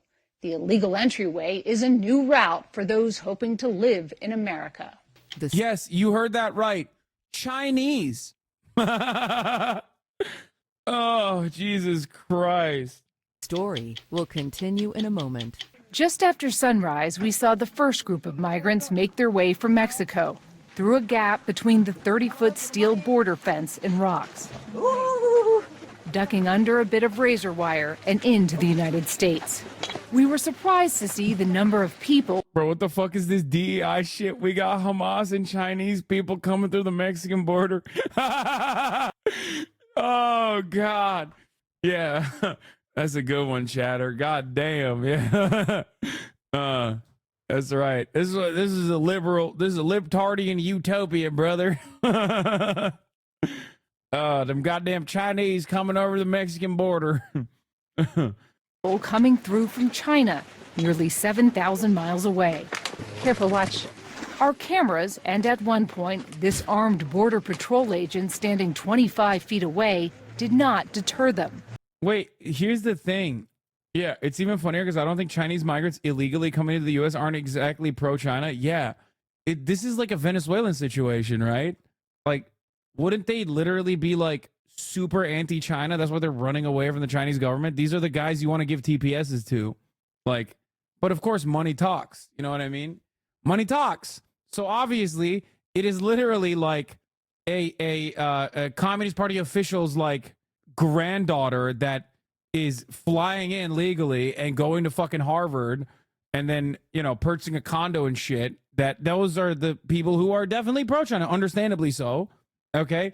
And you got the Falun Gong motherfuckers having to rush through the border and you're shitting on them. So how old are you? I'm 20 years old. This man, a college graduate, told us he hoped to find work in Los Anti-China, they want a better life, dude. I mean, I think there's reasons. If you're running away from China, which has a fairly robust economy, and coming to the United States of America, it's probably because you are most likely you are at odds, or Money Talk says the oligarch nephew. What? I'm the oligarch nephew? My uncle is an oligarch? Who, Jank? These guys have lost their minds. This new meta on the right wing is like being like Hassan is the son of an oligarch, or the uncle, the nephew of an oligarch. I don't know what the fuck these guys are talking about. But they've actually, I think, lost the plot completely. Do you think Jank is the oligarch? Bro, I have more money than he does. Like, what does that make me? I'm the oligarch then. You know? He's not the oligarch, bitch. I'm the oligarch. You know what I mean? There's a big Twitter thread going around saying your dad owned a $160 billion company. These motherfuckers are tweaking. It's true. I am actually a 160 billionaire. Guys, you got him. You got me. Yeah. That's insane, dude. Are you fucking... You have to literally be brain broken. Yeah. Bill Gates? Bro, Bill Gates calls me up to be like, yo, can I get a money line, son? I'm the bank. And my dad is the bank for Bill Gates. My dad and my uncle are both, they're saying your dad was a CEO at a Fortune 500 company and you're lying about how much you make and that he funds you or some shit. What? Bro, I have a publicly visible sub count. Like, what do you mean? For fucking 5 years now. What the fuck are you guys saying? Explains how you were able to afford the Stream Deck, to be honest. Yeah, I know. People are so fucking stupid. Dude, listen. As politics get worse and worse, people become more schizophrenic. That's it. There's not really anything else that you can do about it other than the fact that, people are just genuinely schizo. How'd you buy a 4090 otherwise? OTK. And the O in OTK stands for oligarch. You named it. Yeah. They're saying your dad is on the board for this conglomerate. Sabunjit? No, dude. These people are so dumb. They're trying to dox my dad, but like they're fucking doxing the place that my dad worked at literally fucking 20 years ago, dumbasses. This is what I'm saying. I'm very public about this anyway. I've literally talked about this. Yeah. He was moneyed up when I was growing up. I've said I have fucking grew up in a... Bro, you just bought an expensive Dolce Razor Gaming Trap style line in chat? Yeah. I've never... This is like not even a secret. They're so fucking stupid. Yes, my dad was rich, okay? I say was because he no longer is. I've talked about this quite a bit. It's also ridiculous that they're doing this because, like, yeah, I don't agree with my dad on politics anyway. It's pretty obvious. I also fucking came to America. Motherfucker doesn't even speak English. We're making it seem like he has some... Like, everything beyond him being my father is like, it's his own shit. Koja and Sabanja are also even more mega rich than they were 20 years ago. Pennies in comparison. Yeah. I have said it openly, but also presumably not like 150 billion. Yeah, no, of course not. That's so dumb. People on a certain subreddit are repeating it too hilariously. Yes, because most of like the anti-Hassan lore just revolves around people trying to endlessly justify why I'm a bad person or some shit. It's not in remotely good faith. No, my dad was not a fucking billionaire. People are out of their minds, I think. I think they saw like the number in Turkish lira and did not even convert it. And which the number ironically is like related to the holding group that he was a vice president of. At this point, it basically is just like someone being a cyber stalker and like not even doing a very good job at it. And then being like, yeah, you're worth $160 billion. Yeah, dude. You think if I was worth $160 billion, I'd ever fucking be live on Twitch? You would have never even heard about me. Dumb fucks. You got like Discord detectives doing autism research on you at all times? Yeah, except the problem is it's also completely false. Like, it's not even correct. It literally is just like people not understanding a thing and then pointing to it and then coming in here and being like, dude, I heard you're worth $160 billion. Yeah, dude. It's so funny to be like, dude, yeah, you're a hypocrite. Your dad, multi-billionaire, I've heard. Yeah. Just think, why the fuck would I be doing this shit? What do you have to say to the claim that you are a neo-Ottomanist? It's true. I am a neo-Ottomanist. It's just like, they're not even good at cyber stalking. Also, how the fuck do we get to a point where it's just like So yeah, I'm also richer than my dad. The fuck are they talking about? That's the other part that is like really funny. Yeah, broke boy should have been a fucking streamer, dog. People will literally just say anything about you, and your psychotic haters will lap that shit up and spread it across the internet. I know, but like at a certain point, someone has to be like, at a certain point, yeah, it's literally basic HasanAbi lore that your dad fumbled the bag by the time you went to college. How are they just learning this? I know. The student loans we had to take out for me and my brother to go to college, including my mom, actually, was all actually fake because my dad was a multi-billionaire, it seems, according to my lore masters. They're saying your dad Illuminati is right. He Illuminatily put me as a fucking dumbass Twitch streamer who's a political commentator who's despised by the most brain broken schizo posting internet Reddit detectives. A fate. It's a monkey's paw situation. It's just a curse. I'm here to present the neo-Ottomanist approach. There was a point where I think a lot of people, yeah, I went to Rutgers as a billionaire. There was a point where a lot of people basically would look at stuff like this and go, yeah, this is the most insane. Like, why are you doxing this fucking random Twitch streamer's dad? The fuck does this have to do with anything? And the other thing was, like, the other thing would be like, why do you care? Like, why are you so obsessed with any of this shit? But nowadays, I feel like because of the 4chanification, of Twitter especially, like people like Keemstar that normally were gross and are still gross, and people would look at them and go, oh God, you're so fucking gross. Please, what the fuck are you doing? That kind of behavior has become like super normal. The Muslim Brotherhood on Reddit in relation to your dad, why are people like this? They're insane. It's funny because it's like, look at me. Like, there's no better way. You have to be on some real racism shit. You have to be on some real Hitlerian shit to be like, Hasan, that guy, definitely a Islamist. Like, you have to literally be like Hitler at the Olympics, being like, the black guy can't win because he's the under race. You know what I mean? White people are the master race. Clearly, the white people are going to win at the Olympics. Like, you have to literally, if you look at a dude who, like, half the time you're calling gay, okay, if you look at a dude like me and go, this guy Hasan, definitely a fucking Islamist, you have to be on some Hitler shit with your Islamophobia, where you're like, oh no, it's actually the greatest Khan of all time. He's pro-trans rights and probably the most progressive you can get socially, but he actually secretly is an Islamist pro-trans rights guy and pro-gay right guy, because he wants to restore the Ottoman Caliphate. You're a schizophrenic person. If this is your politics, you got to snap out of it immediately. Okay? You've lost the plot. You've lost your fucking mind. I don't know what to tell you. Isn't what they're doing also insanely illegal? It depends. Not really. Yeah, it's like the classic gay Islamo-communism Obama. Yeah. I'm a pork-eating, pro-LGBTQ, communist, Islamist, secret billionaire operative. It's like, what the fuck are you saying? And also, I secretly deny the Armenian genocide, even though I don't. And also a tanky. Los Angeles. He said his trip from China took 40 days. What countries did you go through? Thailand, yeah, Morocco. it's also funny because, yeah, exactly. Also, what's the point anyway? That you should have identical points to your dad? You don't even agree with your lib uncle? Exactly. Like, I'm closer in politics to my uncle, and I still fucking very openly disagree with him on a regular basis. So that's the other part. It's like, what the fuck are you trying to say? I guess it's projection because they get their politics directly from their dads or something. I don't know. But it's the, oh, dude, you're actually a trust fund kid. I'm not. But if you want to fucking be horny about that and act like I am, I did grow up in Turkey in a very affluent family. This part is definitely true. I've never hid that. I've always been open about it. It motivates my political commentary all the time. Anyway, zero compassion from the 50-minute glasses person. Yeah.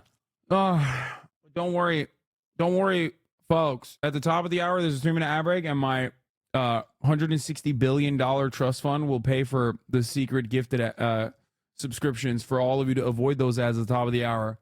You know what I mean? Here's a 3-minute ad break now, baby. Ecuador, Colombia, Panama, Costa Rica, Nicaragua. Jeez. 30 minutes later, a smuggler's SUV raced along the border fence and dropped another group at the same spot. And 30 minutes after that, another group. It's weird to fucking at least censor their faces or some shit. You know what I mean? Don't like just blast them like this. I don't like that. Over 4 days, we witnessed nearly 600 migrants, adults and children, pass through this hole and onto U.S. soil unchecked. We saw people from India, Vietnam, and Afghanistan. Many of the Chinese migrants who came through will end up asking for political asylum. Did you travel? Yeah, 100%. That's it. And they will most likely get it too. So what the fuck's the problem? By yourself or with family? I guess it's a double whammy though, because they're saying it like China is falling apart so bad that like Chinese people are escaping China. Okay. You know what I mean? It's like a double whammy. And also it's the Chinese Mexicans that are coming in over the border and we should be afraid. You know what I mean? It's like doubling down on the xenophobia. Family or friends? No, just me. Just you. Yeah. The Gap is a global destination, littered with travel documents from around the world. With the help of a translator, we learned a little about the Chinese migrants coming through. Teaching? You're a teacher? Yeah. Oh my goodness. We also met a banker and small business owners. Some of the migrants made a grueling journey through Central America with dusty backpacks. But we noticed middle-class migrants from China arriving with rolling bags. They told us they took flights all the way to Mexico. Some flew from China to Ecuador because it doesn't require a visa for Chinese nationals, then took flights to Tijuana, Mexico. The migrants told us they connected with smugglers, or what they call snakeheads, in Tijuana. And Yeah, she's surprised to know that a migrant is a teacher. Oh my goodness. It's like half the people that come into this country, whether legally or illegally, are genuinely in a situation that's like significantly better or have like a much more elevated position in their home countries, like me, the son of a multi-billionaire. I can't even say that without laughing. Jesus Christ. Son of a multi-billionaire who experienced, who LARPed. When I was living in the fucking frat house kitchen, I was LARPing. I was like, as the son of a multi-quadrillionaire, I'm doing this for funsies.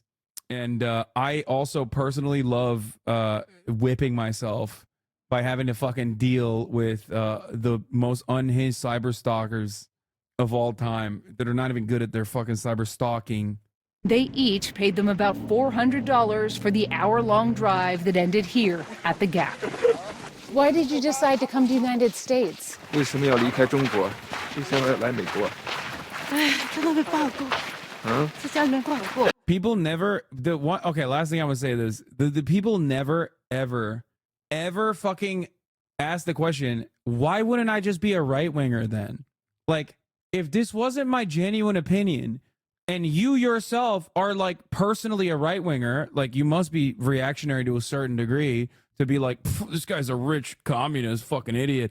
Why wouldn't I just fucking be a rich, whatever the fuck your opinion is? Like, how? It's just so dumb. Why wouldn't I just be right wing? There ain't nobody chirping on the right wing side. They love that shit. They're like, yes, we are peasants, sir. Please keep defending the wealthy. Why wouldn't I just do that? Look at Tucker Carlson. Like, why? Why would I do that? You take the pleasure in fleecing the left. That's what it is. Okay, if I'm also a secret right winger and I'm secretly fleecing the left, then why do you have an issue with it? You hate the left. So all I'm doing is fucking over these dumb commies or whatever. You should love that. This is why the entire conversation is so idiotic and is just purely motivated by, like, I don't like this guy. Okay? It's the libs saying it. Yeah, I know. Well, they've become like the weird... Are they saying the only reason you aren't a right-winger is money? I don't get your point, brother. No, they're saying I'm grifting, as in I'm grifting and I don't actually believe in like socialism or communism or whatever the fuck. And I'm simply saying the things that I say to like farm gullible fools. Okay? And that's why I've been doing this farming operation. It is the longest running bit of all time. I've been doing it for 10 fucking years, 10 plus years. Okay? That is the mentality behind it, is that like I'm secretly, I turn off the stream and I'm just like saying slurs and I'm like, I love being a capital owner and like exploiting my workers or whatever the fuck they're fantasizing about. Okay. And what I don't understand is if that is the case, if I'm grifting, then why would I grift in the direction? You're not grifting, you're LARPing. Oh, okay. That's the one. Yeah. No, don't block that guy. He's right. I'm not grifting, I'm LARPing. A lot of people say I'm grifting, but some people say I'm LARPing. What am I LARPing as? As a fucking rich Twitch streamer? Okay. That's true. It's not something I hide. Anyway, it makes no sense. Oh, it's hard to live there. Hard to find jobs. What did you do? Did you work in China? Work in the factory, but now it's hard to work in the factory. Was this trip expensive? 这次来就花很多钱啊。Yeah. She said it was, and that she sold her house to cover the $14,000 cost of her trip to the U.S. Last year, U.S. Customs and Border Protection reported 37,000 Chinese citizens were apprehended crossing illegally from Mexico into the U.S. That's 50 times more than 2 years earlier. Many of the migrants told us they made the journey to escape China's increasingly repressive political climate and sluggish economy. This 37-year-old woman said China's COVID lockdown destroyed her childcare business. She left her 2 young children with family at home. And why did you decide to come to the United States? 要决定要来美国。因为很多原因吧。Many reasons. For work or? 是为了工作呢，还是为了什么？不完全是为了工作。Not entirely. Okay, what reasons? 是其他原因呢？想跳槽就跳槽吗？可以啊。自由的。Freedom. We wondered how all of these migrants knew about this particular entryway into California. The answer was in their hands. Didn't China crack down on private tutors? Isn't that what this woman was? They did, but she said she owned a kindergarten or something. Or did she say it was a private tutoring business? If that's the case, if she had a private tutoring business, then yeah, no, she lost her job because the Chinese government was like, no more private tutoring. But I think she just said childcare and daycare. But I mean, I don't know. There's like, guys, there's a fucking reason. Okay. There's like, I'm shocked that there aren't more Chinese people coming to America, whether legally or illegally. There's just a lot of Chinese people. Okay. My mom is a private tutor in China. Is she in trouble? No, dude. If your mom is a private tutor in China, she's probably, and she still has a job, she's probably fine. We're talking ed tech. The Chinese government did this like a year ago, 2 years ago almost at this point. And your mom probably is an English teacher. So that's very different. What we're talking about is like private tutors that specifically work for the Chinese testing. I lived in China for 6 years. In 2023, I got locked up in Shanghai for COVID for 70 days alone in my apartment. It made me reconsider a lot of things about China to the point that I moved back home to the Russia law. Yeah, no, 100%. I think China's zero COVID policies were nutty. Okay, straight up. There was no way that it was going to be sustainable, and it wasn't. And they fucking literally ended up, blowing it up. They were crazy.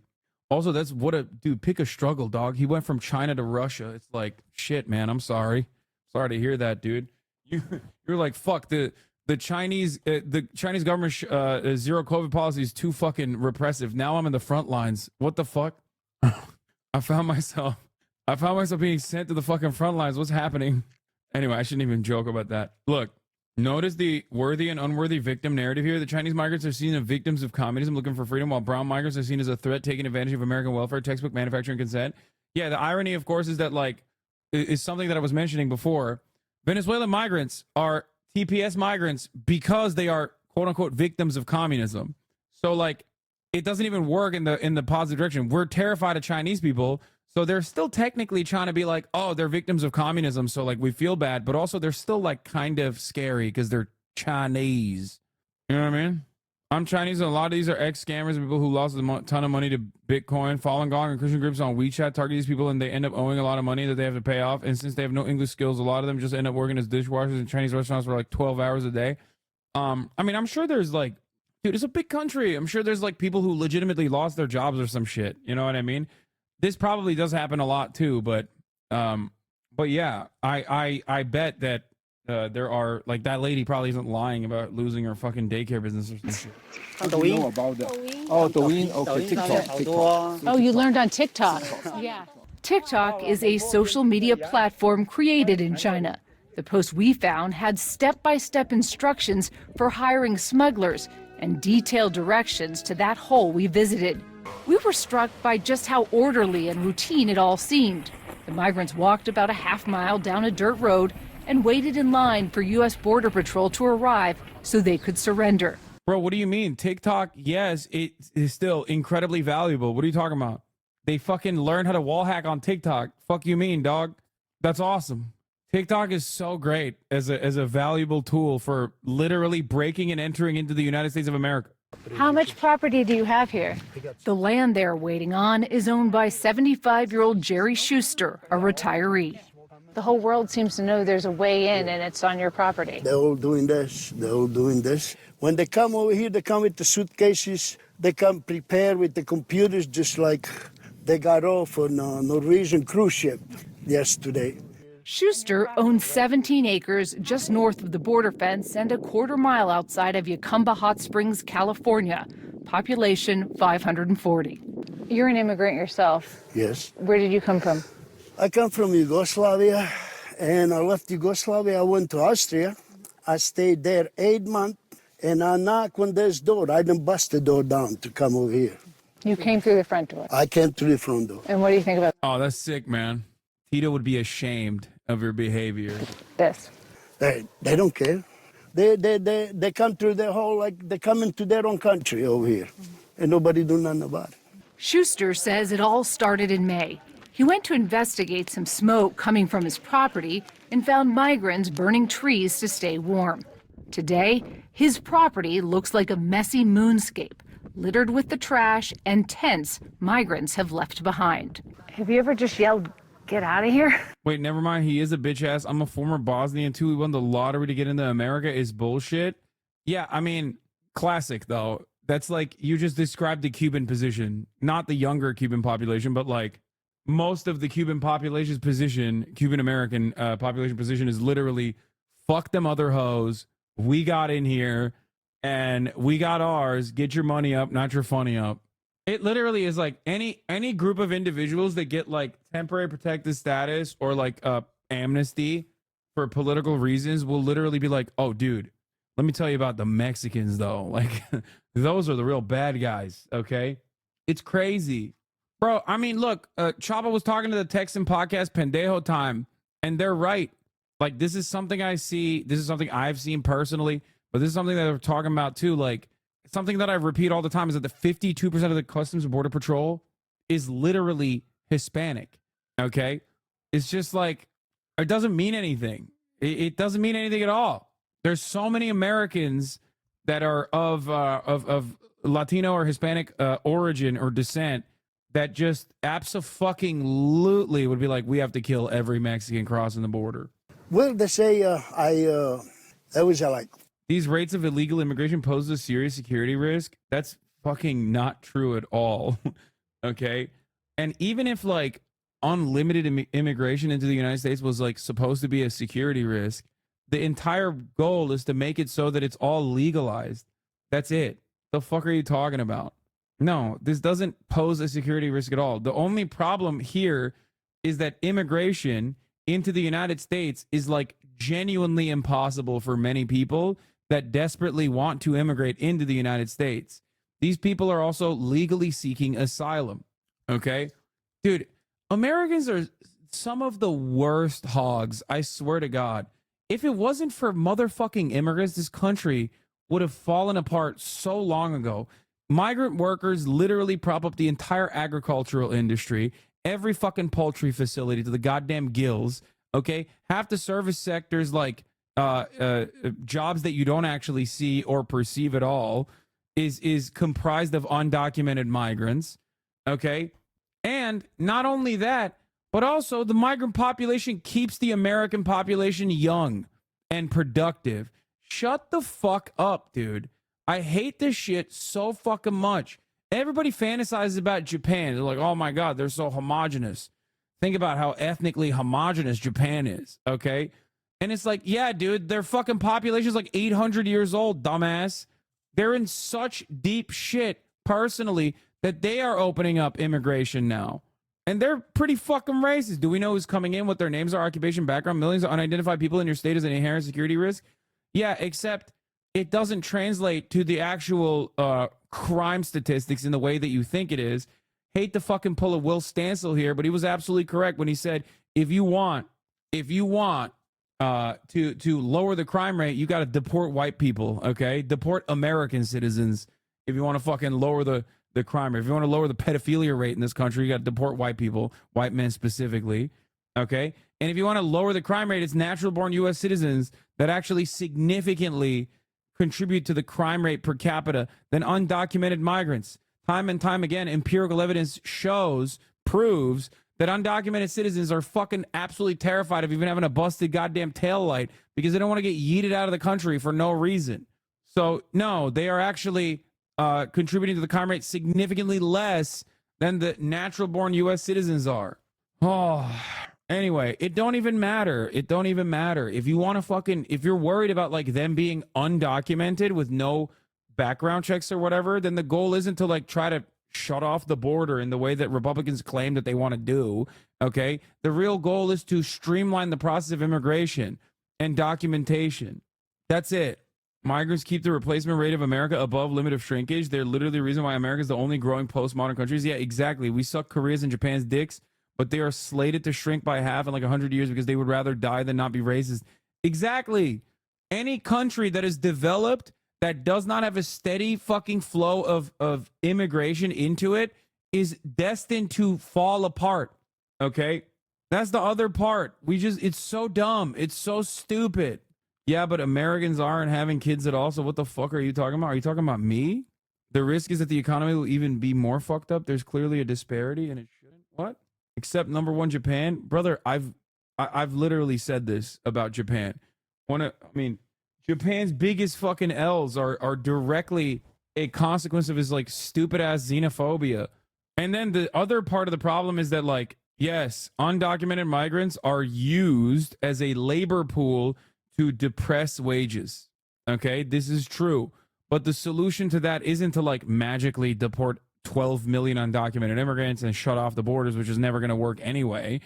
The goal is to document them and allow them to take a larger pool of the profits that your bosses are withholding from you, you dumb fucks. That's it. There is no magical, like, finite amount of labor that is available, okay? It's not a real thing. Oh, yeah, this is first and second generation immigrant offending, but these are documented first generation and second generation and native-born immigrant offending prevalence. Japan's population in 2012 was 127.5 million. In 2022 is 124.4 million. And the problem is their death rates are fucking sky high. Their birth rates are declining. Their marriages are declining. And not only that, but also their population is so fucking old. When you have a really old population, is it true that you're a Nepo baby? Yes. Yes, I am a nepotism recipient in the sense that one of the most famous things that everybody always talks about is my uncle owns the Young Turks. Okay? I didn't realize that people were still bringing this shit up. Unless you're talking about my dad, in which case I'm richer than both my uncle and my dad, possibly combined. So I don't know how the fuck nepotism works in that regard. Okay? Anyway, the fuck are we doing? Neo-Ottomanist thought. Yes, that part is true. I love Ottoman thought. It's reverse nepotism now. Not saying you are, but you aren't, to be honest, but Bill Gates, a beneficiary of nepotism, is presumably much richer than his mother. Brother, Bill Gates' nepotism beneficiary status is fucking insane. It's nothing in comparison to, like, for example, Jeff Bezos' nepotism beneficiary status. And also, it doesn't matter. There's a difference between, like, motherfucking Kylie Jenner as a nepotism recipient and, like, Bill Gates or even Elon Musk or even Jeff Bezos. Okay? There's a difference between owning fucking emerald mines and, like, owning a 26-person YouTube startup. It's not a productive conversation anyway. It's just, like, so stupid. People are on full-blown cope. I have openly admitted my affluent beginnings time and time again. It actually plays a big role in the way that I understand the world. I don't say that I'm self-made or whatever the fuck. I don't think anyone is, really. So why talk about it more? Just ignore people, please. I don't know, because people are just like, sorry, I just saw a Reddit post. Didn't mean to open up the floodgates. Yeah, dude, fucking, well, the Reddit post is probably a lie. You even talked about this on Graham Stevens' podcast. Yeah, people literally look at things that I've voluntarily mentioned a million times over about myself and think it's a fucking massive gotcha. This is true. Some haters bring it up like you hide it, and other haters weaponize it. They're just annoying. I know. In Korea and Japan, the falling birth rate is due to having children being luxury now because they only work to make ends meet because their nutty government's building 80-hour work weeks. I think that plays a role in it, but developed societies always have an issue with population growth. That's normal. At a certain point, if children aren't fucking dying or aren't necessary for like labor, if children aren't necessary for labor, then you're just not gonna have, I don't know, 10 kids, especially when like 5 of them are dying, right? So most people just don't have kids. Hate orbiters are so sad and boring. I know, I agree. Yeah, that's why we need to bring back child labor, I think. The children yearn for the minds, baby. Let's watch 4 this. months Let's ago, finish this. There was 8 guys start knocking my trees and start burning my trees on the other side. So I told them, please don't do that. Please don't. They start surrounding me. I went home and I got my gun and I shoot in the air. They arrest me. They arrested you? Yeah, they arrested me. On your property? Yeah, on my property. Yeah, just because. Bro, 60 Minutes is just straight up like this is a Fox News bit. Yeah, dog, they arrested you because you fucking fired your gun in the air around like children, women, men, like random civilians that were not doing anything harmful to you. Of course they were going to arrest you. That is one of the most insane things I've ever heard. The fact that you're not currently in jail shows me that there's something dangerously broken about the Texas or California, I guess, wherever the fuck he is, the criminal justice system. The fuck? You can't just like brandish a weapon and like fire it off into the air to threaten people with it just because you are scared of them. That's not a thing. Oh God, Americans. America is so fucking broken. It's so broken. This dude's like, yeah, I committed a very obvious felony and then were arrested for committing a very obvious felony. What the fuck is going on?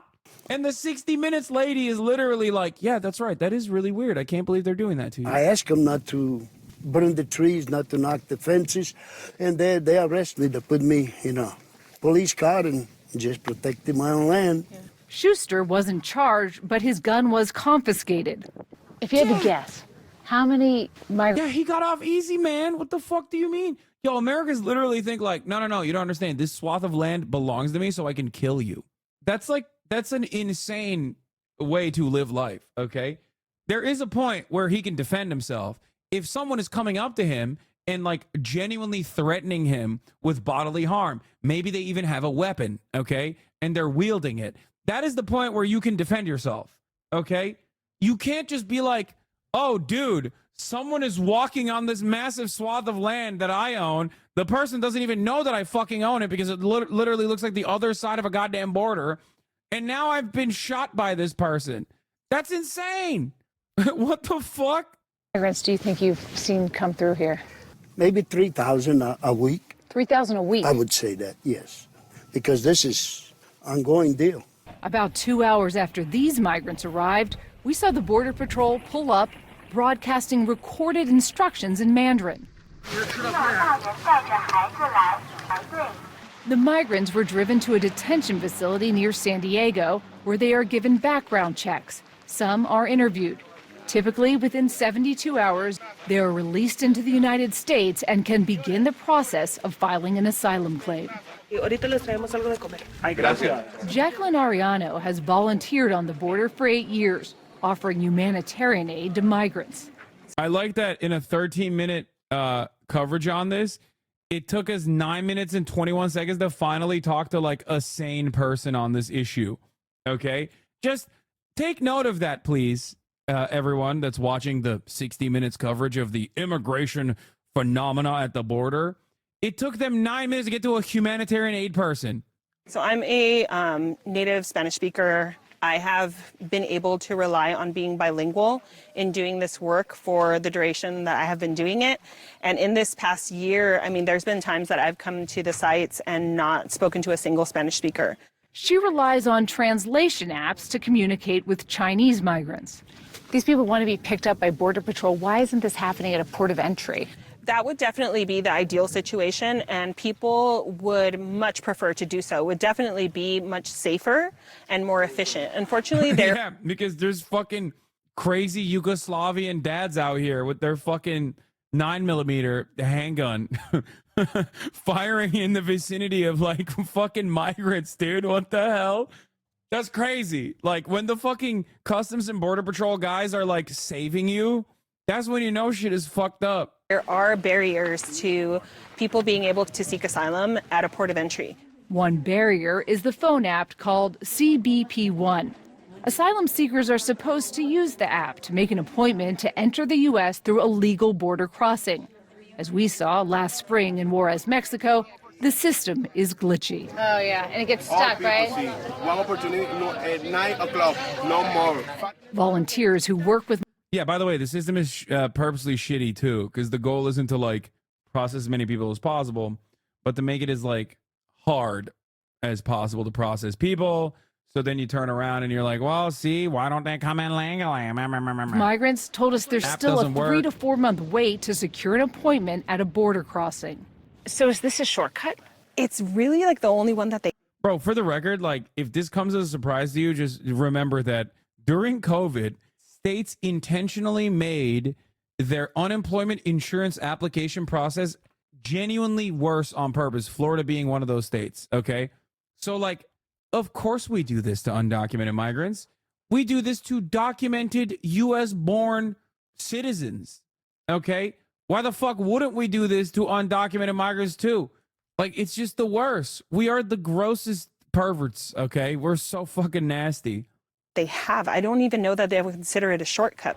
For years, millions of Chinese entered the U.S. with a visa that allowed them to visit, work, or study. But in the last few years, those visas have been increasingly difficult to secure as tensions between the two countries have grown. In 2016, the U.S. granted 2.2 million temporary visas to Chinese nationals. In 2022, it was just 160,000. So a lot of these folks may have come on. Tammy Lin is an immigration attorney and has worked with clients from China for nearly 2 decades. If someone's not granted asylum here, will China then say, okay, yes, we'll take them back? I haven't seen that happen, really. I think even back to 2008, a lot of the Chinese nationals that had failed asylum cases weren't able to get passports to be put on the plane to be sent back. So we can't send you back. Will joined OTK? What? No way, dude.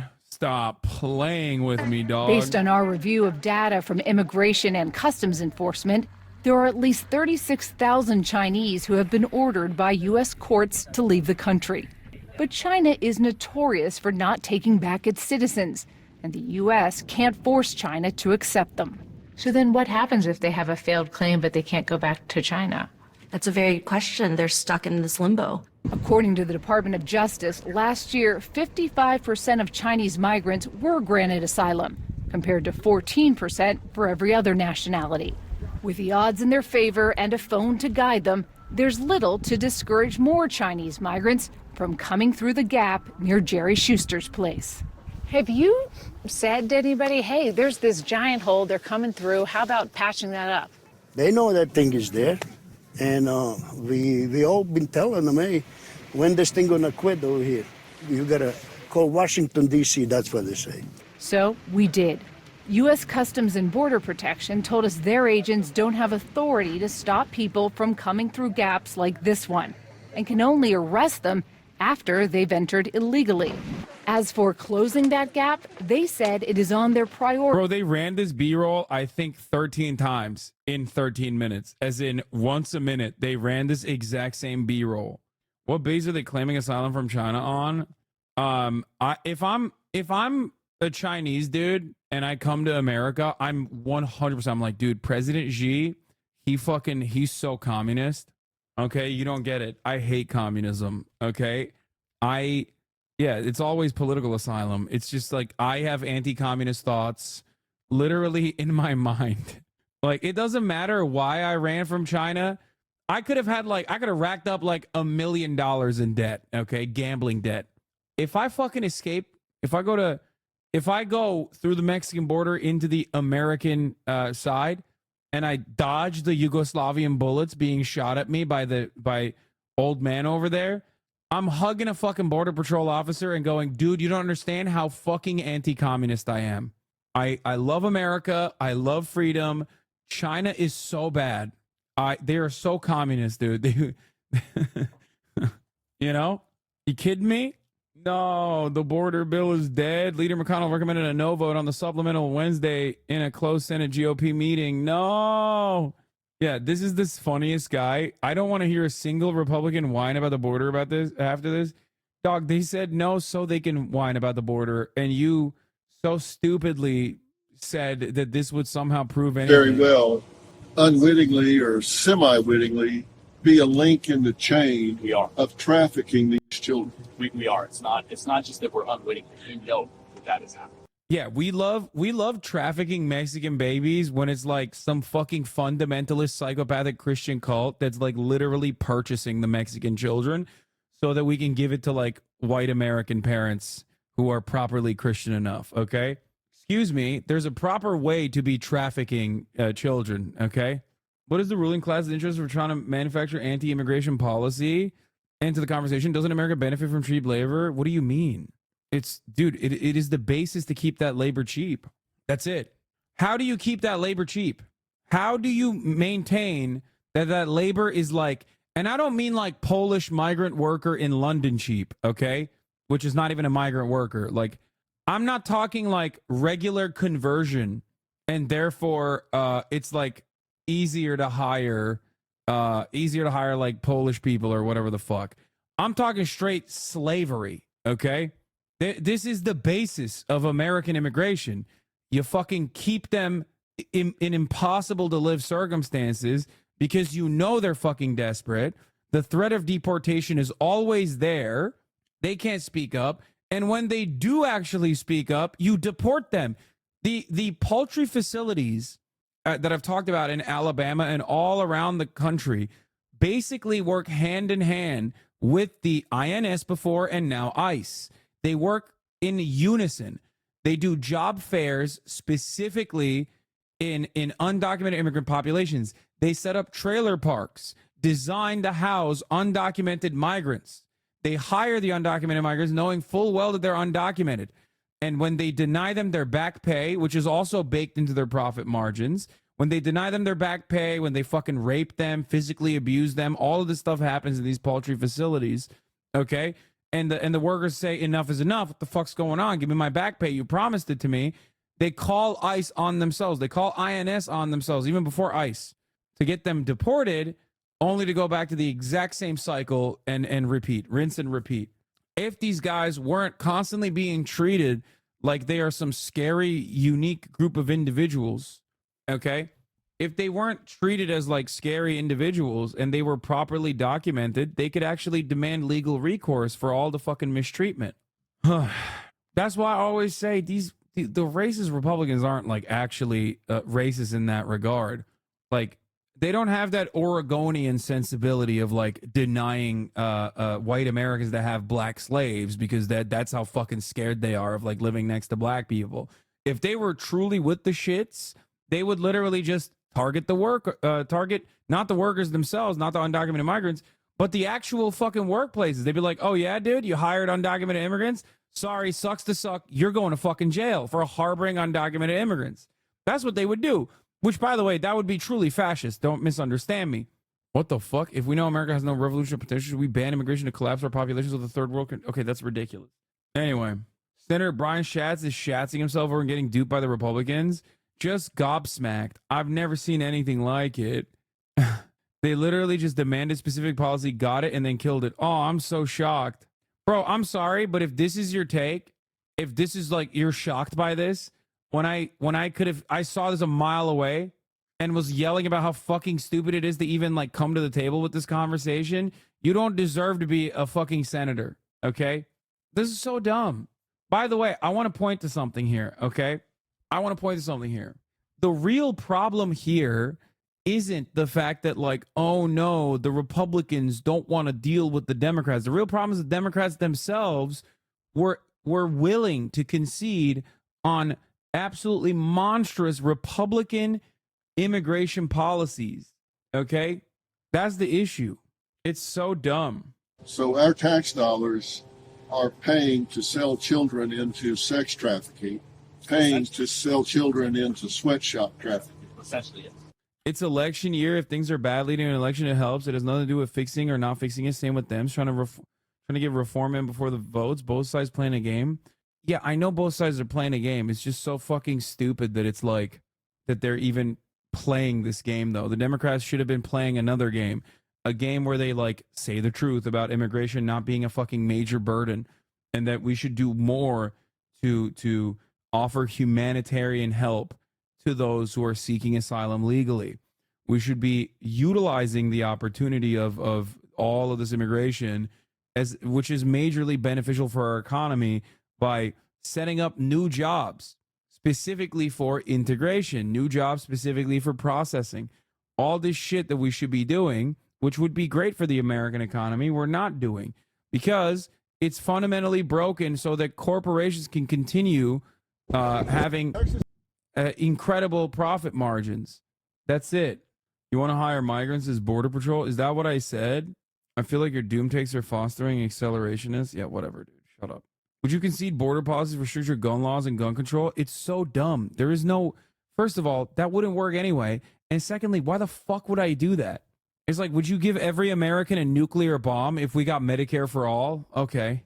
Like, would you agree to the notion that every American must be armed to the fucking teeth, but we get free healthcare? Like, no, I don't concede to any of that shit, okay? That's so dumb. Actually, you know what? Fuck it. I want every American to have a nuke. Fuck it. YOLO. Let's blow this shit up, baby. I don't want to listen to Dr. Phil at the border. This dumbass knows ass from his elbow.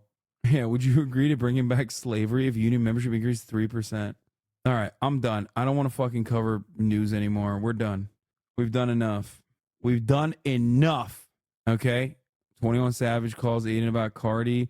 Adult star Lisa Ann was arrested, by the way. A fucking legend. How dare you? Get your hands off of her. My goat.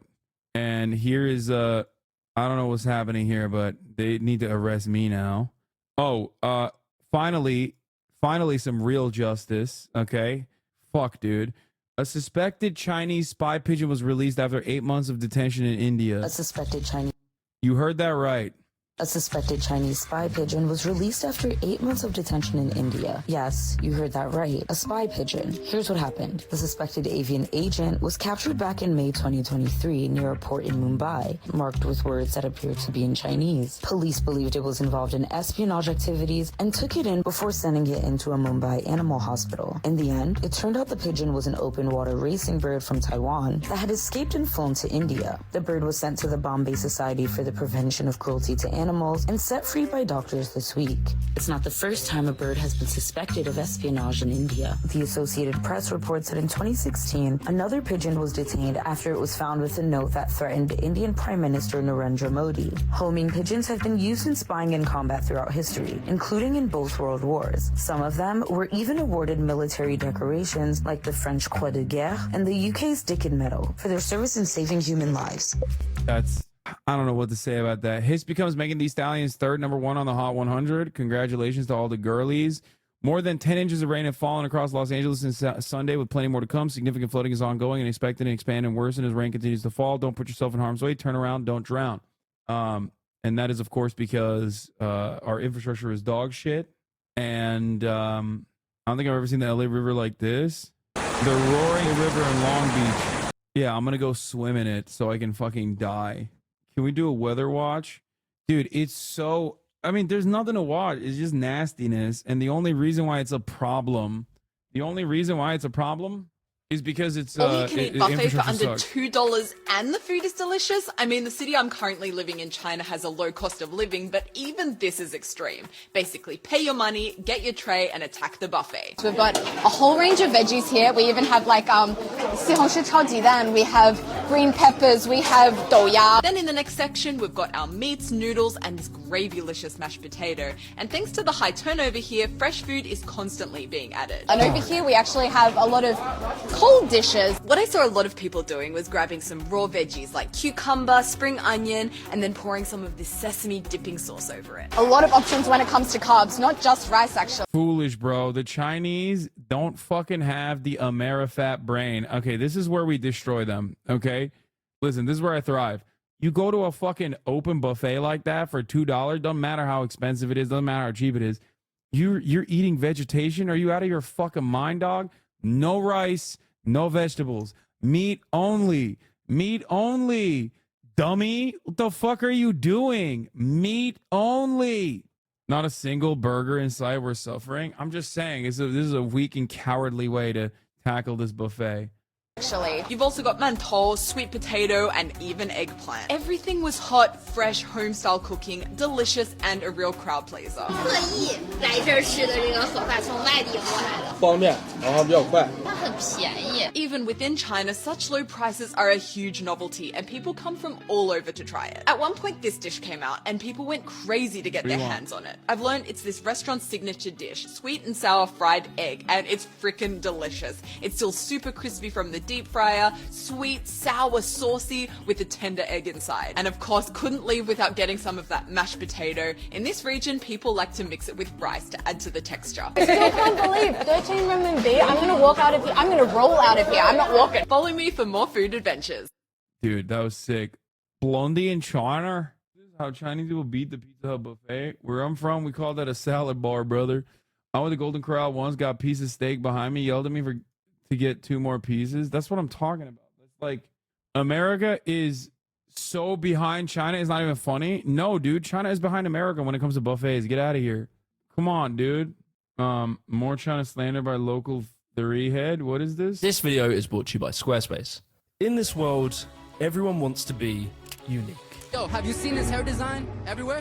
Ask everybody where they got that from. Tell them where it started. They're gonna look at me, you heard? But there is a place on this wonderful thing we call Earth where that is not the case. Where being individual, being unique is seen as gross. And that is China.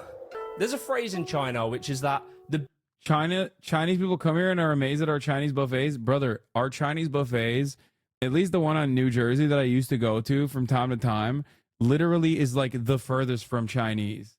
Okay? They had like pizza, burgers, dude, they had mozzarella sticks. I mean, it went hard as fuck, but I wasn't going there to be like, oh, I can't. China Star Buffet. Wait, was it China Star Buffet? I wonder if it was. I don't remember what the name was, but if it's just that, it's like, was it China Star Buffet? I don't fucking remember, but there was a place, dude, it was so good. That's how you know they got good Chinese. Listen. There was, oh my lord, dude, they had everything, dog. They got everything on Route 18. I think it might have been on Route 18. I don't remember. Dude, my mouth is watering thinking about that shit, dude. Fuck.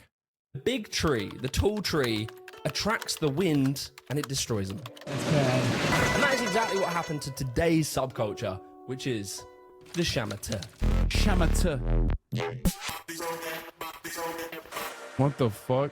At first glance, you'll probably see him and you'll think, Jimmy, that's an emo. And this is where I'll say, my friend, come close. I'll put you I know. Come closer. Let me tell you about the origins and the nuances.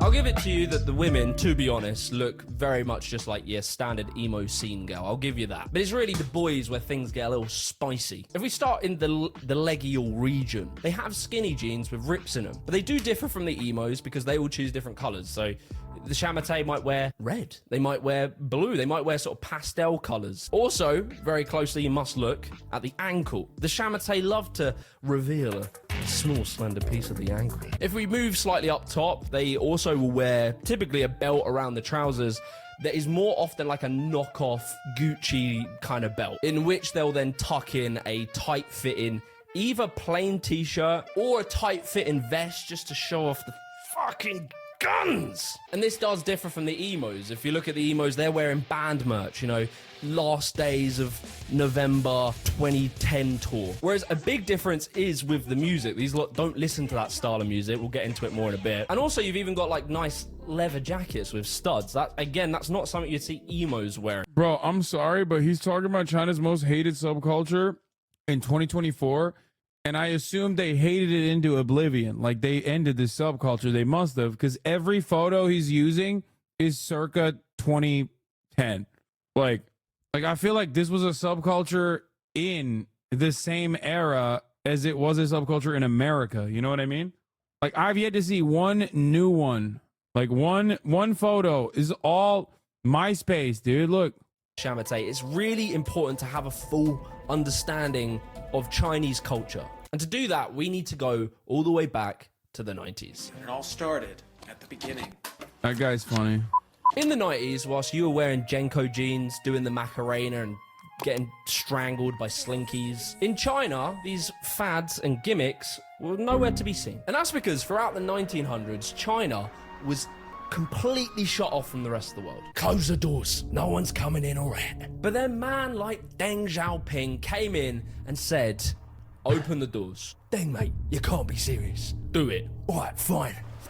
In the late 70s through to the 80s, China was transforming from this lonely, isolated bruh who watched a few Charisma on Command videos, and now was this charismatic Giga Chad. Everyone wanted to be China's friend. Your $200 Nike Aero Pump orthopedic waterbed mattress with big bass fishing PlayStation 2 built in. All of that. This is like, I mean, he's using the other guy who's like kind of cool. And also he seemingly is like kind of understanding, which is shocking from an Oi bruv. I don't know anything about Jimmy the Giant, but it seems like a cool content creator. Like, he's like not instantly talking about the Chinese as though they're like some scary alien or some shit. That was being made by 10-year-old Li Ming, who was chain smoking cigarettes in his last 16-hour shift in the sweatshop, making 20p an hour. And for the big businesses, the factory owners, the government officials, this was pretty ideal. But for the factory workers, it wasn't so ideal. What would start happening is a wave of workers from very rural parts of China would come to big cities and migrate and start working there. Places like Guangdong, which is a part of China that is kind of known as the factory of the world. This place is massive. It's a fair bit bigger than England, with double the population of about 120 million people. And these rural migrants came to Guangdong with this dream of having a better life, making more money, getting a good job, and making something of themselves. And they arrived in Guangdong and their souls were destroyed. They would literally be paid pennies an hour to manufacture goods for the Western world, working ridiculously long shifts in these horrible conditions that literally had nets surrounding the building to stop people jumping. It's funny when people go, wow, that's really fucked up. I can't believe they're like yelling at this guy, or I can't believe he's saying these things. It's also not false. Like, what the fuck? If you're talking about like if you're talking about instantly after like foreign capital flooded into China, yes, there was a very long time where conditions were fucking horrible. It's not wrong. This is correct. He's right about this.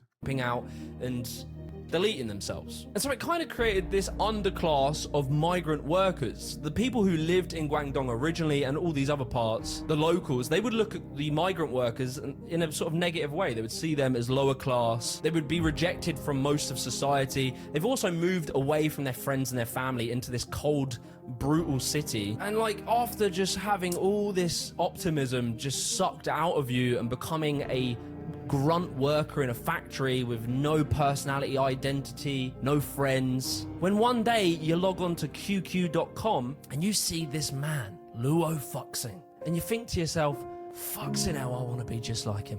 Luo had actually started to set up groups on popular social networks like QQ and Taiba, and he would make these groups called the Shamate family. He actually created the term Shamate by looking into fashion. You know, he developed this new interest, and he was looking at English websites and he saw the word smart, and he kind of poorly translated it back into Shamate. And so like the Shamate family group started to just organically grow, and Luo Foxing was like the be-all and end-all. He was the kingpin, he was the leader of these groups, and they were very organized. He would do things like... Yeah, I'm not an advocate for the liberalization of the marketplace, especially as it pertains to China or any other country. I simply am stating that what the government does with that foreign capital flowing in is what matters. Just want to point that out. And China's prosperity has almost nothing to do with the foreign capital coming in as a standalone. It's just because if you look at foreign capital, then you could just point to India. Plenty of foreign capital is flooded into India as well. Also another power, a global giant that was colonized. It's what the government does with that foreign capital that matters. It's like tell everyone to go and invade different forums on different websites, on Badu and Tayanya, and they would post their pictures promoting their hairstyle, promoting the Shamate, and this kind of spread the group even further, leading to him organizing these offline gatherings in person. 杀马特开始迅速流行，共同的风格让他们相互靠拢，形成一个大家庭。 I'm bothered by their hair. Insane haircut that he would open his own hairdressing studio where he could do it for people. And he wasn't the only one. Like, this haircut became so popular that there were hairdressers making good livings off of just doing that style. Enough to buy a house, have savings. And the Shamate family, that group itself grew to 200,000 members. And it's estimated that there were millions of kids across China doing this thing. If you go to shamate.org, you can see all of the comments of people saying, please let me join, I want to join, please, I want to be in the FaZe clan, come on, I'll fucking quickscope someone, please. It's a cool video. I recommend you guys watch it. It's from Jimmy the Giant. I'm gonna go back to shorter form shit though. Apparently this boxer has a white beard tattoo, which is pretty sick. Where is this coming from? Like what is this? What is going on here? Day 5 of trying to get you to watch this shit. Hey guys, I'm going to show you my favorite yoinks from 2023. Oh, it's Fishing Garrett. This guy's awesome. Love this guy, dude. This guy does not see the top of the hour ad break, okay? Yeah, because at the top of the hour, there's a 3-minute ad break. This guy not seeing it. Why? Because he subscribed for $5 or for free with the Twitch Prime by connecting his Amazon Prime account to his account to get 1 free Prime subscription a month, and he's never looked back, okay? That's right, baby. You can too. This can be not only a dream, but a reality for you as well, as long as you subscribe. Here's a 3-minute ad break now. Hasan, you're getting lazy now? I missed the cheeky days. All right, fucking hell, mate. I'll do a cheeky one. In Puerto Rico, me and my buddies found this 15-foot reticulated python. Yoink. This is one of the most powerful snakes I've ever grabbed a hold of. He was incredible. We also got some hatchling retics and some albinos. So cool. Check out this gnarly centipede. You know I had to yoink it. This thing is... Bro, this shit is like Alveus times 1,000,000. What the heck? So sketchy. Gotta show some love to the smoky jungle frogs. Absolutely love this beautiful rainbow boa. You get a very gentle yoink. By far the most gorgeous snake I've ever seen. Right here we have a spectacled caiman trying to escape the yoink. This yellow-tailed Karibo is probably my favorite yoink so far. This thing was massive. He's the king of the jungle out here. He even eats the deadly bushmasters. I love him so much. Definitely a yoink I won't forget. Here's a little jump scare for whoever has arachnophobia. We can't... Wait, what? Does that have one eye? What is that? Look at that. Or are those both of its eyes? Dude, you are a trust fund baby, Lamau. Dude, you should trust that I'm going to fund my dick in your mother's pussy. Fucking got him. I swear to God, people come from... This guy was on H3 now. He completely nuts in nature. No, I know. I wish, dude. I wish I was a trust fund baby. I wouldn't have to deal with any of this shit. I have 2 tarantulas. So what's up with the fucking eyes? What's happening? Is it like, are these both the eyes, or is it a one-eye situation? What is has it? Arachnophobia. We can't forget about the anaconda. I really had to put in some hours to yoink this beauty. In Florida, I removed tons of invasive Burmese pythons. I'm still looking for that 20-foot mama. I got a really close encounter with a Florida black bear. He was a big male, and he was incredible. I also went to the great state of Texas and yoinked some alligator gar. First it has 8 eyes, not 2. That's crazy. How much did you make last year? About $70,000. Wait, do you have any children? No. Wait, hold on. What is that? Do you have a home office? I was working hybrid most of the year. So then I did go into the office. I have a computer. Where do you live? Well, that was sort of tough this year. 3 months in California. Mostly, I'm a New York resident. And I live in New York City. Do you have any foreign assets? What's a foreign asset? Do you have a Roth IRA? Yes. I have a Roth. I have a Roth IRA. Why did you? Are you married? No, I was engaged, but I'm not married. I'm single. Pick a number from 1 to 8. 3. You're going to prison. Is Close to getting retired because of these fools? Every time I see a TikTok that I don't laugh at, I get one step closer to retirement. This is what my haters should be doing. You know what I mean? Hoscore does not claim this one. No, this was a Megaphonic special. Mickey, Mikey, Likey, what is it? Am I some kind of chorus? Shatter said this. Said this lady votes. This lady lives the vote. Okay, this lady has extended her lifespan by at least 2 election cycles with the only purpose of voting. Gypsies, what is it? M-I-L-E-Y, Michael, C-Y-R-U-S, Chriser, Mike, Melky, Chris, Kirkus? What the hell is that? Who are you, lady? M-I-L-E-Y, Miley Circus, C-Y-R-U-S, Crisis. Who's that? Takes the stage, performing some of her new and reacting on who she is today. Who are You know she's driving too. Conspiracy mommy lore drop? Wait, what? I was legally dead for 4 minutes, and I came back a different person, which is how you know me now. I woke up and just automatically knew that I have a goal of service. I woke up knowing our physical reality is just a projection of our consciousness. She just killed like 3% of the chat too with that. You could say, oh my God, how much of American conservatism is directly related to brain damage caused by not having enough oxygen going to your brain for extended periods of time? Someone has to do a study on this, okay? This needs to be studied. say a near-death experience, or in my case, a legally dead for 4 minutes experience, was like a reset button. I fully understand now that death isn't the end.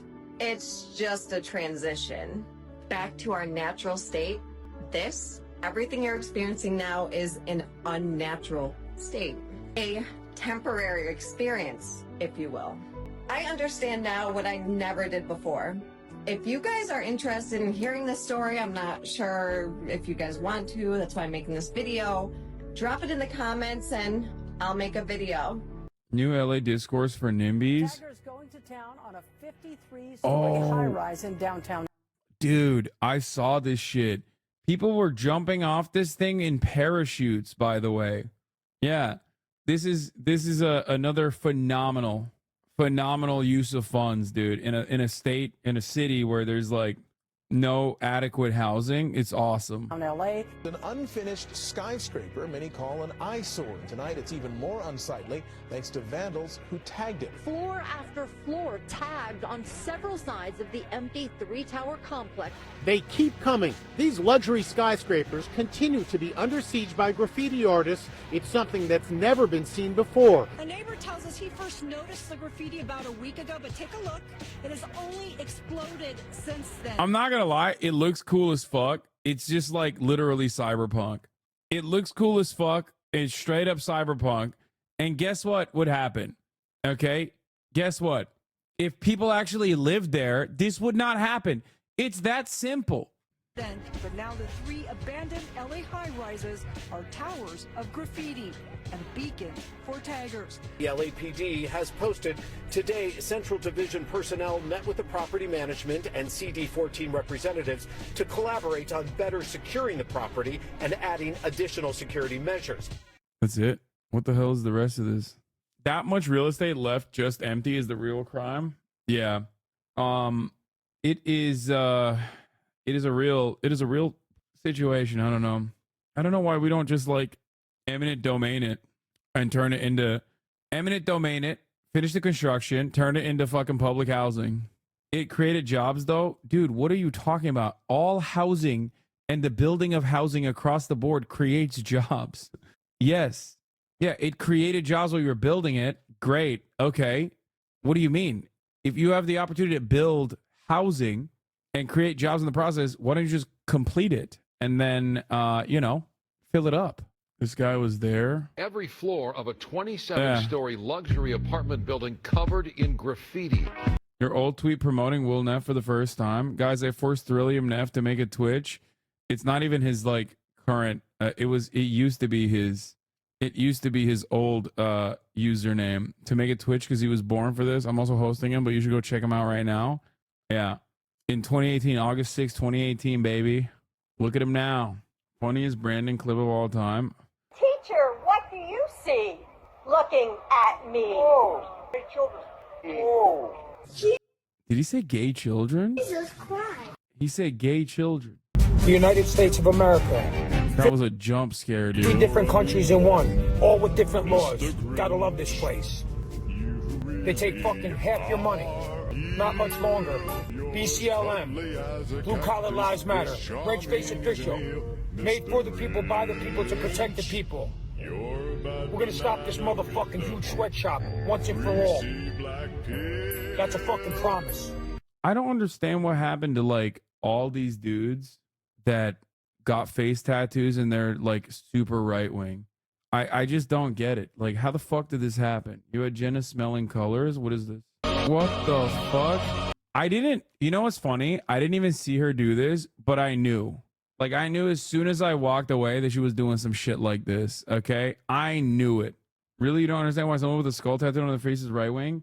Yes, I don't. Because back in the day, those guys were people were grossed out. Right wing guys would be more traditional looking. They would talk about I hate these guys. They all look weird. I would never hire them. That type of thing. Tattoos used to be degenerate. People used to look at tattoos and go, that's degenerate shit. The fuck? Why'd you get your face tattooed? You can't be an accountant. Now people are it's sick. I love that. Tattoos mean he's patriot. A car dealership told me I had to cover my tattoos when I applied 3 years ago. Wait, I want to see this. Millennial versus Gen Z video essays by Man Carrying Thing. Let's take a look. If you're anything like me, you're probably wondering a current event topical issue. That's so good. Look at this map. Now look at this one. What you probably didn't notice is that these aren't just maps. They're images that display the geographical location of things that exist on Earth. This is Ronald Reagan. This is a volcano. This is a little baby. My question is, how did we get from here to here? We might learn that the CIA isn't that bad after all. Hello. Oh my God, there's a direct shot in the dark at Johnny Harris. Okay, this is the Gen Z video essay. Hello, idiots. Hello. Before we dive into the meat of the video, we must first ask, SpongeBob, is he a good neighbor? Yes, this video was edited on iMovie. By the end of the video, we'll have learned how the CIA killed the Fairly Odd Parents. Wait, what do you mean? Wait, someone said Curtis Connor. Curtis Connor does that, but is Curtis a Zoomer? I don't think he's a Zoomer. I investigated New York City's illegal immigrant invasion, this guy says. This is New York City. This isn't South America. This isn't Guatemala. We're better than everyone in the world for a reason. Illegal immigrants. They shouldn't even be here. They should be back where they belong. They keep coming. I don't know what to do. Crime. Gray sweatshirts with a black puffer vest. Fight each other. Yo, yo. Homelessness. Yo.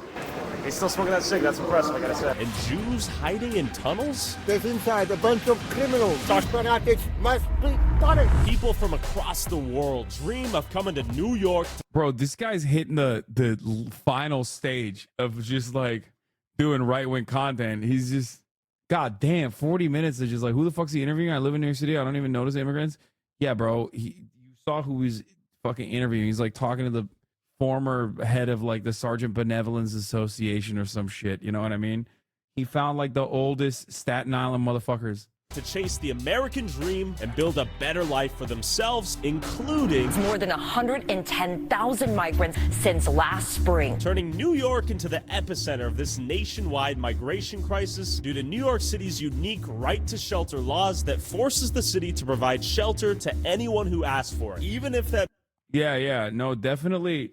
Yeah, definitely. It's not that It's not that people are being people are just being shipped off into New York without any fucking without any prior knowledge ahead of time, deliberately to fuck up the processing facilities. That means shutting down entire schools to provide shelter for these migrants. Taking over my kids' school. What are they supposed to do? Like, these guys, should they die? It's like a fucking, there was like a hurricane or some shit happening. Like, are they not supposed to go to a shelter? Like, what are they doing? We don't believe right to shelter should apply to a humanitarian crisis. The forefathers of that law did not think that one day we were going to talk about 160-something thousand people showing up at our door. But with over 90,000 homeless people already on New York streets, as the homeless capital of America, what are the long... This guy mostly is discussing viral overdose videos are hurting people at their lowest moments. Ah, yes. An article by Vice News, a media company that totally didn't get a start by making very similar documentaries and definitely didn't sell its soul to George Soros and Disney after going bankrupt. What? I mean, yeah, this is awesome. This guy's just going fucking investigative journalism. That's what he's doing. Long-term consequences of busing this many illegal immigrants into the most expensive and most densely populated major city in America. Where will they end up once the city runs out of resources? Bro. Notice how this kind of shit never flies in California? One must ask the question, why? Oh, that's right, because it's a fucking border state, okay? And in the fucking border state of California, when there's like actually a steady flow of immigration coming in, there are facilities to process them, right? That's the difference. When you take undocumented migrants who are seeking asylum legally and ship them to fucking New York without telling them that you're shipping them to fucking New York, okay? All of a sudden, isn't New York a border state? Yeah, with Canada. We're talking about the real border crisis, okay? Let's be for fucking real for a moment. Nobody gives a shit about Canadian migrants coming in, just like nobody gives a shit about the actual leading cause of undocumented immigration in this country, okay? The undocumented immigration in this country is not happening at the fucking borders over regular border crosses, okay? It's happening with visa overstayers. Most people are visa overstayers. That's it. They come in through a legal process and stay. That's it. That's where the real, if you want to talk about like the undocumented migrants, like, oh my God, so many undocumented migrants are coming in. That's it. That's the majority of undocumented migrants in this nation come from people who came in legally and stayed with their visa expiring. That's it. But the only reason why we talk about like the southern border is because brown people are coming in through the southern border. And now something even scarier than brown people, the Chinese. Okay. So that's the real problem here, I guess, if it is even a problem. It's not. The only problem is that they're gumming up the system by specifically shipping human beings into New York without any proper communication ahead of time. That's the real issue. Okay. And the federal government is not stepping in to arrest the criminals responsible for this. Governor Greg Abbott and everyone in the Texas state legislature that has allowed this to happen. Those are the real criminals. Resources to help them. How did New Yorkers feel about them being here? And how is the quality of life for the migrants and their families that now live here? I met up with local journalist Leroy at Viral News NYC to understand how this all began. What is this hotel? So this is actually the Row Hotel. It's a migrant hotel that's been here for about 15 months, a little longer. This is where all the migrants come to stay with families and kids. Some people have been here for about a year and a half almost. And you have to feel bad for them. They're being lied to about coming to America, and they'll get everything handed to them head and toe, and that's not the truth. And today just so happens to be eviction day for 40 families being forced out of the hotel, including this lady who's 8 months pregnant. ¿Cuánto tiempo estuviste en el hotel? 5 meses. ¿Por qué viniste? Buscando un mejor futuro para mí, para mi familia, para mi bebé. ¿A dónde irás después de esto? Al Roosevelt, para una reubicación, a pedir reubicación, poder salir adelante, conseguir un trabajo y poder ser independiente. No depender todo el tiempo del Estado, pero también es complicado cuando uno no tiene papeles, cuando es inmigrante, cuando va recién llegando, pues poder conseguir un trabajo estable. ¿Tu plan es vivir aquí a largo plazo?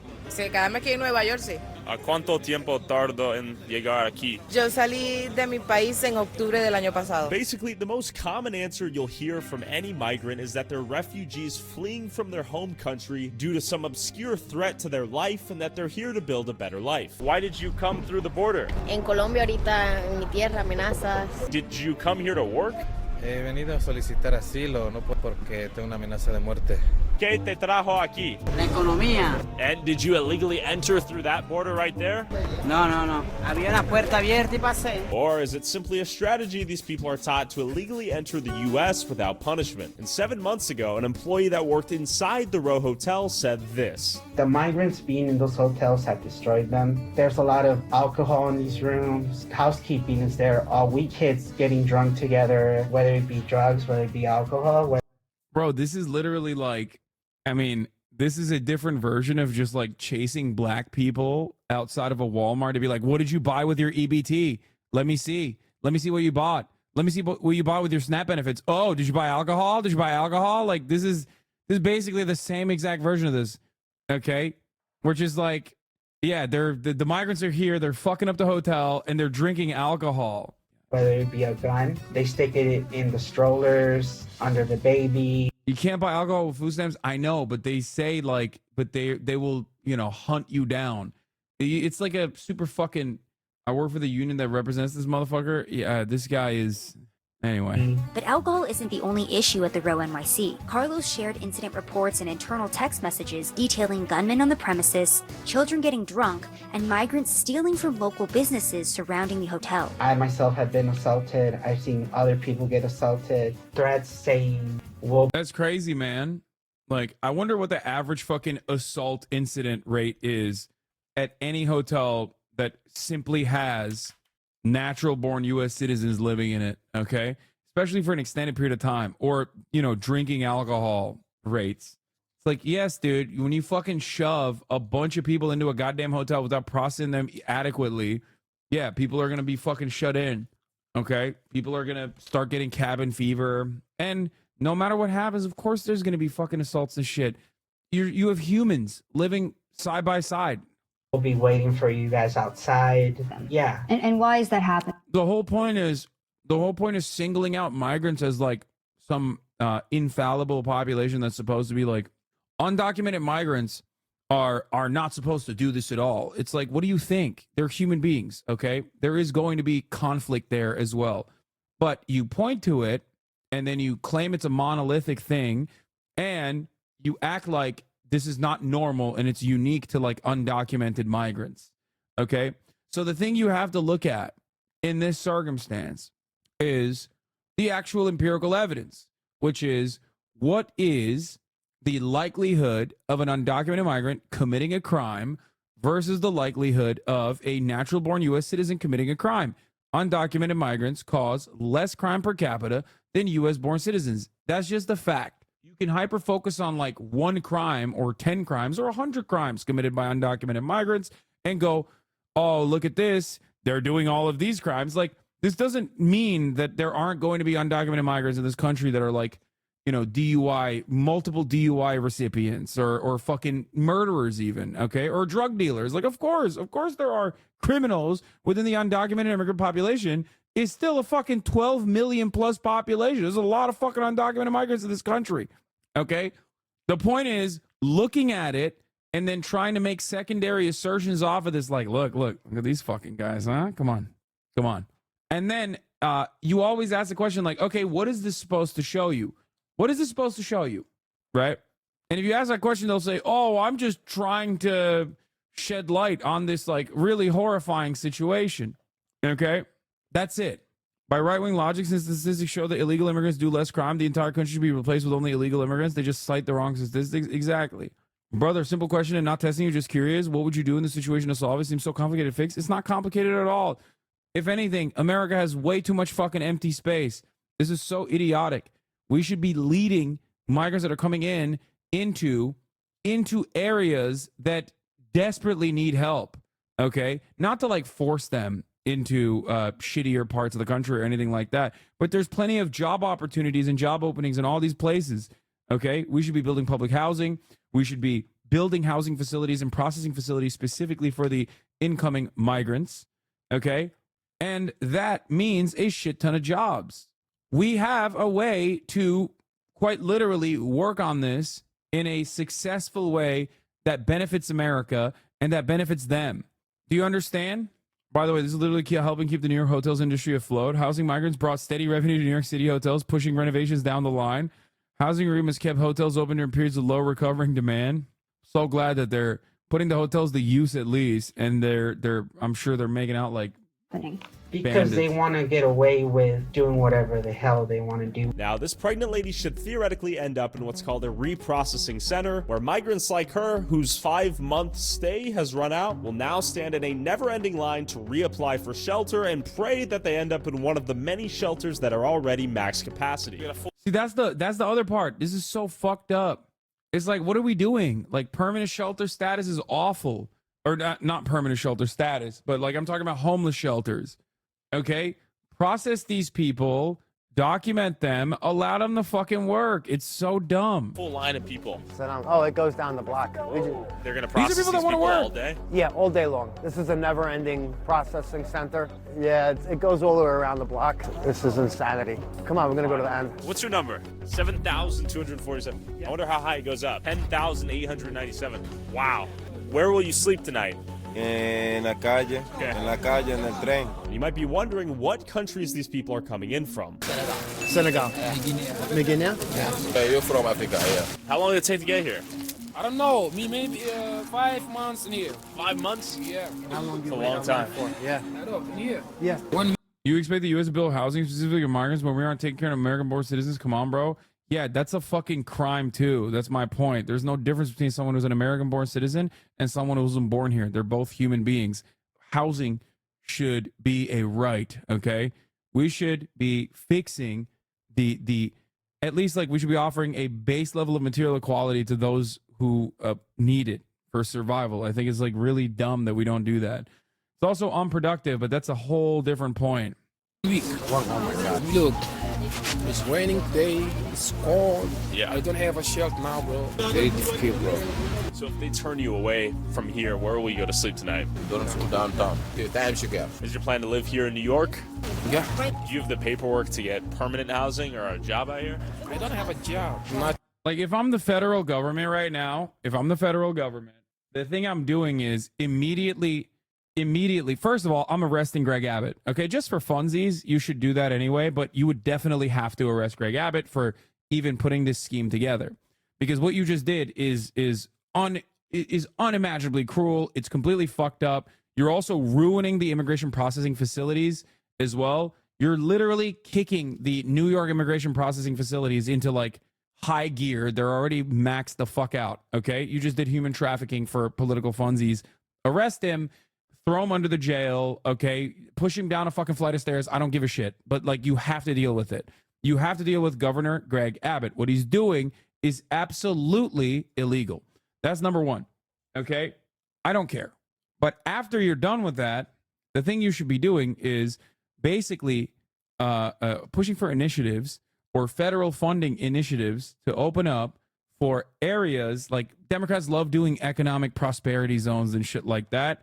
Create a federal processing structure, create a federally funded initiative for low-income areas and areas of desperate need for like young working class populations to apply for federal funding so they can bring in an incoming steady flow of incoming migrants, communicate that to the migrant workers and the migrants that are here, and have them fucking voluntarily go to areas where they can have a living wage, they can earn a job, get a fucking shelter. Get shelter. Ironic because like Texas definitely has that. Texas definitely has a lot of places that you could do that with. Terrible take. Why is that a terrible take? Wrong, terrible take. What is terrible about this take? Anyway, oh my God, motherfuckers say terrible take and then just move on. That's it. Migrants don't want to live in places like the Midwest. Many want to be in New York City, Cali with their extended families. New York City is already an unaffordable city. Yeah, that's also not correct. Okay, here's why you're completely incorrect. If migrants already had extended family members living in those cities, they wouldn't be in these fucking lines because those processing facilities, like, they don't have to live in the fucking streets at that point. They can live with their family. What are you talking about? Also, there's a shit ton of migrants in the Midwest too. Every part of this goddamn country is filled to the brim with migrants. This country is built on immigration. I'm telling you. Do we need more people anyway to increase manufacturing and military personnel numbers to compete with China in the future? What? That's a really cynical way to talk about this. Anyway, yeah, what I'm talking about is already in existence to a certain degree. Here's Topeka, Kansas, an American city with a message for migrants. We want you. Kansas capital hopes to lure migrants with work authorization to fill some of its thousands of open jobs. And there are plenty of cities like this in the United States of America. The issue, of course, is that, like, racism is what you will run into. One of the greatest examples of a migrant population, both documented and undocumented migrant population flowing into a fucking state or flowing into a city and rebuilding that city is Hazleton, Pennsylvania. Hazleton, Pennsylvania had no industry whatsoever. It was completely diminished. There were just old racist people living there, okay? And then the migrants came. It was ironic because it was considered a massive success or a massive failure, depending on which perspective you had. If you look at Hazleton, okay? If you looked at Hazleton, Pennsylvania, Hazleton, whatever, however you fucking say it, and you saw that the town went from being overwhelmingly white, but with a tiny population, to a brown town, okay, where the white residents were upset because of all the Hispanics that were coming into the fucking town, okay? You could look at it as a success story if you don't make a distinction between brown people and white people, right? And you're like, wow, this town did not have an economy. Now it does, okay? This was a dead town, and now it actually has a bunch of fucking businesses. Holy shit, that's great. You look at it and you think about it from that framework, it's great. Tucker Carlson, on the other hand, had different opinions. This is something I've been talking about for a very long time. Tucker Carlson went into the National Geographic article that wrote about Hazleton, okay, growing and basically having like a robust economy, to now having almost 60% Hispanic, by the way, for the record, and was on the verge of bankruptcy. Tucker Carlson looked at that and said, well, the white guys hate that they don't recognize their town anymore. It's like, bitch, their town was insolvent. The fuck do you mean don't recognize their town anymore? Yeah, you had an aging population of white people. Industry had completely left. And there are a shit ton of Hazletons out there. These people just want to survive, man. That's it. It's so dumb. The major hurdle here is, unfortunately, white supremacy, okay? It's so dumb. Most of these people just want to survive. They want housing. They want a job. They want a meaningful living. That's it. But they get scared because they're brown. And then, white supremacy kicks in. They don't even have work authorizations. Thank you. Appreciate your time. Good luck. Yeah, see you. Some of these people have been waiting for 15 days to get into a new facility or just to go through this facility itself. Like I said, they're human, and it's a shame. And we have to point fingers at the Biden administration for overwhelming the system. Does New York have any space left? We're done. No, we're full. The mayor's been saying we're full months ago. And you stick a facility like this in a residential area, people are pissed. These are all houses. What do the locals that live here think about their neighborhood being turned into a homeless migrant hotspot? Yeah, bro, by the way, if you're a New Yorker and you're complaining about how dirty your fucking city is, like, then you're not a New Yorker, okay? The fuck do you mean? The city's not dirty because of immigrants. Saying New York is dirty because of immigrants is so funny. New York, one, never devoid of immigrants until, I guess, like, the only time New York didn't have immigrants was, like, when the natives lived there, okay? Even before it was fucking Amsterdam, New Amsterdam. That's one. Two, like, it's never not been dirty. The fuck do you mean? Get mad at the goddamn mayor, okay? Yeah, they discovered dumpsters, like, last week. They were so stoked about the side-loading dumpsters in New York. Spot. How long you been out here? I've been here about 15 years. Do you think there's enough space to help everyone here? There's never enough space in New York City. Do you think in some ways they're competing with the local homeless population that already needs housing potentially? It seems. Yeah, motherfucker. Dude, every other video that this guy does is literally, look at these crackhead homeless people. Look at how dangerous these fucking disgusting crackhead homeless people are. Look at them. Look at how lawless these homeless people are. And then the one video where he's talking about immigration, he's like, why don't we care about the American homeless people? Doesn't that sound really shitty for the American homeless people? Now you care about homeless people? Motherfucker, what do you mean? I've seen your other videos. You're literally fucking putting a camera on homeless people being like, these guys suck. It's typical right-wing playbook bullshit, dude. Is that really likely? Breaks my heart to see him lined up in the rain. It's wild, yeah. It is wild to see this guy so very clearly pivot to like right-wing psychopathic nonsense, okay? Going from like, where is it? Going from like Brent Rivera called the cops on me. I flew the Millennium Falcon across America to like, yeah, I flew a Charizard across America to like, homeless people are going to come and rape your daughters. Mr. Beast has YouTube marketing too. Yeah, Americans love this shit. This is the one. This is the one that like popped off so hard. He was like, oh, dude, this is it. This is what I'm doing. He's on that 2015, 2016 YouTube grind set. Yeah, I mean, it works. The thing is, like, he does a pretty decent job of, I think, showcasing himself. You probably can't tell a naturalized American homeless person from a homeless person who's a migrant unless they're white. He's exclusively talking about assisting white homeless people here. No, I think, like, the thing is, guys like this don't actually go overtly right-wing, okay? Why is that leftist content doesn't pop off as hard? Well, one, because this is media. It's reactionary. It's, like, super easy to consume. It's digestible.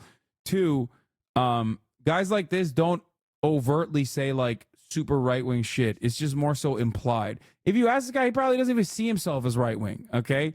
He's just, it's obvious. He's like not ideologically aligned. He considers himself to be apolitical. And when you're apolitical, of course, you're going to have like a right-wing slant because that's just how it is. It's just how politics is. America is a very right-wing slanted country. Rain and the cold with inadequate jackets, but this is a better class of people than most, right? They got here, they're determined, they're decent. You take a group of young men this size, you'd expect them to be making trouble. They're not making any trouble. They'd be perfectly good neighbors if only we had some place to put them. There's got to be some sort of border control, but I don't know how to do it in a humane fashion. It's a government disgrace. This is litter. I've been trying to train the migrant immigrants to put their litter in a container, and it's here. So I'm cleaning this up now. For the most part, they're good neighbors. Are causing a lot of garbage on our street, but I think the mayor needs to spread them out and not dump like 2,000 people in one area. We met one guy who came from Peru. He has a family back there. He's an expert welder, an expert baker. He couldn't get any paperwork until a kind lady sponsored him because they can't use an address to get their paper. When do you think this ends? I don't think it's going to. I think they've decided to make this a permanent emergency shelter. There's already mad homeless people out here. Now you just bringing these people out here. Come here with a working visa or don't come here at all. If I'm being honest, if you traveled from Guatemala or wherever in Central America and you traveled to the United States, you probably have STDs. You probably have tetanus. You probably have, I don't know, like gonorrhea. This isn't a third world country. This is... Bro's like, bro fucked half the immigrants, it feels like. Dude, what the fuck? He's like, dude, I'm sorry. I keep sucking your cocks and getting gonorrhea. It's got to stop, okay? Why do you have such delectable penises that I love sucking? It sucks. You understand? Like, don't come to me with your dirty penises that I can't stop sucking. What are you talking about, dude? What do you mean? Why did you just rat off, like, a bunch of STDs? Like, what a fucking psychotic person. This is America. This is New York City. This isn't South America. This isn't Guatemala. This isn't France. We're better than... What's this guy's background, I wonder? Everyone in the world for a reason. Because we value people, and every Republican president that's been the president of this United... Dog, you ain't a part of the team, okay? Holy shit, dude. This guy thinks he's on the team, chat. Dude, there is no better representation that, like, immigrants assimilate almost perfectly by the second generation than a dude like this who is, like, very likely of Hispanic background, who's just spitting out the whitest motherfucking shit I've ever heard in my goddamn life, okay? That's it. That's it. It's perfect.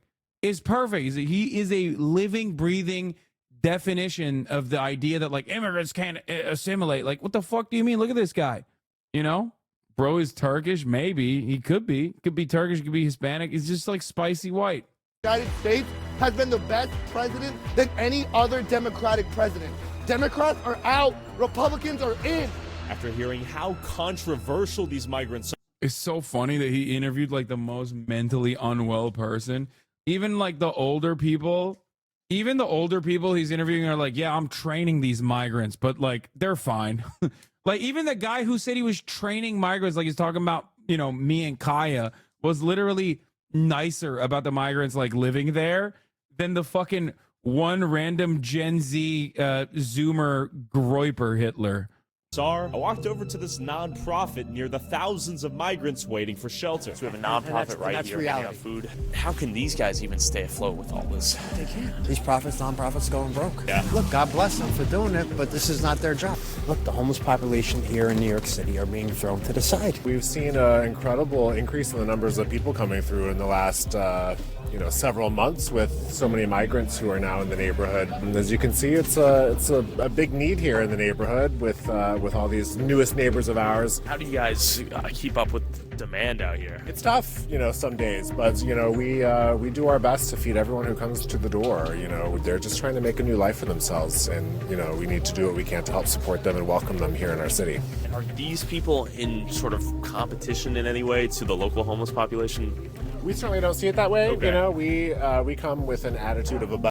What do you mean, bro? Why is bro saying this? Is a competition for the local homeless population? Bro, he is literally living. He wants Hunger Games so bad. He wants Hunger Games. He's like, come on, man. Come on, why don't they just like shank each other? All of his questions are so leading. Oh my God. That there's enough for all. It's just a matter of allocating resources so that everyone gets fed. But this attitude of abundance appears to be mathematically impossible. As I walked past another migrant shelter that had reached max capacity, with countless migrants waiting in the cold rain for shelter that does not exist. What is this? This is a migrant shelter. How many people is it housing right now? 4,000. 4,000? We try to keep them calm because some of them are a little violent. So tell me about that. I see people showing the badges as they come in. Right. What's going on the inside of this place? Well, if you don't belong here, you can't come in here. They don't belong here, so they have to stand outside or wait for the So these guys can't get in? Right. What do you mean they don't belong here no more? They have 30 to 60 days to be at one spot, and once the 60 days is up, they have to go back and re-register all over. Are the local homeless population allowed to live in these buildings, or do you have to be from out of the country? You have to be like a migrant. Bro, how are you going to be on twitch.tv and be like, Hassan actually has autism? I don't know why I even clicked this shit. Brother, there is literally not a single chat you can find on this entire fucking website that isn't comprised almost majority autistic, okay? Or even a fucking content creator. Like, yeah, let me go watch my non-neurodivergent content creators like Asmongold and fucking, I don't know, like Miskiff. Like, you're on Twitch, homie. What do you think? Who are you going to watch? Like, this is not even a thing. Like, yeah, let me see. This is the #1 content creator on the platform right now. What's he up to? See a doctor. All right. Wait, you liked... I'm just kidding. Fuck it. Like, this is fucking... You're selling Ask Her Out. Chat, we literally went out to Topgolf last night. Farmer21 cheered 500 bits. W. Capavelli. Okay, can I take a piss really quick? Yeah, I'll read the chat. Free that hat back on, I know my cheers head's fucked. 500 bits. I got a question for you, Mr. Lean Rainbow Cheater. Does she tap out when she sucks it, and does it cream or squirt? Jesus Christ. Remember, you know what I'm saying? Like, it's TTS, you don't gotta answer anything, you know what I mean? All right. I'm a pretty open book, but that one was wild. Yeah, that's like if your book's all the way fucking open with pages falling out of it. I'm gonna take a piss real You quick. all should come down to San Diego. Wait, I can't even see the Visit chat. Mission Beach and ride some rides or large Ola Cove and see some seals. This one, right here. Wait, what did he say? Fuck me! Anyway, the homelessness versus migrant thing is literally our Republican mayor's talking point. This YouTuber is repeating it. The point is to kill the right to shelter laws. Yeah. The idea that there's one, some kind of like functional difference between homeless people that are migrants versus like homeless people that are native born U.S. citizens. Like, dog, it doesn't matter. There's still human beings that are fucking homeless. Okay. That's #1. #2, you don't give a fuck about the native born U.S. citizens that are homeless anyway. It's like when Republicans talk about like Kai's doing a Vision Pro stream right now. Wait, I want to see how I look though. Screenshot and send it to my phone right now. I bet. Can we get much higher? Hassan out here making us feel pathetic for being on this platform at all, shaking my head. Man, you're not, dude, I'm not trapped in here with you. You're trapped in here with me, okay? I ain't gonna lie, I don't give a fuck what you think. Vision Pro stream when? Interesting. It's messed up. This building right here is This right is families. The next one is single male and females. The next one is families. They pretty much took over the whole area. Where are you guys from? Senegal. How long did it take to get here?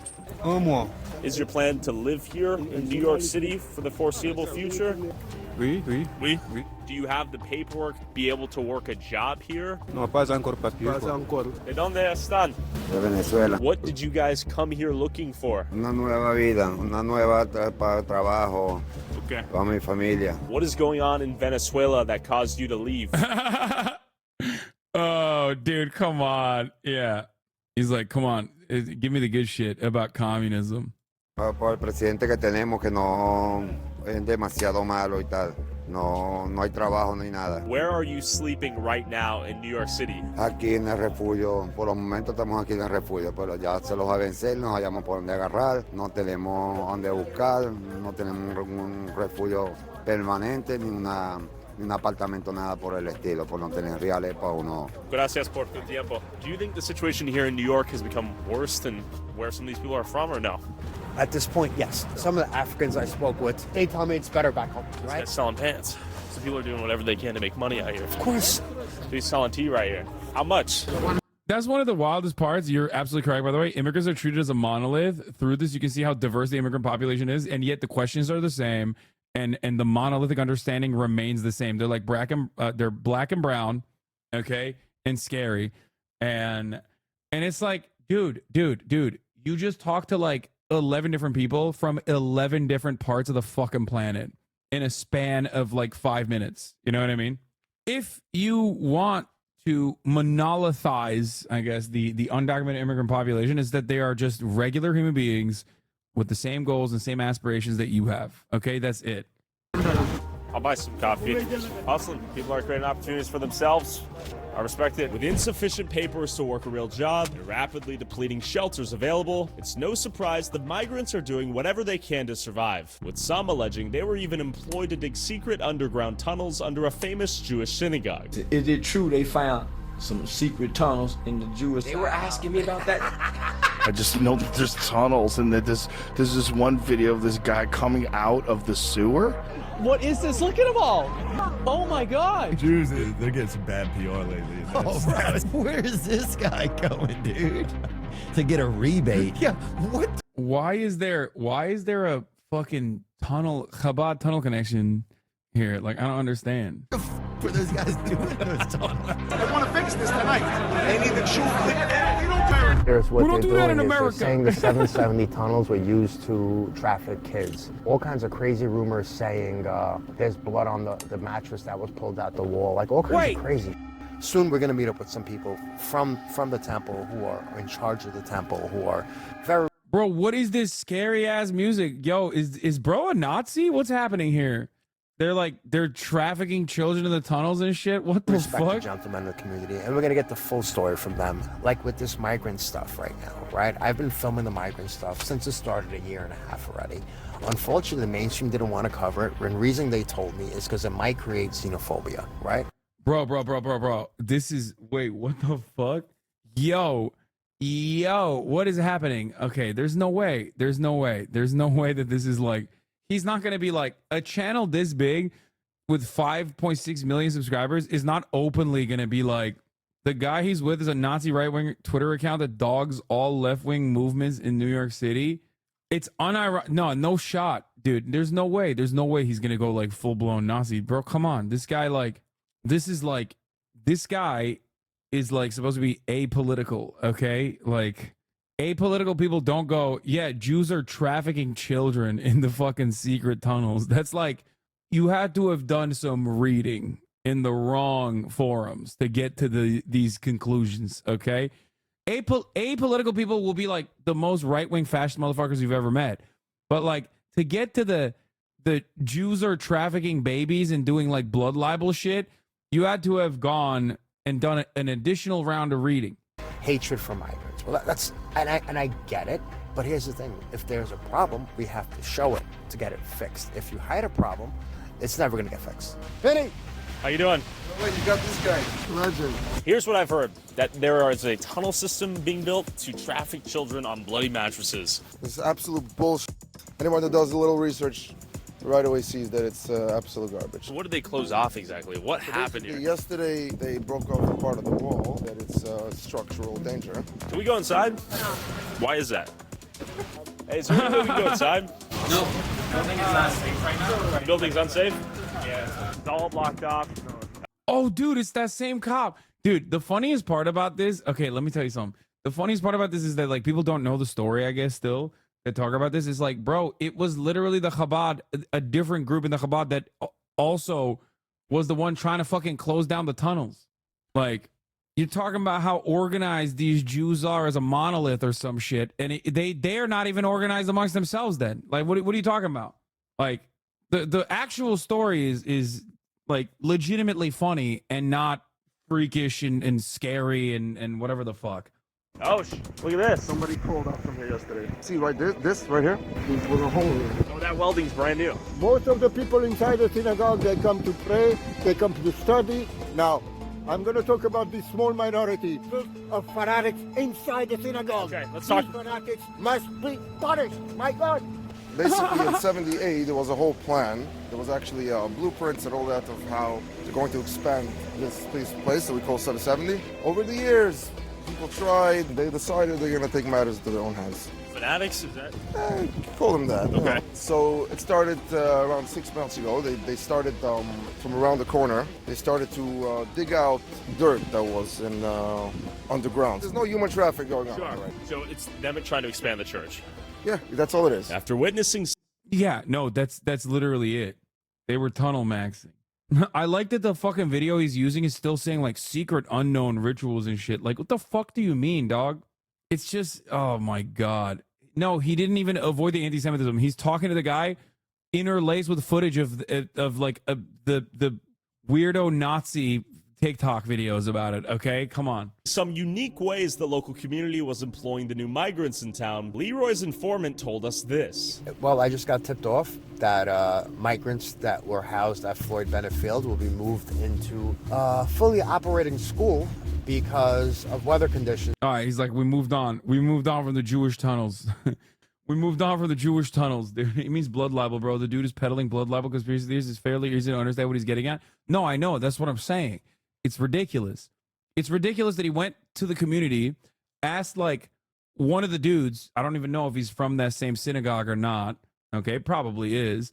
And like interlaced his commentary over it with like secret rituals are happening in these tunnel structures regardless, which is insane because like it's just, you know, it was still not a great way to cover the story is my point, especially when we know that it's like so susceptible to like the insane hyper right-wing anti-Semitic Nazi bullshit. Yeah, people are like, I can't believe they saw a dirty mattress in the tunnel. That must mean child trafficking. Yeah, dude. Every time I see a dirty mattress in New York City, I'm thinking that's children were trafficked, okay? It's so stupid. Okay. I'm not even gonna... Ay. At Floyd Bennett Field. It gets really windy at Floyd Bennett Field, and the rain comes down, and the place floods. I love the transition, though. Like, you guys get mad at me at the top of the hour when I hit you with a fucking abrupt transition with a 3-minute ad break. But this guy literally went like, yeah, okay, what's the deal with these Jewish tunnels, huh? Are they doing child trafficking and secret rituals down there? And the guy was like, no. Meanwhile, the B-roll that he's using is literally like, here's where the Jewish child trafficking tunnels are, okay? Like, and then they're like, all right, let's get back to fucking talking about migrants. All right, dude. All right, dude. Come on. Anyway, the 3-minute ad break is upon us, though, regardless. You know what I'm saying? City has no more room, and New York City is housing migrants. Any place they get to have space. Now we have to empty out a whole school with kids to house thousands of migrants. Let's talk to some parents who are probably pissed off. How laundry tools and services going to be used for the migrant situation here. Bareback Hussein Obama, thank you for the 5 gifted subs. God damn, what a name. Used as like a migrant facility? Is that what's going on? Yeah. So are you guys getting booted out of school? Oh yeah, I think for like a couple days. Here we go. Might be right here. That's it. Okay, so these are the migrants in this bus right now. There's a group of people right there. What is... All right, let's check this out. I think that's it, right? I think so. We got people pissed off right now. You feel good? You feel good? Pissed. That's sick. There is... Okay, how much you want to bet she does not have a child? Definitely not one that goes to that school, but like bonus points that she doesn't even have a child, okay? Half the time, these fucking people that go to like the parent-teachers conferences and shit are always like, they're always just like there on their free time. They're just there to yell at brown people. You guys staying for a while, huh? We got countless amount of buses. Dude, who does that?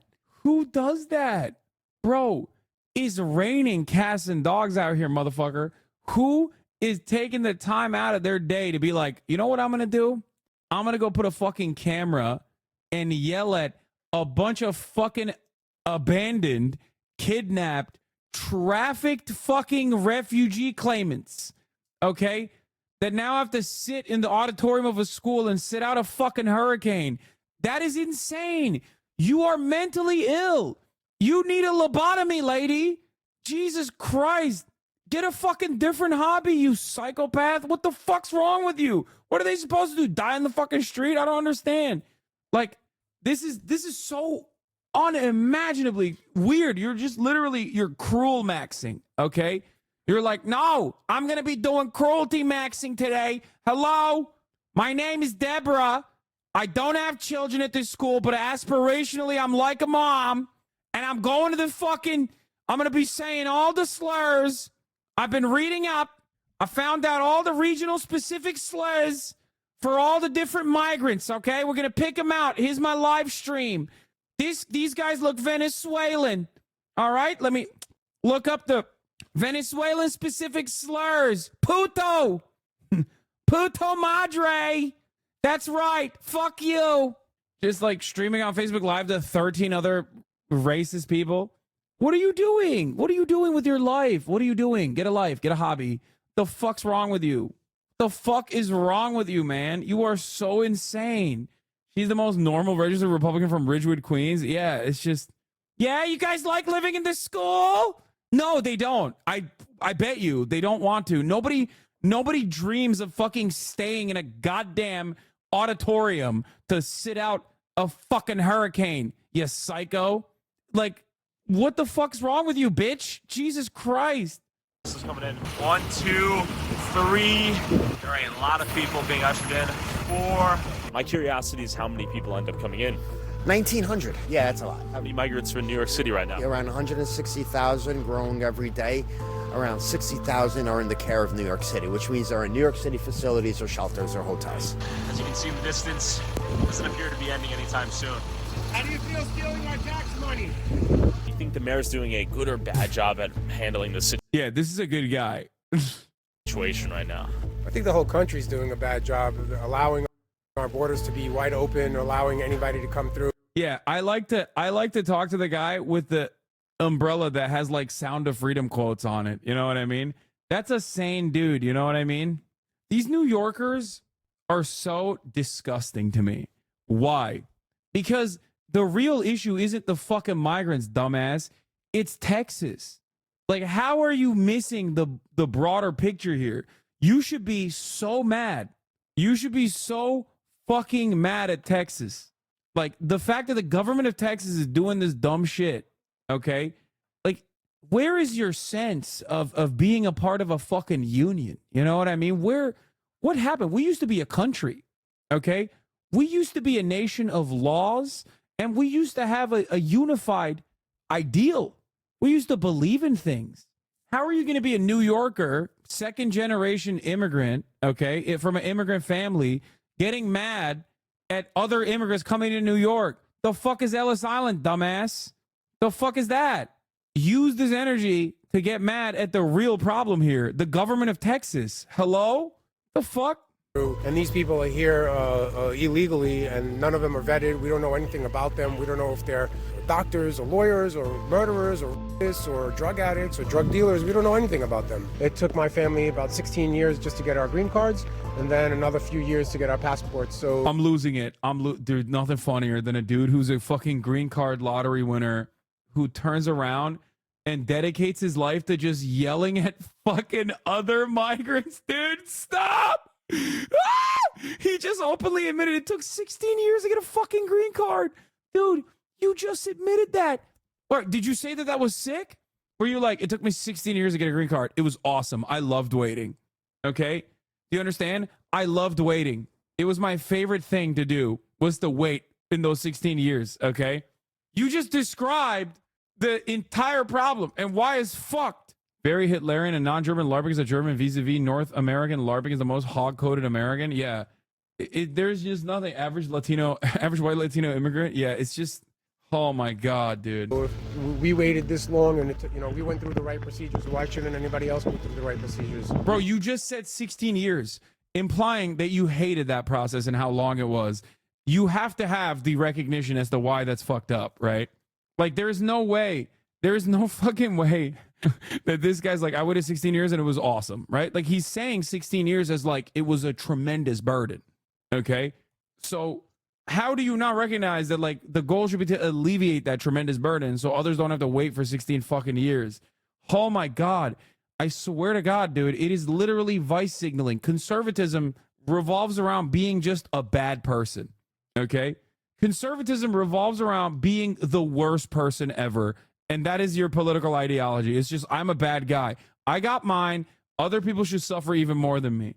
What causes Americans to behave like this, I don't know. What do you think the solution to all of this is, if any?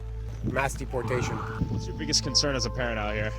My kids deserve to be in school. They deserve to have an education. How do you think this ends? The parents got to be here in the pouring rain like me. I just left work. They're having a parent conference Zoom meeting at 7 o'clock. You think they're going to allow us to say what we want to say?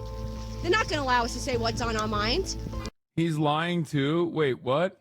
In Tyler Oliveira's 40-minute anti-migrant chudgasm, he runs around with far-right propagandist Oren Levi, Leroy praised Leroy Johnson, and the interviews Oren's brother Ronan, who's holding an anti-vax umbrella while claiming to be an immigrant calling for mass deportation.